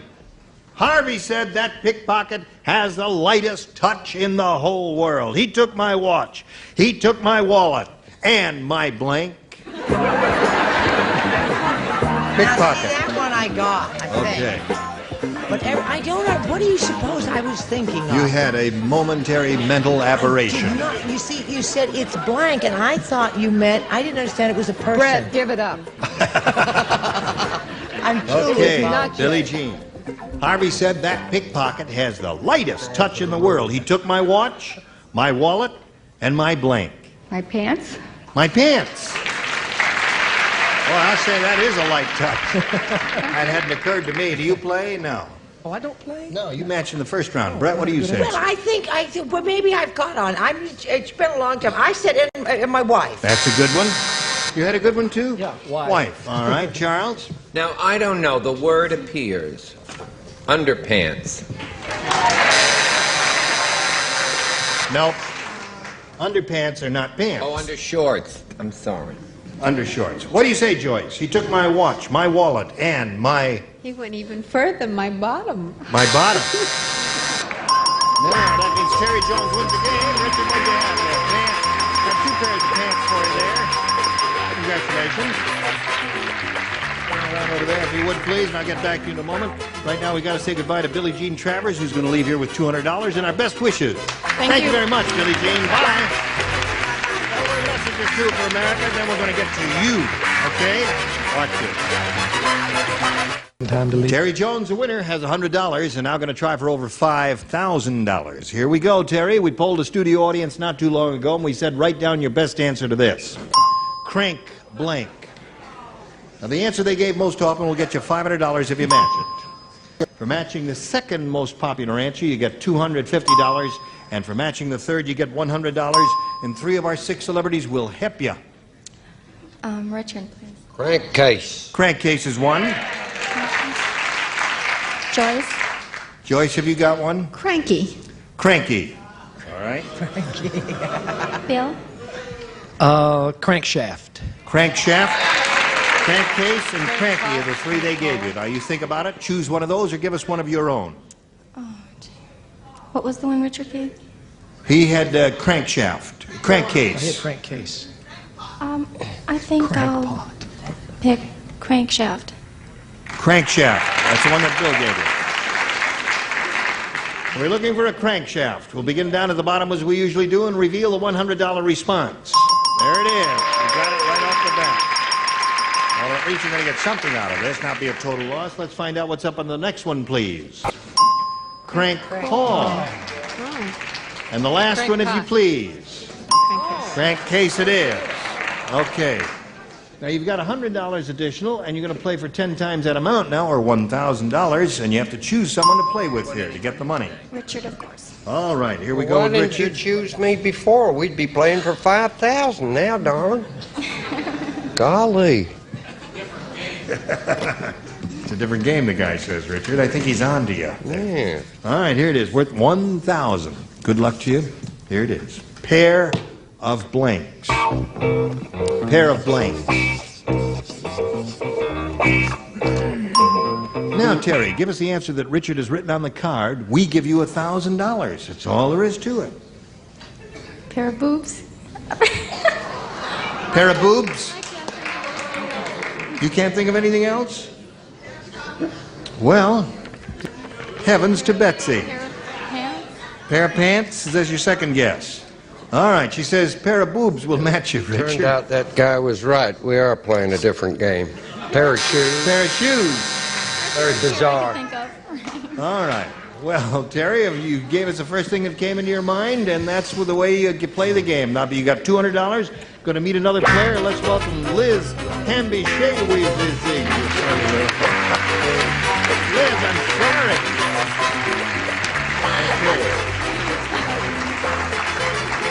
Hamby Swayze. Swayze, right? Swayze, yes. Just call me Hamby. Hamby. Everybody calls you Liz. You know what to call you Liz? Everybody calls me Liz. That'd be fine. All right. Liz, is that a Hungarian name? German. German. Swayze. Yankee German. Yeah. Yes, I see. Where do you live? Beaumont, Texas. Beaumont, Texas. But I'm really from Atlanta, Georgia. You're from Way Atlanta. back. Yeah. What are you doing in California? Well, I came to Las Vegas and decided to come on out here. Here you are. I wanted to meet the panel, but I thought if I won some money, I'd get myself a facelift.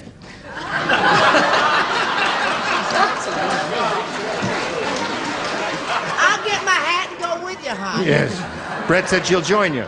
Well, I'm 52, and I figured I could live pretty well 52 more years. Another 52 years. Right.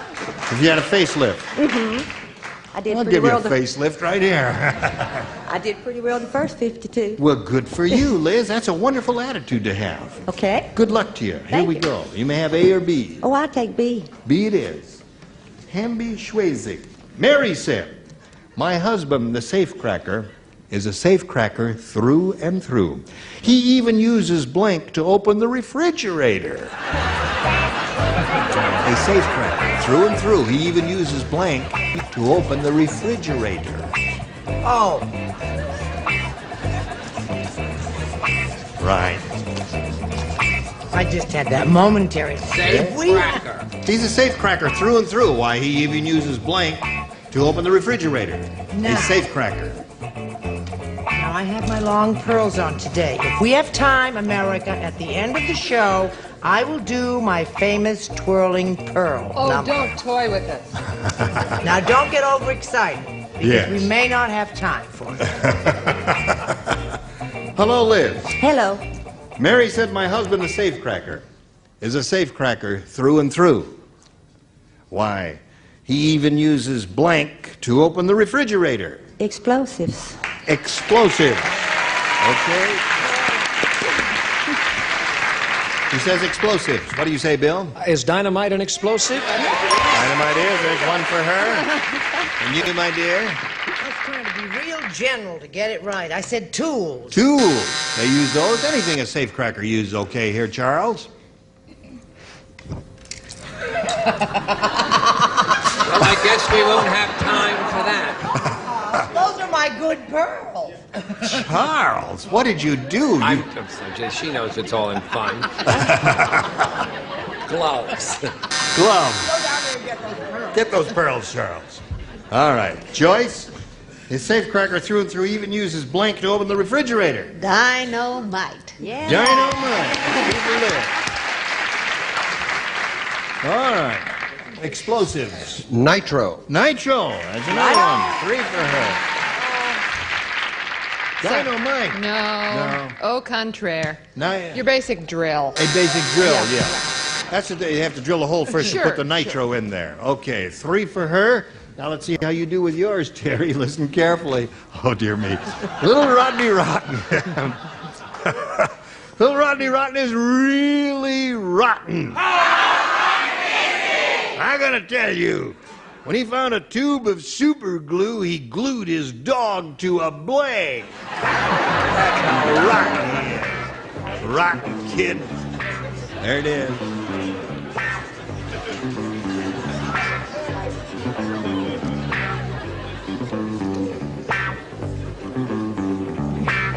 Nodded off again. Am I blue?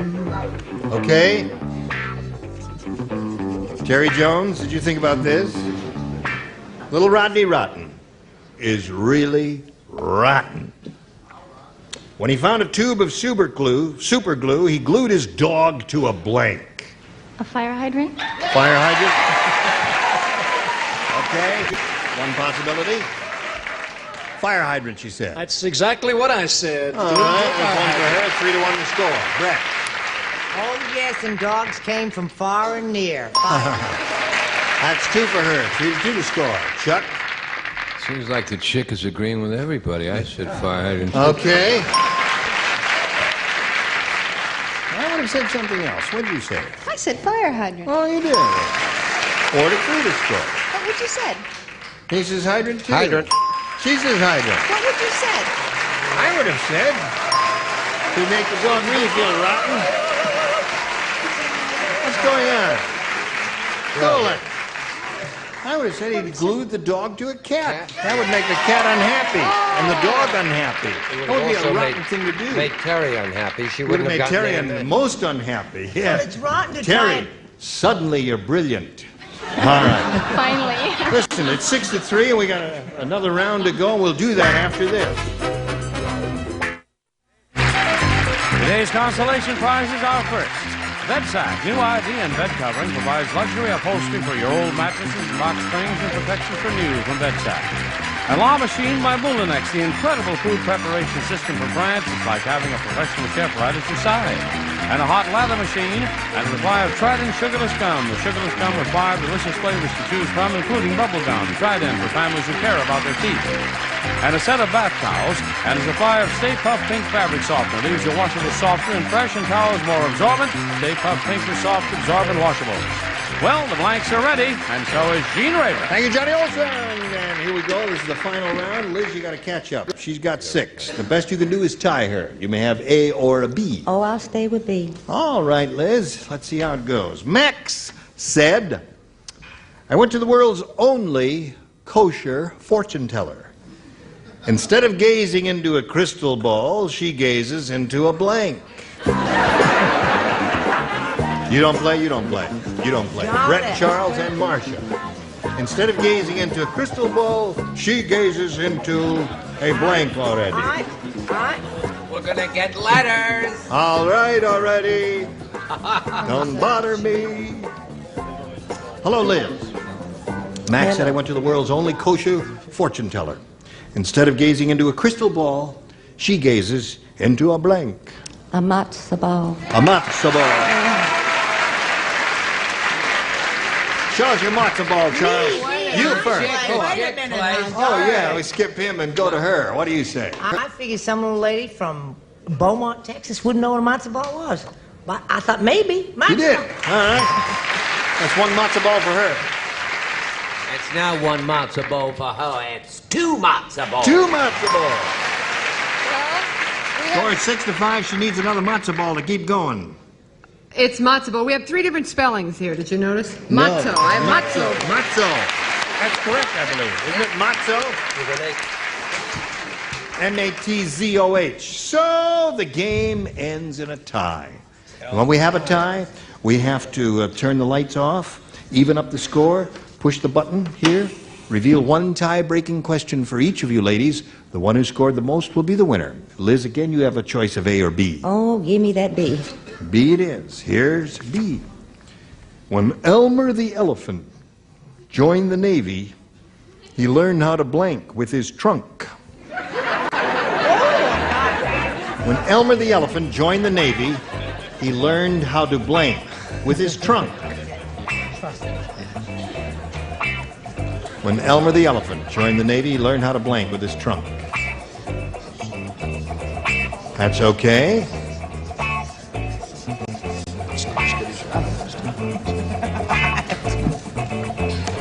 All right. Okay. Charles is writing an answer down. Liz, I'll read it for you slowly one more time. When Elmer, the elephant, joined the Navy, he learned how to blank with his trunk. Salute. Salute is good. Salute is a pretty good answer. It's a very good answer. It's better than mine. I said they just threw him in the water, see if he could swim. That's really good. Dreadful answer. I don't like Perfectly dreadful Don't there. tear it up. Bring your guitar. What do you say? Why, of course I said salute. Salute. I said, and you got to use your mind for this. Be a submarine. Be a submarine. Yeah. It's a very creative answer. You see, the trunk, the elephant's trunk, was the periscope. Oh. Hello, Joyce.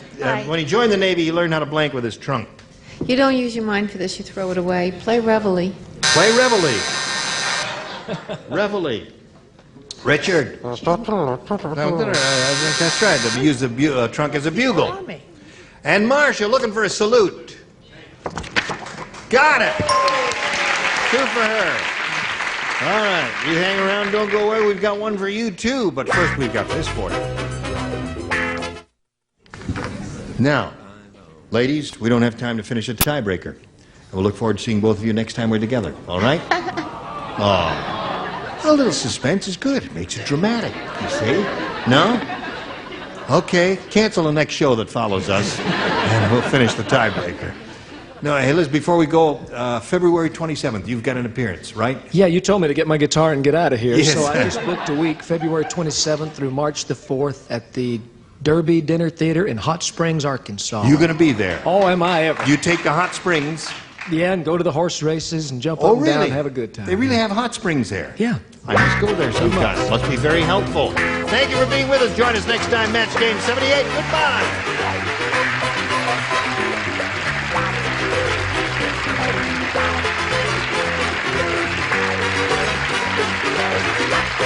This is Johnny Olson speaking for Match Game 78, a Mark Goodson, Bill Trotman production.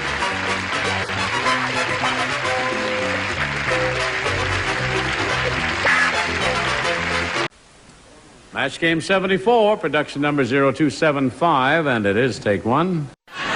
Get ready to match the stars. Orson Bean, Brett Summers, Charles Nelson Riley, Dr. Joyce Brothers, Richard Dawson, and Betty White. As we play the star-studded Big Money Match Game 74. And now, here's the star of Match Game 74, Gene Rayburn.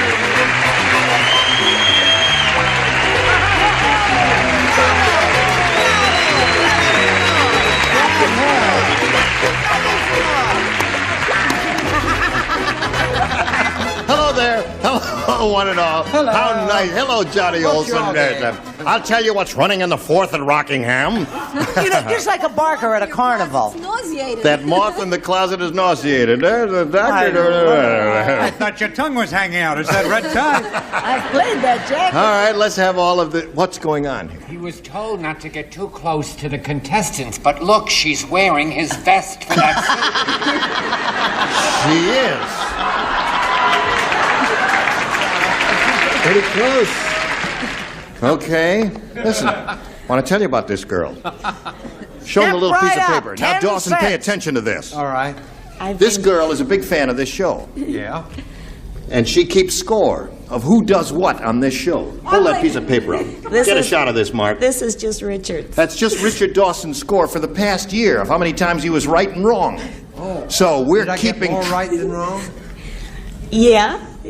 Thank you for lying. Okay. No, you did. Did I? If you show my score, Janet, I'll throw something at you. No, you won't. So, have you watched right from the first day? I say get rid of her. No.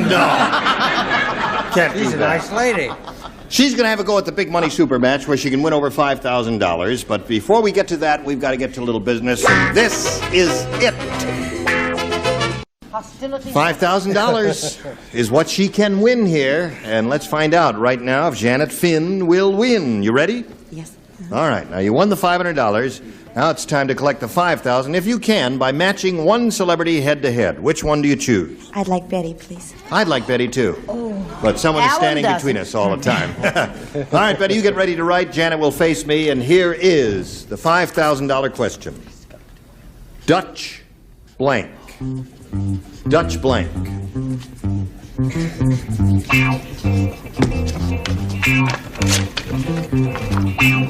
What's that? I went to Finger. You know that high school, Finger? You went to Finger High School in Chicago? Instead of thinking, she's telling me she went to Finger High School in Chicago. And there's $5,000 at stake here. What a cool operator this gal is. All right, now Betty's written her answer, and we need a response from you that you think will match hers. Dutch blank. Treat. Dutch treat. Okay. I went to Lindblom High School in Chicago. Oh, you do? Oh, you do know that. Oh, all right. Now, Betty, for $5,000, where did you go to high school? I mean, what is your answer there? Take a treat instead of a treat.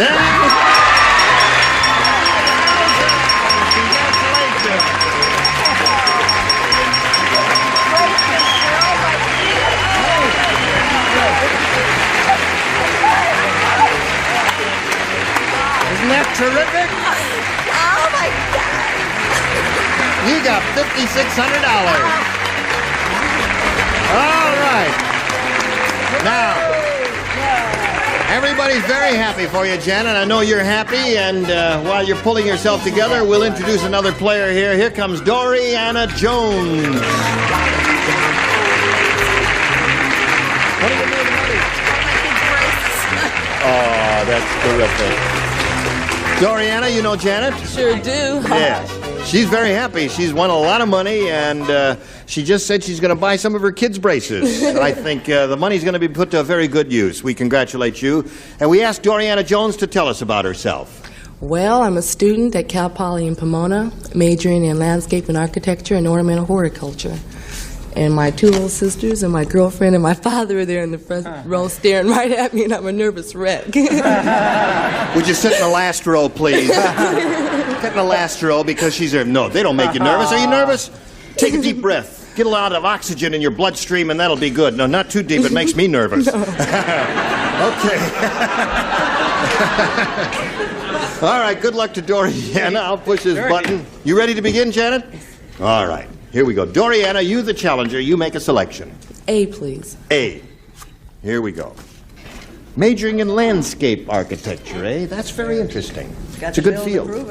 The great Ronaldo said, "I'm leaving this crummy circus. They're so cheap, they make me share a bed with the blank." That's what the great Ronaldo said. "I'm leaving this crummy circus. They're so cheap, they make me share a bed with the blank."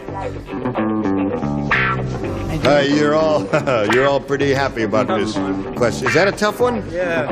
A tough one. Yes. Who's getting this? This is the great Ronaldo. He's a member of the circus. I He does understand something. He's a that. performer, you see. He says, "I'm quitting because they're making me share a bed with the blank." Was this easy or hard? I think it's hard, but then, of course, I think almost everything is hard, even getting up in the morning. Doriana can come over and prune my bushes anytime she wants. Now, Doriana, we need a response from you. The great Ronaldo said, "I'm leaving this crummy circus. They're so cheap they make me share a bed with the..." The lions? With the lions. Okay, they're a part of the circus troupe. Let's see what you said, Orson. She said lions. Yeah, I didn't think he had anything to complain about. He shared a bed with the bearded lady. Oh-ho. Oh-ho-ho.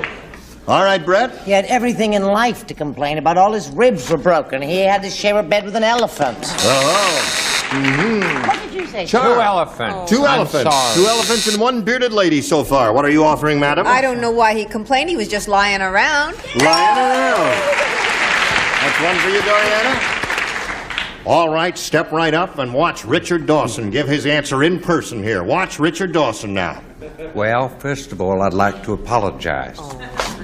She slept with a bearded lady. The bearded lady. She got around. Was not happy. Not happy at all. All right, she's looking for the answer to the lions. He slept with the lion. What do you say? Snake. Snake. I think that's a very Freudian answer, don't you, Dr. Brothers? No. My lion is busy. That's one for you, Doriana. And your first round question comes a little bit later. But right now, we've got a message for you, America. This is it. All right, we're ready here. How much money does he have?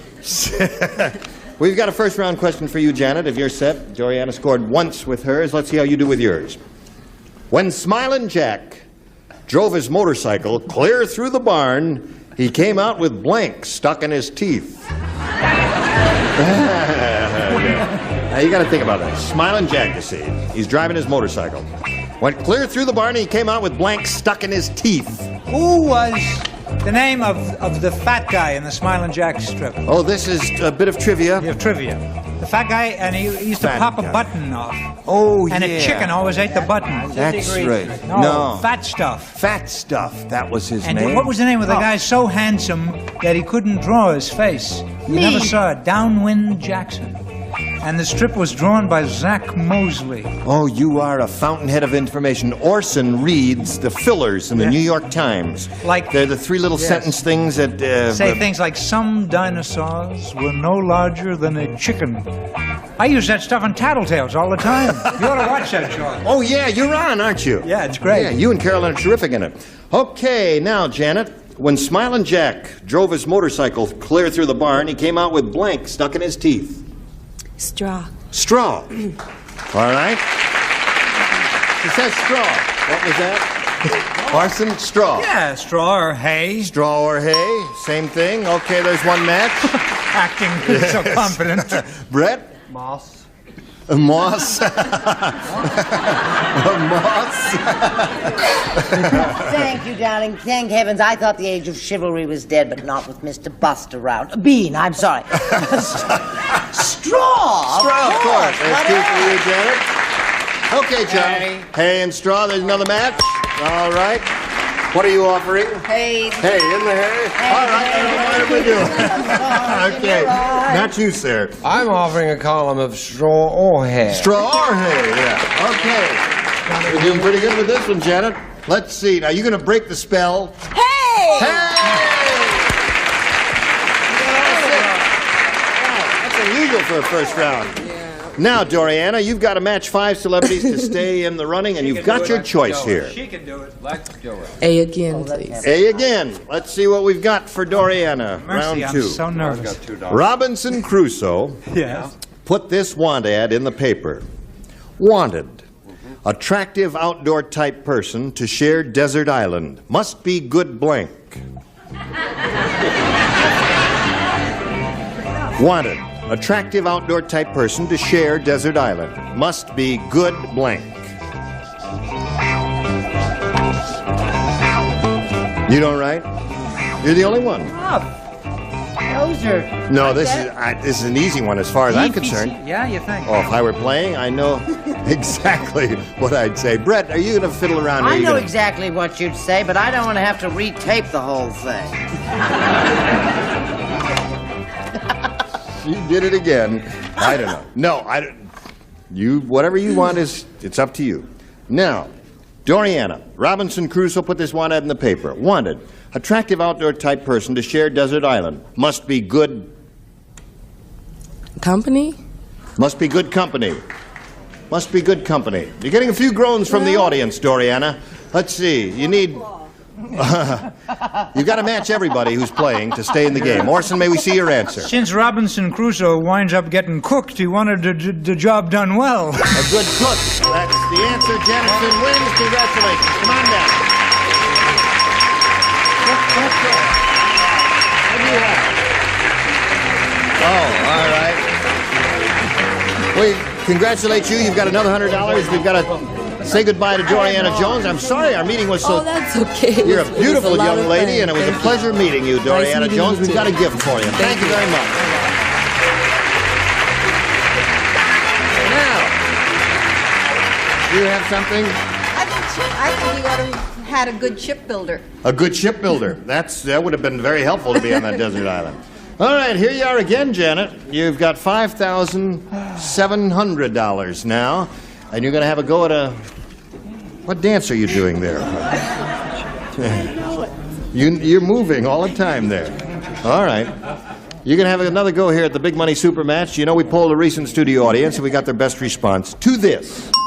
Shuffle blank. Now, the answer they gave most often, you know, is worth 500. And second, 250. Third, 100. Okay. Which would you like a little help from? Betty, please. Betty White. Shuffleboard. Shuffleboard is one. Richard. What Gene and I do, shuffle off to Buffalo. Shuffle off to Buffalo. How quickly they forget. Yeah. La-da-da-da-da-da-dum. Charles, please. Shuffle the deck. Shuffle the deck. Oh, that's a real winner. Guys? Sure and choose shuffle the deck, honey. Shuffle the deck, shuffle off to Buffalo, and shuffleboard are the three. Bob, voodoo to you. Those are the three they've given you. You may choose one of those, or give us one of your own, Janet. What would you like to do now? We need an answer. Shuffleboard. Shuffleboard. Okay. It was an old crowd. That's the one that Betty gave you. Let's find out if it's up there, and if so, where. First, may we see the $100 response? Shovel the cards. What is it?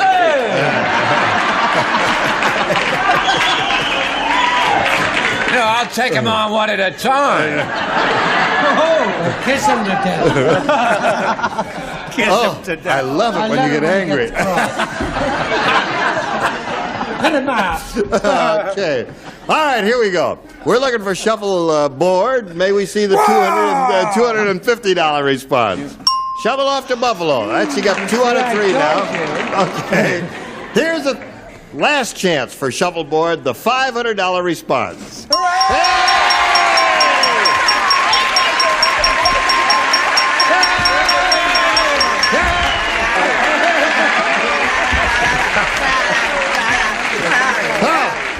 All right, now. Come me down for $2.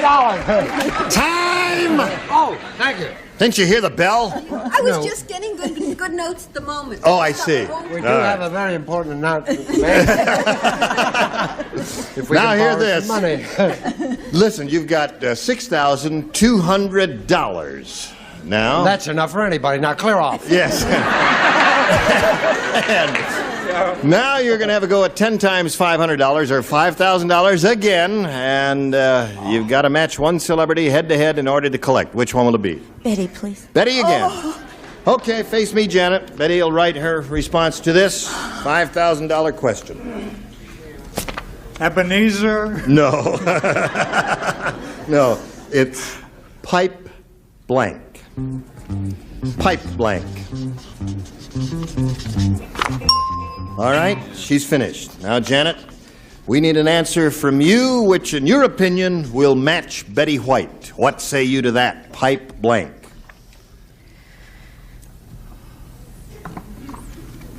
I'm blank. You drew? Well, say something. You take a wild stab at it. Pipe. Line. Pipeline. That's not bad. Yay, I'm for it. We're taking a last-ditch stand at it. Pipeline. Let's see what you have, Betty, for $5,000. Let's see if she matches you. Oh, sweetie, pipe dream. Pipe dream. I had mine. You had pipeline. Well, they were both good. Pipeline and pipe line. All right. Now you've got the $6,200. Because she has natural gas. And you're gonna meet another player. But before we do that, we've got to pause to clear the atmosphere and present this message. Okay. I was just shaking hands with our new player. Let's give her a warm welcome. Here is Chris Keaton. Hi, Chris. Good. You know Janet King? Would you tell us about yourself, please? Sure. I'm married. I have 2 children, Monica and Michael. I work part-time as a hostess at a restaurant in Hollywood. And I do a little oil painting, and I'm studying acting. Really? You Are get you studying? lessons, Jane, don't you? Yeah. Are you studying the method? Yeah. I don't know which one, but... I see. Okay. All right. Good luck to Chris Keaton. Here we go. Now, Chris, the challenger makes a selection. She selects A. She selects A. All right. A for acting. Try this, folks. Tom said, "I've got good news. I wallpapered the entire bedroom in less than an hour." And Selma said, "I've got bad news. That big bump over there is where you wallpapered over our blank." It's a long but simple question. Yes, now you see, I get the picture. understood that. Yes. You don't get the picture, Charles. Would you tell Miss Keaton I enjoyed her dad, Buster, so much? Yes. I'd like to talk to her Says about you it enjoyed later. your father, Buster Keaton, a great deal. I certainly did. Everybody ready over there? Yes, I'm ready. All right. Chris. Tom said, "I've got good news. I wallpapered the entire bedroom in less than an hour." And Selma said, "I've got bad news. That big bump over there is where you wallpapered over our Window. window." Would that make a bump? Well, she says it makes a bump. If she says it makes a bump, she says it makes a bump, Orson. Buster Keaton would have said bed. Wallpapered over the bed? Really? Okay. Brett? This is what I call a Fanny Flagg answer. Yes, a chicken. She wallpapered over the baby. Over the baby. All right. Charles? Joining the family of ridiculous answers, John. I see. Okay. All right. Yes. You know, he said, "I wallpapered the entire bedroom in less than an hour," and she said, "I got bad news. That big bump over there is where you wallpapered over our..." Mother-in-law? No, Mother-in-law. I said bed. You said bed. Yeah. That's 2 beds so far. No one's come to my answer yet. Richard, what have you got? What's your answer? In between. Well, I would say you wallpapered over our child. That's what I said. Well, that's okay. I don't go for those sort of jokes. Not on a wall. Yeah, the kid was standing against a wall, and I the wish father I'd said wallpapered. window, darling. What did They you stick say? outwards. I said bed. Bed. She's There looking was for a window. child in it. Yeah. I have another card here to prove it. Look. What do you say there, lady? Dog. Dog? Well, that's good. Dog is okay. The Doris Day of Hollywood said dog. She said that. All right, so that's none for you in your first round question. Your first round question is coming up, but now this is coming up. Couple of messages for you. We've got to say goodbye to these pretty ladies and hope they'll be able to join us next time, which I assume is correct. Is that right? Okay. Take a deep breath. Okay, calm down now. What are you doing over here? Yes, nothing. Brett and I were just... Sit up and eat your oatmeal. Yes. I've gotten a chance to know every one of these the panel members Yeah. all week long, Right. and all I can say as a psychologist is, I want my mommy. Geez, I want my mommy. You shook her up pretty good there, folks. I have a thought for the day. The thought for the day. If at Little first- organ music in the background, If please. at first you don't succeed, give up. There's no need being silly about it. That's it, folks. Say goodnight, Gracie. Say goodnight to Gracie. No, Say Gene goodnight, Rayburn from Match goodnight, Game 74. Join us next time. What? Oh, no, listen, next time we're going to have these ding-a-lings with us. Donald Ross, Brett Summers, Charles Nelson Riley, Patty Deutsch, Richard Dawson, and Fanny Flagg. These headaches are killing me. Goodbye.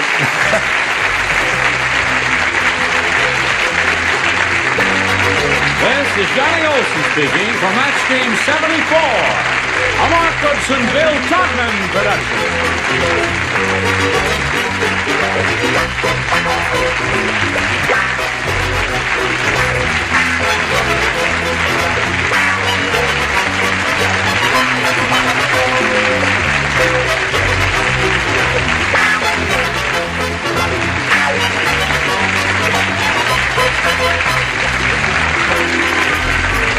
Stay tuned for Tattletales next over most of the CBS stations. Get ready to match the stars. Nipsey Russell, Brett Summers, Charles Nelson Riley, Dr. Joyce Brothers. From Family Feud, Richard Dawson and Patty Doyle. As we play the star-studded Big Money Match Game PM. And now, here's the star of Match Game PM, Gene Rayburn.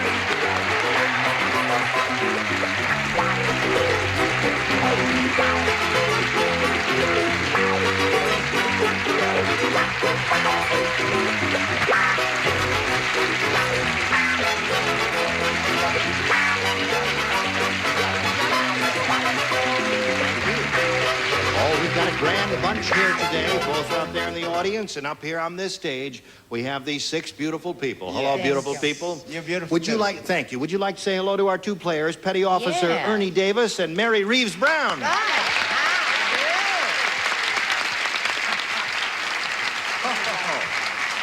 We welcome both of you, and we should like to find out a little bit about each of you, and we'll begin with you, Mary. Tell us the story of your life in 8 seconds. Oops, time's up. Thank you.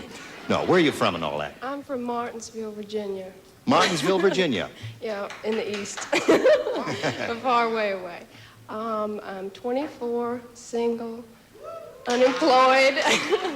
24, single and unemployed. Yes, and that's about it. Really? Well, I don't think she's going to be that way for very long. Good luck to Mary. Thank you. Now, how about you, Ernie Davis? Well, I'm a radioman second class in the United States Navy. I'm stationed at Naval Support Activity at the Naval Telecommunications Center in Long Beach. My wife's in the audience. Right. And she's 7.5 months pregnant. No kidding. Well, I hope it doesn't get too exciting for her. I hope not, too. But I wish you the best of luck. Thank you, Jim. Listen, may I point out to each of you that you're going to have a chance to match as many of our celebrities as you can. You have 3 shots at that, and the one who has scored the most matches at the end of that 3rd round will be the winner and go on to play the Big Money Super Match, which can pay off over $10,000, okay? Now, Mary Reeves, we'll ask you to begin. You may have A or B. A, please. A for Mary Reeves Brown. Mary Reeves Brown. The Match Game Matchmaking Service wishes to announce we have found the perfect mate for Howard Cosell. She's blank. The perfect mate for Howard Cosell. She's blank. Now, Mary Reeves Brown, the Match Game Matchmaking Service wishes to announce that we have found the perfect mate for Howard Cosell. She's bald. Bald? Now, bald is not bad, you know. Bald is not bad. Why? Well, because he wears a rug. What'd you say, Nipsey? Howard Cosell, who has enough mouth for another row of teeth. A woman would have to be insane. Perfect mate for Howard Cosell. She's insane. What do you say, Brett? I believe I have the definitive answer. She's deaf. You have it. That is the answer, Charles. I might be dressed up from the middle up, but I don't know about this answer. I said, would you just the end again? Yes. I never have asked you in 4 years to read the end. No, but I'll now do that anything I have you on say. a Right. $100 code, I thought I'd say do that. Why not? Sure. Hello. We found the perfect mate for Howard Cosell. She's blank. She's wearing a green gown with white cheek pearls and blue tinted glasses and has 2 wonderful sons, David and Adam.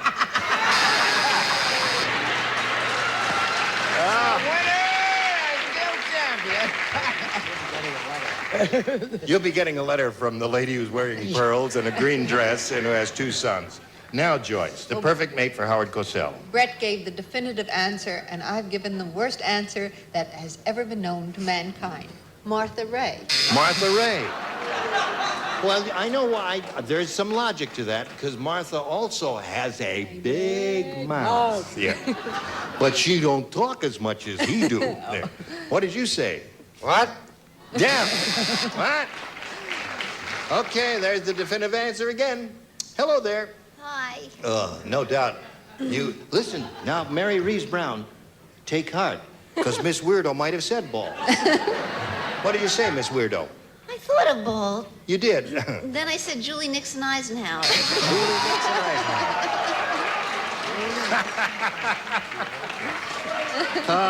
She's a scandal, that girl. You ready, Ernie?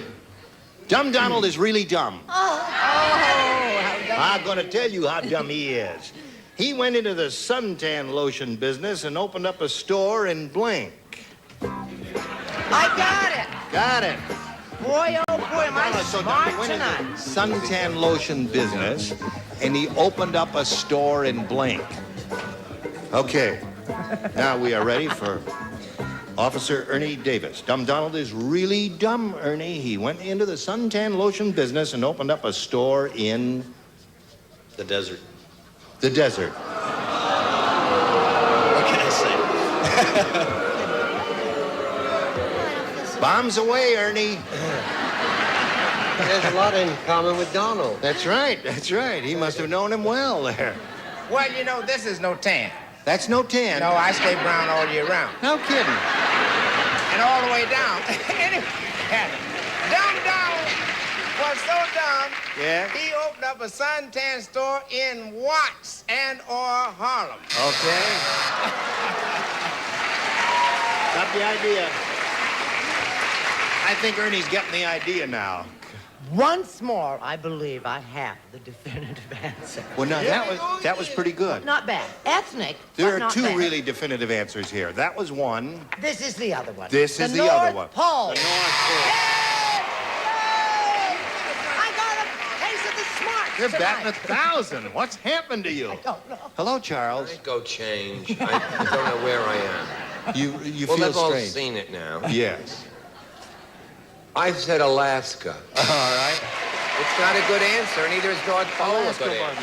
that. Listen, would you like to Because take your the tie winter- off and be comfortable? You can take your There's tie a off. chick I'm taking to the... Oh, I see. All right. Okay, Joyce, we're up to you.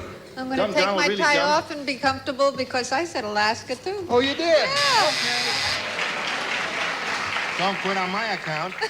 Hello, Richard. That's what you said, Australia. You had it upside down. Oh.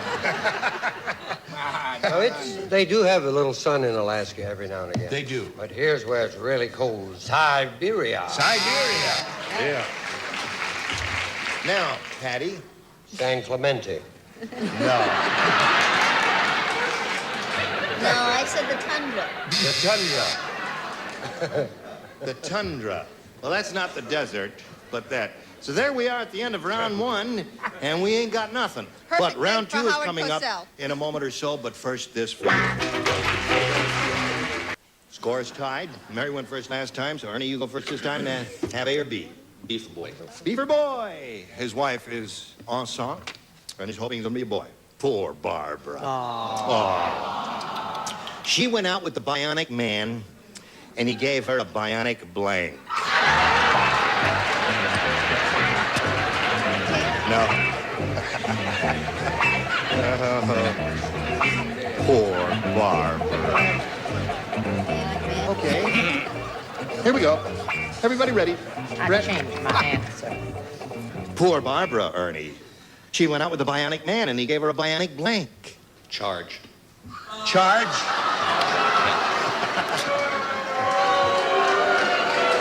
What can you say? Well, Ernie, last time it was bombs away, but now I think you blew a fuse. What did you say? What do you call that little mark they put on your neck? They can't put it on my neck, but when they put it on your neck, what do they call Oh, it? a hickey. A bionic hickey. A bionic hickey. So, I feel terrible. Right over here, I have shock, right? Yeah, shock. I threw that away, thought I'd caught on to the question. I said he gave her a bionic baby. that's good. Oh, good. Oh, that's good. He said charge. Well, that's good. Thank you. But the charge was even stronger than that. It was baby twins, AC and DC.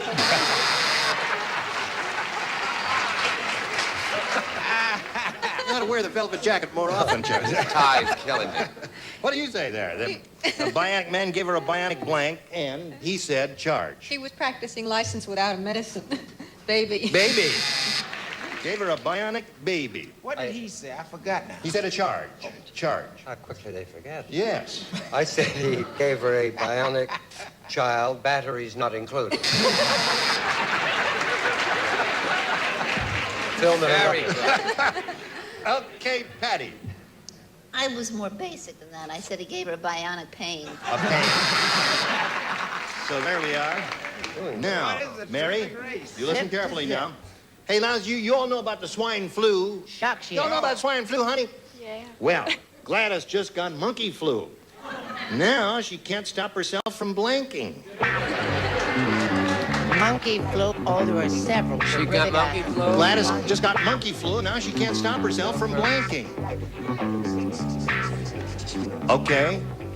Mary Reeves Brown, you all know about swine flu. You know about swine flu, right? You never had. Gladys just got monkey flu. Now she can't stop herself from blanking. Swinging. Swinging is good. Now, that little old girl there came up with a perfect answer, What? I think. She said swinging. Because, you see, there's a little play on words there. Oh. Go ahead, Nipsey. Try and top that. Or match it, hopefully. Well, you said neatness didn't count. No, it don't count. So how about swinging? Swinging! Very good. You got it, Nipsey. Have you got it? Yeah, but I tried to give it away, but nobody buy it. No, I don't have it, as a matter of fact. I said she couldn't stop herself from grooming herself. You know how much Yeah. Wait a minute, I explain my answer, and then you'll probably... We got it. Hello, Charles. You know, it's true. How quickly they turn on you. Yes. Nurse. No, it's true. She was really a terrific swinging, but she was so wonderful and everything. They even gave her a nickname. What? AC/DC. Oh, I see. Get out of here. It's old, so them jobs. Are we off? No, we're on. Now we're up to Joyce here. She got monkey flu. Now she can't stop herself from swinging. Scratching. Scratching. Or grooming herself, as she said up there. Richard? I said that There's your monkey. Now she can't stop herself from eating bananas. eating bananas. Battery's not included. That's what monkeys do. Patty? Have another banana. Another banana. So we got a lot of bananas there. And you have two. Mary, 2-0 is the score at the end of round 2. We go to round 3. And Mary, you're ahead. We'll ask you to make a selection. B, please. You go first. You want B. And this is it. Nipsey does not play. Charles does not play. I played already. Okay. At old man Periwinkle's 110th birthday party, they gave him a cake. Oh, sweet. Wasn't that dandy? Yeah. By the time he had blown out all 110 candles, he was blank. But you didn't get to, he was, By the time he had blown out all 110 candles, he was... I got it. Patty will be finished in a moment. Mary, have you thought about it? All right, let me give it to you one more time. At old man Periwinkle's 110th birthday party, they gave him a cake. By the time he had blown out all 110 candles, he was... Dead. Dead. What'd you say, Brett? Oh, that's such a sweet story. I'd never kill him off. I said he was 111. There's the answer. He was 111. Very good, Brett. All right, Joyce. I am hostile this evening. You are hostile? I'm hostile. He is dead. Dead. Yeah. All straight. 111. 111. That's it. What do you say? She's looking for dead. I said by that time he was the late old man Periwinkle. The late old man Periwinkle is dead. So there's another one for you. See, Ernie, sometimes those rotten answers pay off. Yeah. Have heart. You know what you have to do now? You got to get to work here. Match 4 to tie, 5 to win. All hands turn to, there'll be a clean sweep. Everybody plays. Hey, did you hear about Leadhead O'Donnell? No. Leadhead O'Donnell, what about Leadhead? Leadhead O'Donnell. Well, Leadhead works as a human pencil. He writes with his nose and erases with his blank. He writes with his nose and... That's what it say there. Brett, you ready? Sure, sweetheart. Okay. You ready? I guess. Leadhead O'Donnell. Well, Leadhead works as a human pencil. He writes with his nose and erases with his blank. Behind. Behind. Okay. What say you to that? I find that I have reached the norm at last. A proper name. Okay. 4-1 the score now. Brett? Well, sweetheart, I think my smarts have kind of disappeared a little bit. Well, you can't expect anything to last forever, right? No. I said he did with his little toesies. Toes. Well, I said the same thing because a pencil is two ends and nose is one and toes is the other. That's how I Okay. I'm sorry. Got to match all the others, Ernie, to stay in the game and achieve a tie. And here we come to Joyce. I have bottomed out. Rear. Rear. All right. Score now 4-2. Writes. He writes with his nose and erases with his toes. Toes. So that means Mary Reese Brown wins the game. And she has that. Congratulations. Tape there. We'll get back to you in a moment or so. Don't go away now. I'm not going anywhere. All right. Petty Officer Ernie Davis, pleasure to meet you. Good luck in your upcoming blessed event. Many thanks for being with us on Match Game PM. Ernie Davis. Had a good time. While we're spinning him off, we spin these messages just for you. It's time now for the big money super match. You could win over $10,000, and to do that, we've got 2 audience matches for you. Now, may I point out, whatever you win in these audience matches, you'll multiply by 10, and that's what you'll be playing for. Here we go with the first one. We polled a recent studio audience, and we got their best response to this. Turtle blank. Now, the answer they gave most frequently is worth $500 if you match it. If you match their second most popular answer, you get $250, then $100 for the third, and you can get a little help here from some of our distinguished celebrities. Richard. Turtleneck. Turtleneck. Joyce. Turtle soup. Turtle soup, you got 2 so far. Nipsey. What's left? Turtleneck, turtle soup, turtle shell? Turtle shell. Okay, third is tough. Turtle shell is not bad. And you got turtle soup and turtleneck. Now, you may reject those and give us one of your own, or choose one of those. Turtle dove. Turtle dove. That's what I had. Turtle dove. Okay. She's on her own. She wants turtle dove. Let's find out if that audience said that. And if they did say it, how frequently did they say it? Let's begin at the bottom and reveal the third most popular answer. Turtle soup. Okay, that was Joyce's answer. We're looking for turtle dove. May we see the $250 response? You've got it. Congratulations to you. There's another $250 for you. What do you think's up there on top? Okay. Shell. All right. Slide it, Earl. Don't you remember? Who's going to win on the show? Oh, yes. They do give that away as one of the consolation prizes, don't they? About it all day. Really? Turtle legs. Okay. You got $250, which means that the least you'll be playing for is 10 times that amount, or $2,500. And now, Mary, we're going to see how much more money you can win with this second audience match. Slide it, Earl. Blank bells. Blank bells. Richard. Jingle bells. Jingle bells. Nipsey. Something I never hoped to hear. Wedding bell. Wedding bells. Me either. Charles. My favorite flower, bluebell. Bluebells.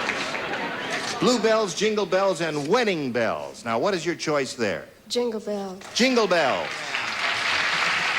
Well, it seems like a wise choice to me, and we're going to find out if it is indeed so right now. May we see the third most popular response? Hell's bells. Yeah, that's something I hope never to Shane. hear. What? That's a bluebell that went wrong. Okay, let's see the $250 response. Wedding bells. There's Nipsey's answer. All right, last chance for jingle bells. May we see it? Yeah! Congratulations! You got $500 more. You got $750 now. We multiply that by 10, gives you $5,000. You got a pot of $7,500 to shoot for. Now, to collect that amount of money, you've got to match one person. This has to be an exact match. I know you're excited, but you got to pick somebody now. Richard. Richard's the one. I'll say jingle bell. Good. Thank you, Richard. It was kind of you to say that. Now stand on the tape there and face me. and I will get the $7,500 question. Get your ESP flowing toward Richard Dawson, and here it is. Blank chops. C-H-O-P-S. Blank chops. Now he's finished, Mary. What answer would you like to suggest that will match his exactly? Blank chops. Pork. Pork chop. Well, there are other kinds. I thought of something else, too. I won't say it now, but I hope Richard has written pork chops, because if he has, it means you're $7,500 richer. There were two, Donald, you know. Yeah, lamb chops, and pork. Pork.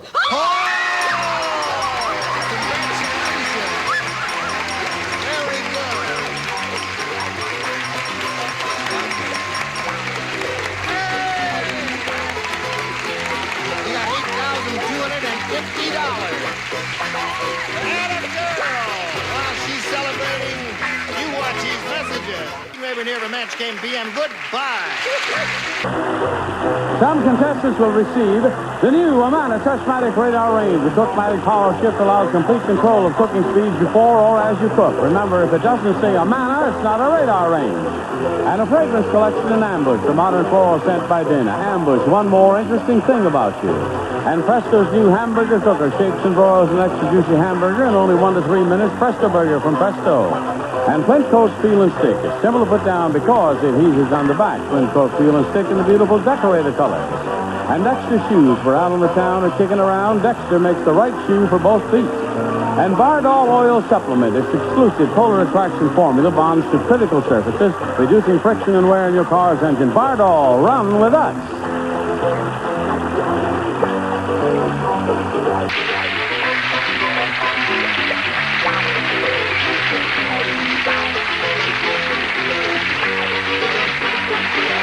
This is Johnny Olson speaking for Match Game PM, a Mark Goodson, Bill Todman production.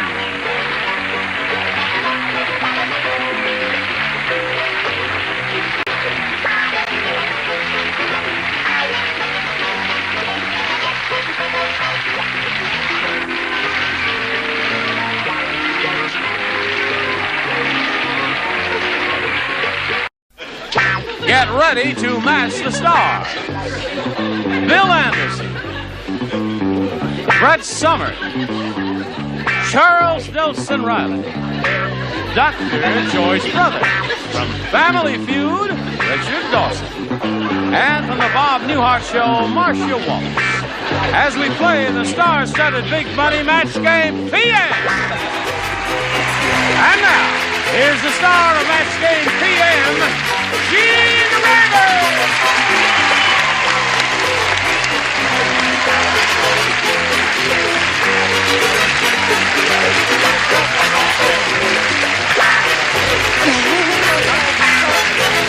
Thank you, Johnny O.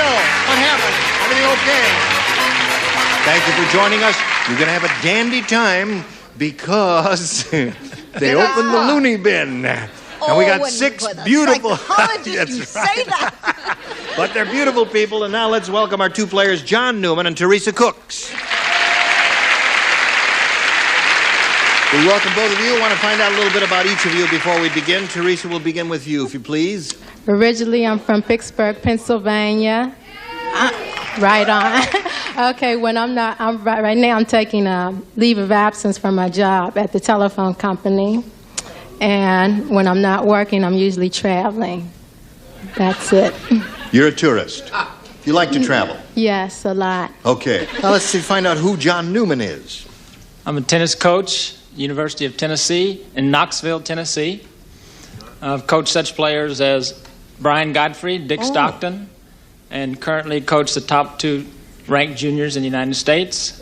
I'm married to a lovely wife out in the audience. Yeah? And I'm here to play the match game. Well, good. You must be a whiz-bang tennis coach to get Brian Godfrey up where he is. He's doing very well. Well, he really is. Yeah, well, congratulations to you. Good luck to both of you.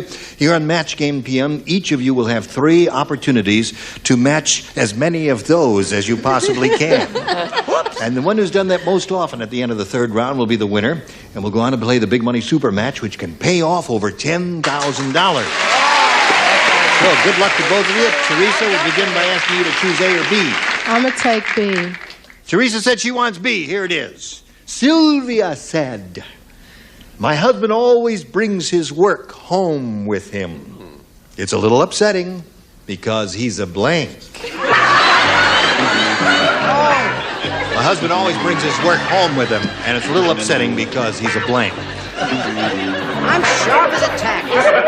All right, Teresa. Sylvia said, my husband always brings his work home with him, and it's a little upsetting because he's a blank. I have to say doctor. Doctor. Yes. I must ask you, why would that upset his wife?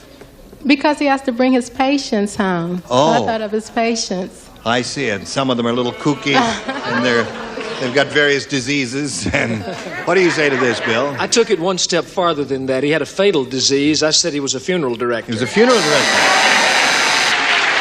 That would be upsetting. Pretty good answer. Well, I sort of went that route. I said he was a mortician. Okay, so you got 2 of those. Charles? Undertaker. 3 of those. 3 of those so far. Now, Joyce. My husband always brings his work home with him, and it's upsetting because he's a... Her refrigerator's awfully full, an undertaker. Oh! 4 of them. Richard? Undertaker. Undertaker. So you got 5 of those so far. Well, that's it, Gene. That's it, okay. Yes, not one of my usually tasteful answers, and it's wrong, too. Taste garbage collection. Very good.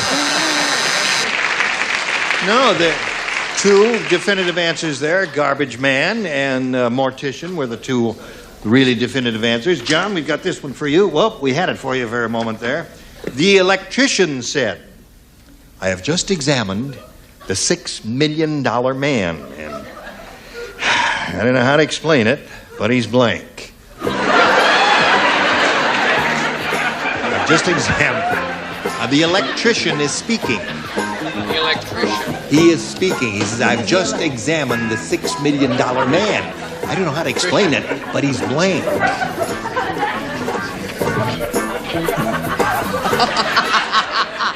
Not only is he slow in thinking up an answer, he can't even pick up the card and put it in a slot. Hello, John. The electrician said, I've just examined the $6 million man, and I don't know how to explain it, but he's blank.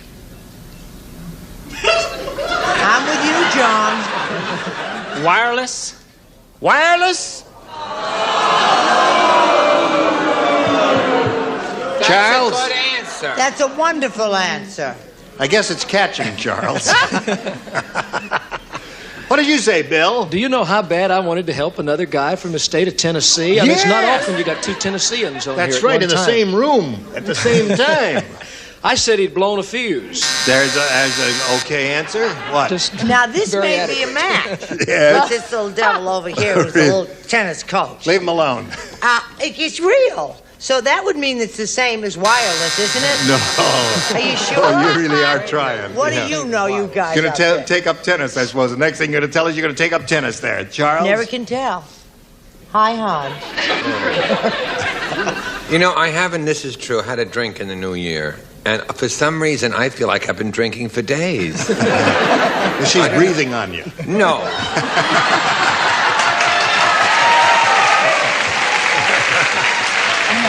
One for No, Gene. I thought it the same wireless, but I said fuseless. Fuseless. Like the doctor said, it's the patient, the condition is fuseless. Oh, okay. You know, like, Yeah. All right. that's why I feel drunk. All right, the electrician said, I've just examined a $6 million man. I don't know how to explain this, but he's... Short-circuited. Short-circuited. Another possibility. Richard? Simulario. Short-circuited. Oh, was that how continental? Isn't Yes. It? I always wanted to play tennis, but I made a vow as a child never to run. So that stands in my way. That's a little human interest. Yes. Fascinating. Thank you. Short circuit. Really. Well, there we go. That's Got kind no of fancy score. lovemaking, If boy. this keeps up, what do you say? Listen, we will have a score in a moment or so, but first we got to stop and do a little business. We go to round 2 here. Now, let's see. Teresa, you went first last time, so John will ask you to go first this time. What do you say, A or B? A. A. You got it. A. Hey. The magician's wife said, "My husband's been acting weird lately. Last night, he came to bed with his blank."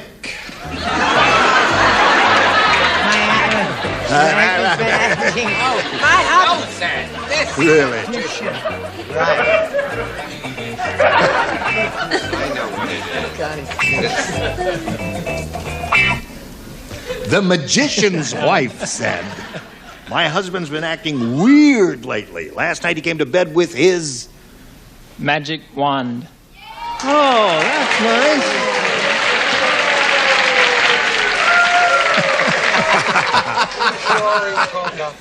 I just got it. Charles and I are getting on, you know. Yes, of course. Okay, Bill. I said rabbit in a top hat. Rabbit and top hat. Thank you. Attaboy, Bill, take a bow. I said rabbit. Rabbit is okay, too. Rabbit's fine.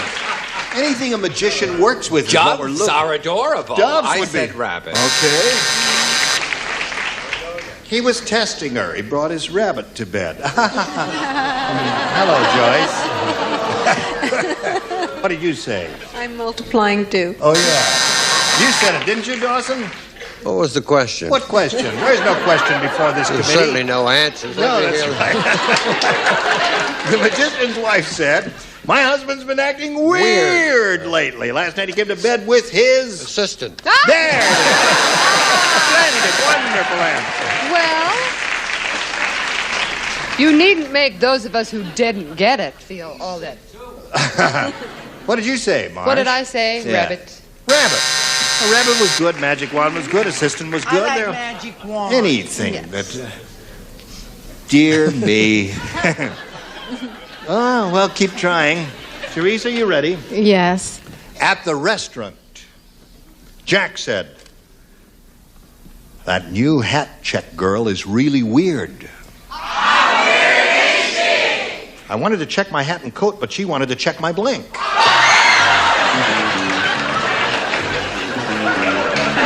Teresa. At the restaurant, Jack said, "That new hat check girl is really weird." That's the operative word.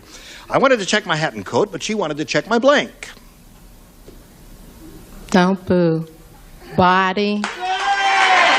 She wanted to check my body. Yes. She said she wanted to check my body. Well, I had her just checking part of his body. I said she wanted to check his pulse. Pulse is a good response. Thank you. Pulse is a good one because Unfortunately, it doesn't match anything. That phrase goes together. Check the pulse, you know. What do you say? Don't boo me, because I'm not a well woman. I've had this bad throat. I said, want to check his leg length. I told you not to boo me. Okay, Chuck. To see this over the years slowly deteriorate. It is. Look at it. I'm too emotionally moved to continue. Pants. Pants. I think she's improving with age. Okay, Joyce. A new hat check girl is weird. I wanted to check my hat and coat, but she wanted to check my... You do improve with age. As you get older, you get better and nicer, and I think Charles is right. Pants. Pants. Okay. Check my pants, please. You should see a doctor, Yeah. doctor.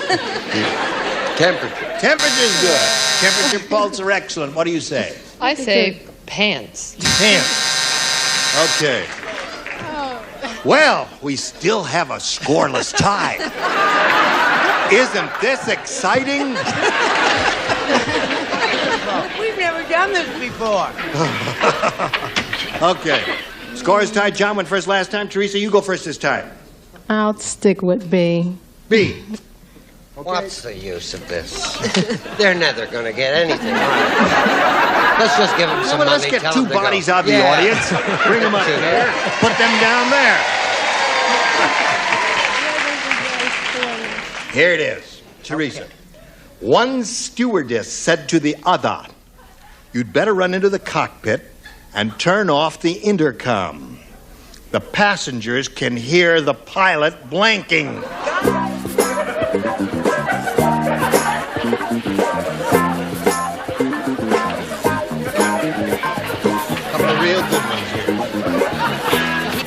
Okay, Teresa. One stewardess said to the other, "You'd better run into the cockpit, turn off the intercom. The passengers can hear the pilot blanking." Drinking. Drinking. The martini shaker going and all that there. Okay. Some days. Hello there. Hello there. What do you say? We are going to stay here until one of you gets one right. If Right. it takes all night. It may. Snoring. Snoring. Go ahead. Now she goes. Oh, sure. Yeah. Snoring. Snoring. Magic wand. Oh, terrific. Snoring. You're getting the hang of it now, folks. Yeah. Joyce? I didn't get the hang of it. I said cursing. Oh, really? Yes, sir. There it is. Another snore, is it? Ditto. Another snore.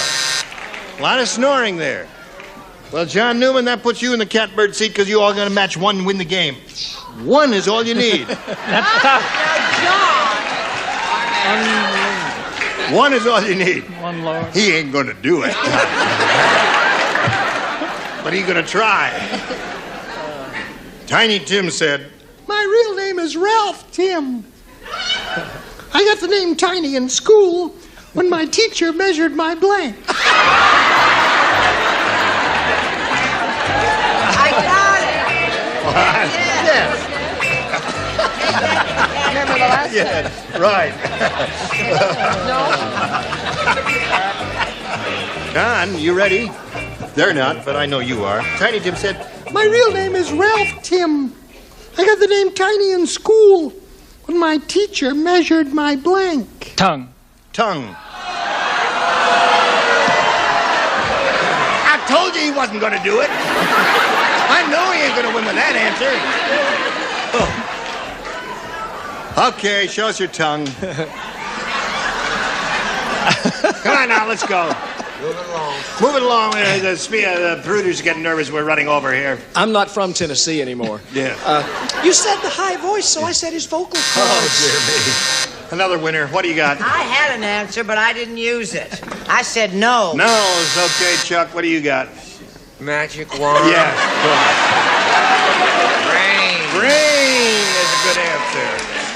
Okay, Joyce, show's yours. Oh, I was very literal. His Very height. height. Another good answer there. Two good ones so far, Richard. I do suggest we do this with both of our contestants. IQ. IQ. Very good. Very Marcia? good.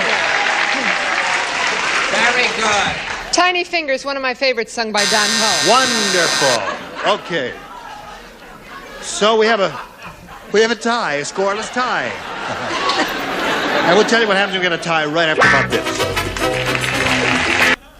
Now we have to go to the tiebreaker. We don't have time to play the regular tiebreaker, so we'll play sudden death. The first one of you to score a match will be the winner. We're all going to enjoy sudden death, aren't we? We have one tie-breaking question for both of you. You'll be playing with our three regulars, Brett, Charles, and Richard, and they will give verbal responses. You will write your responses. Here we go. Ready? Hat blank. Hat blank. Hat blank. Got it. H-A-T. H-A-T is what I'm saying. Write your answer when you think of it, Teresa.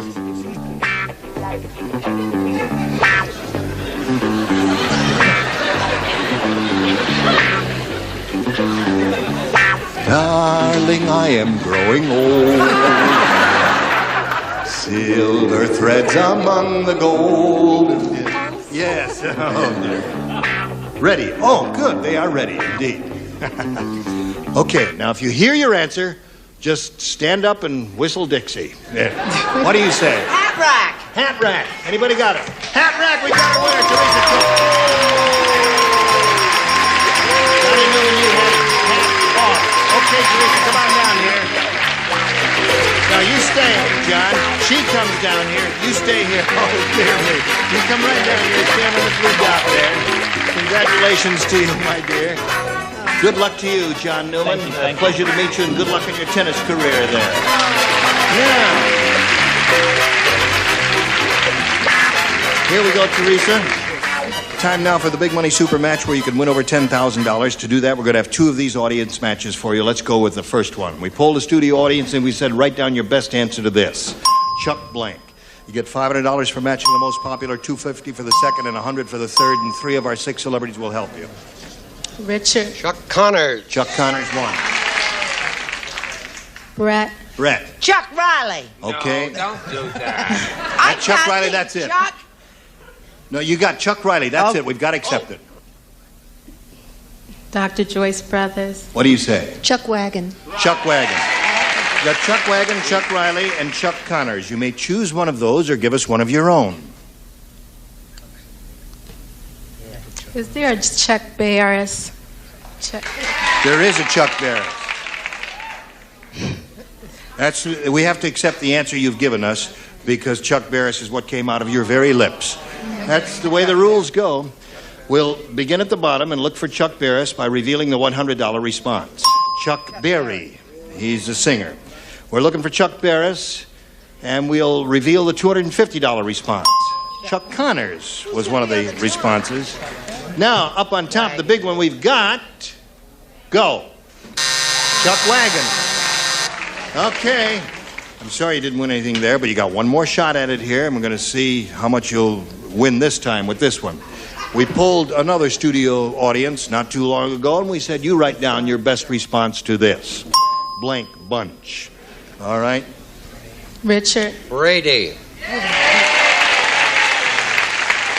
Charles.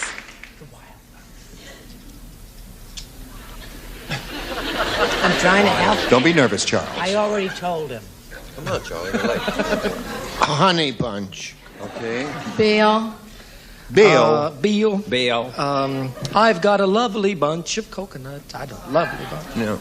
A lovely bunch of coconuts. You're going to do the whole song. 3 choruses.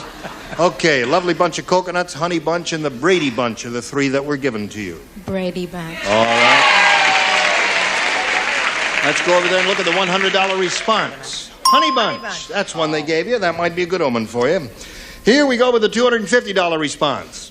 Wild. The Wild Bunch. I think it's looking better for you every time, don't you? Yes. Okay, here we go with the $500 response. Yes, you got it. Very good. So, you won the $500. We multiply that by 10, which gives you a pot of $5,000 to shoot for, and we want to give you the $5,000, but you must match one celebrity exactly to collect, and you must choose that person now.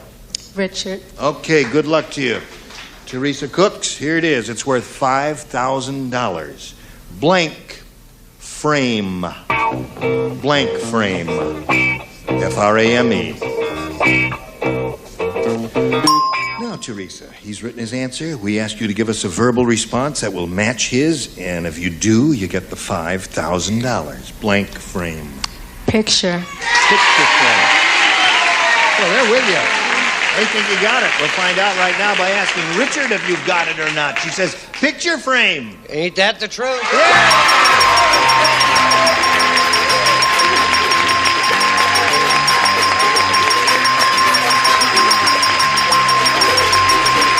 is this stranger? Is a friend of yours? Did he come with you? Who was that? He was on. Oh, well, congratulations. You got a little business with America now, and I know you're very happy. Join us next week for Match Game PM. More celebrities, more fun, more money to be given away. Gene Rayburn here. Goodbye.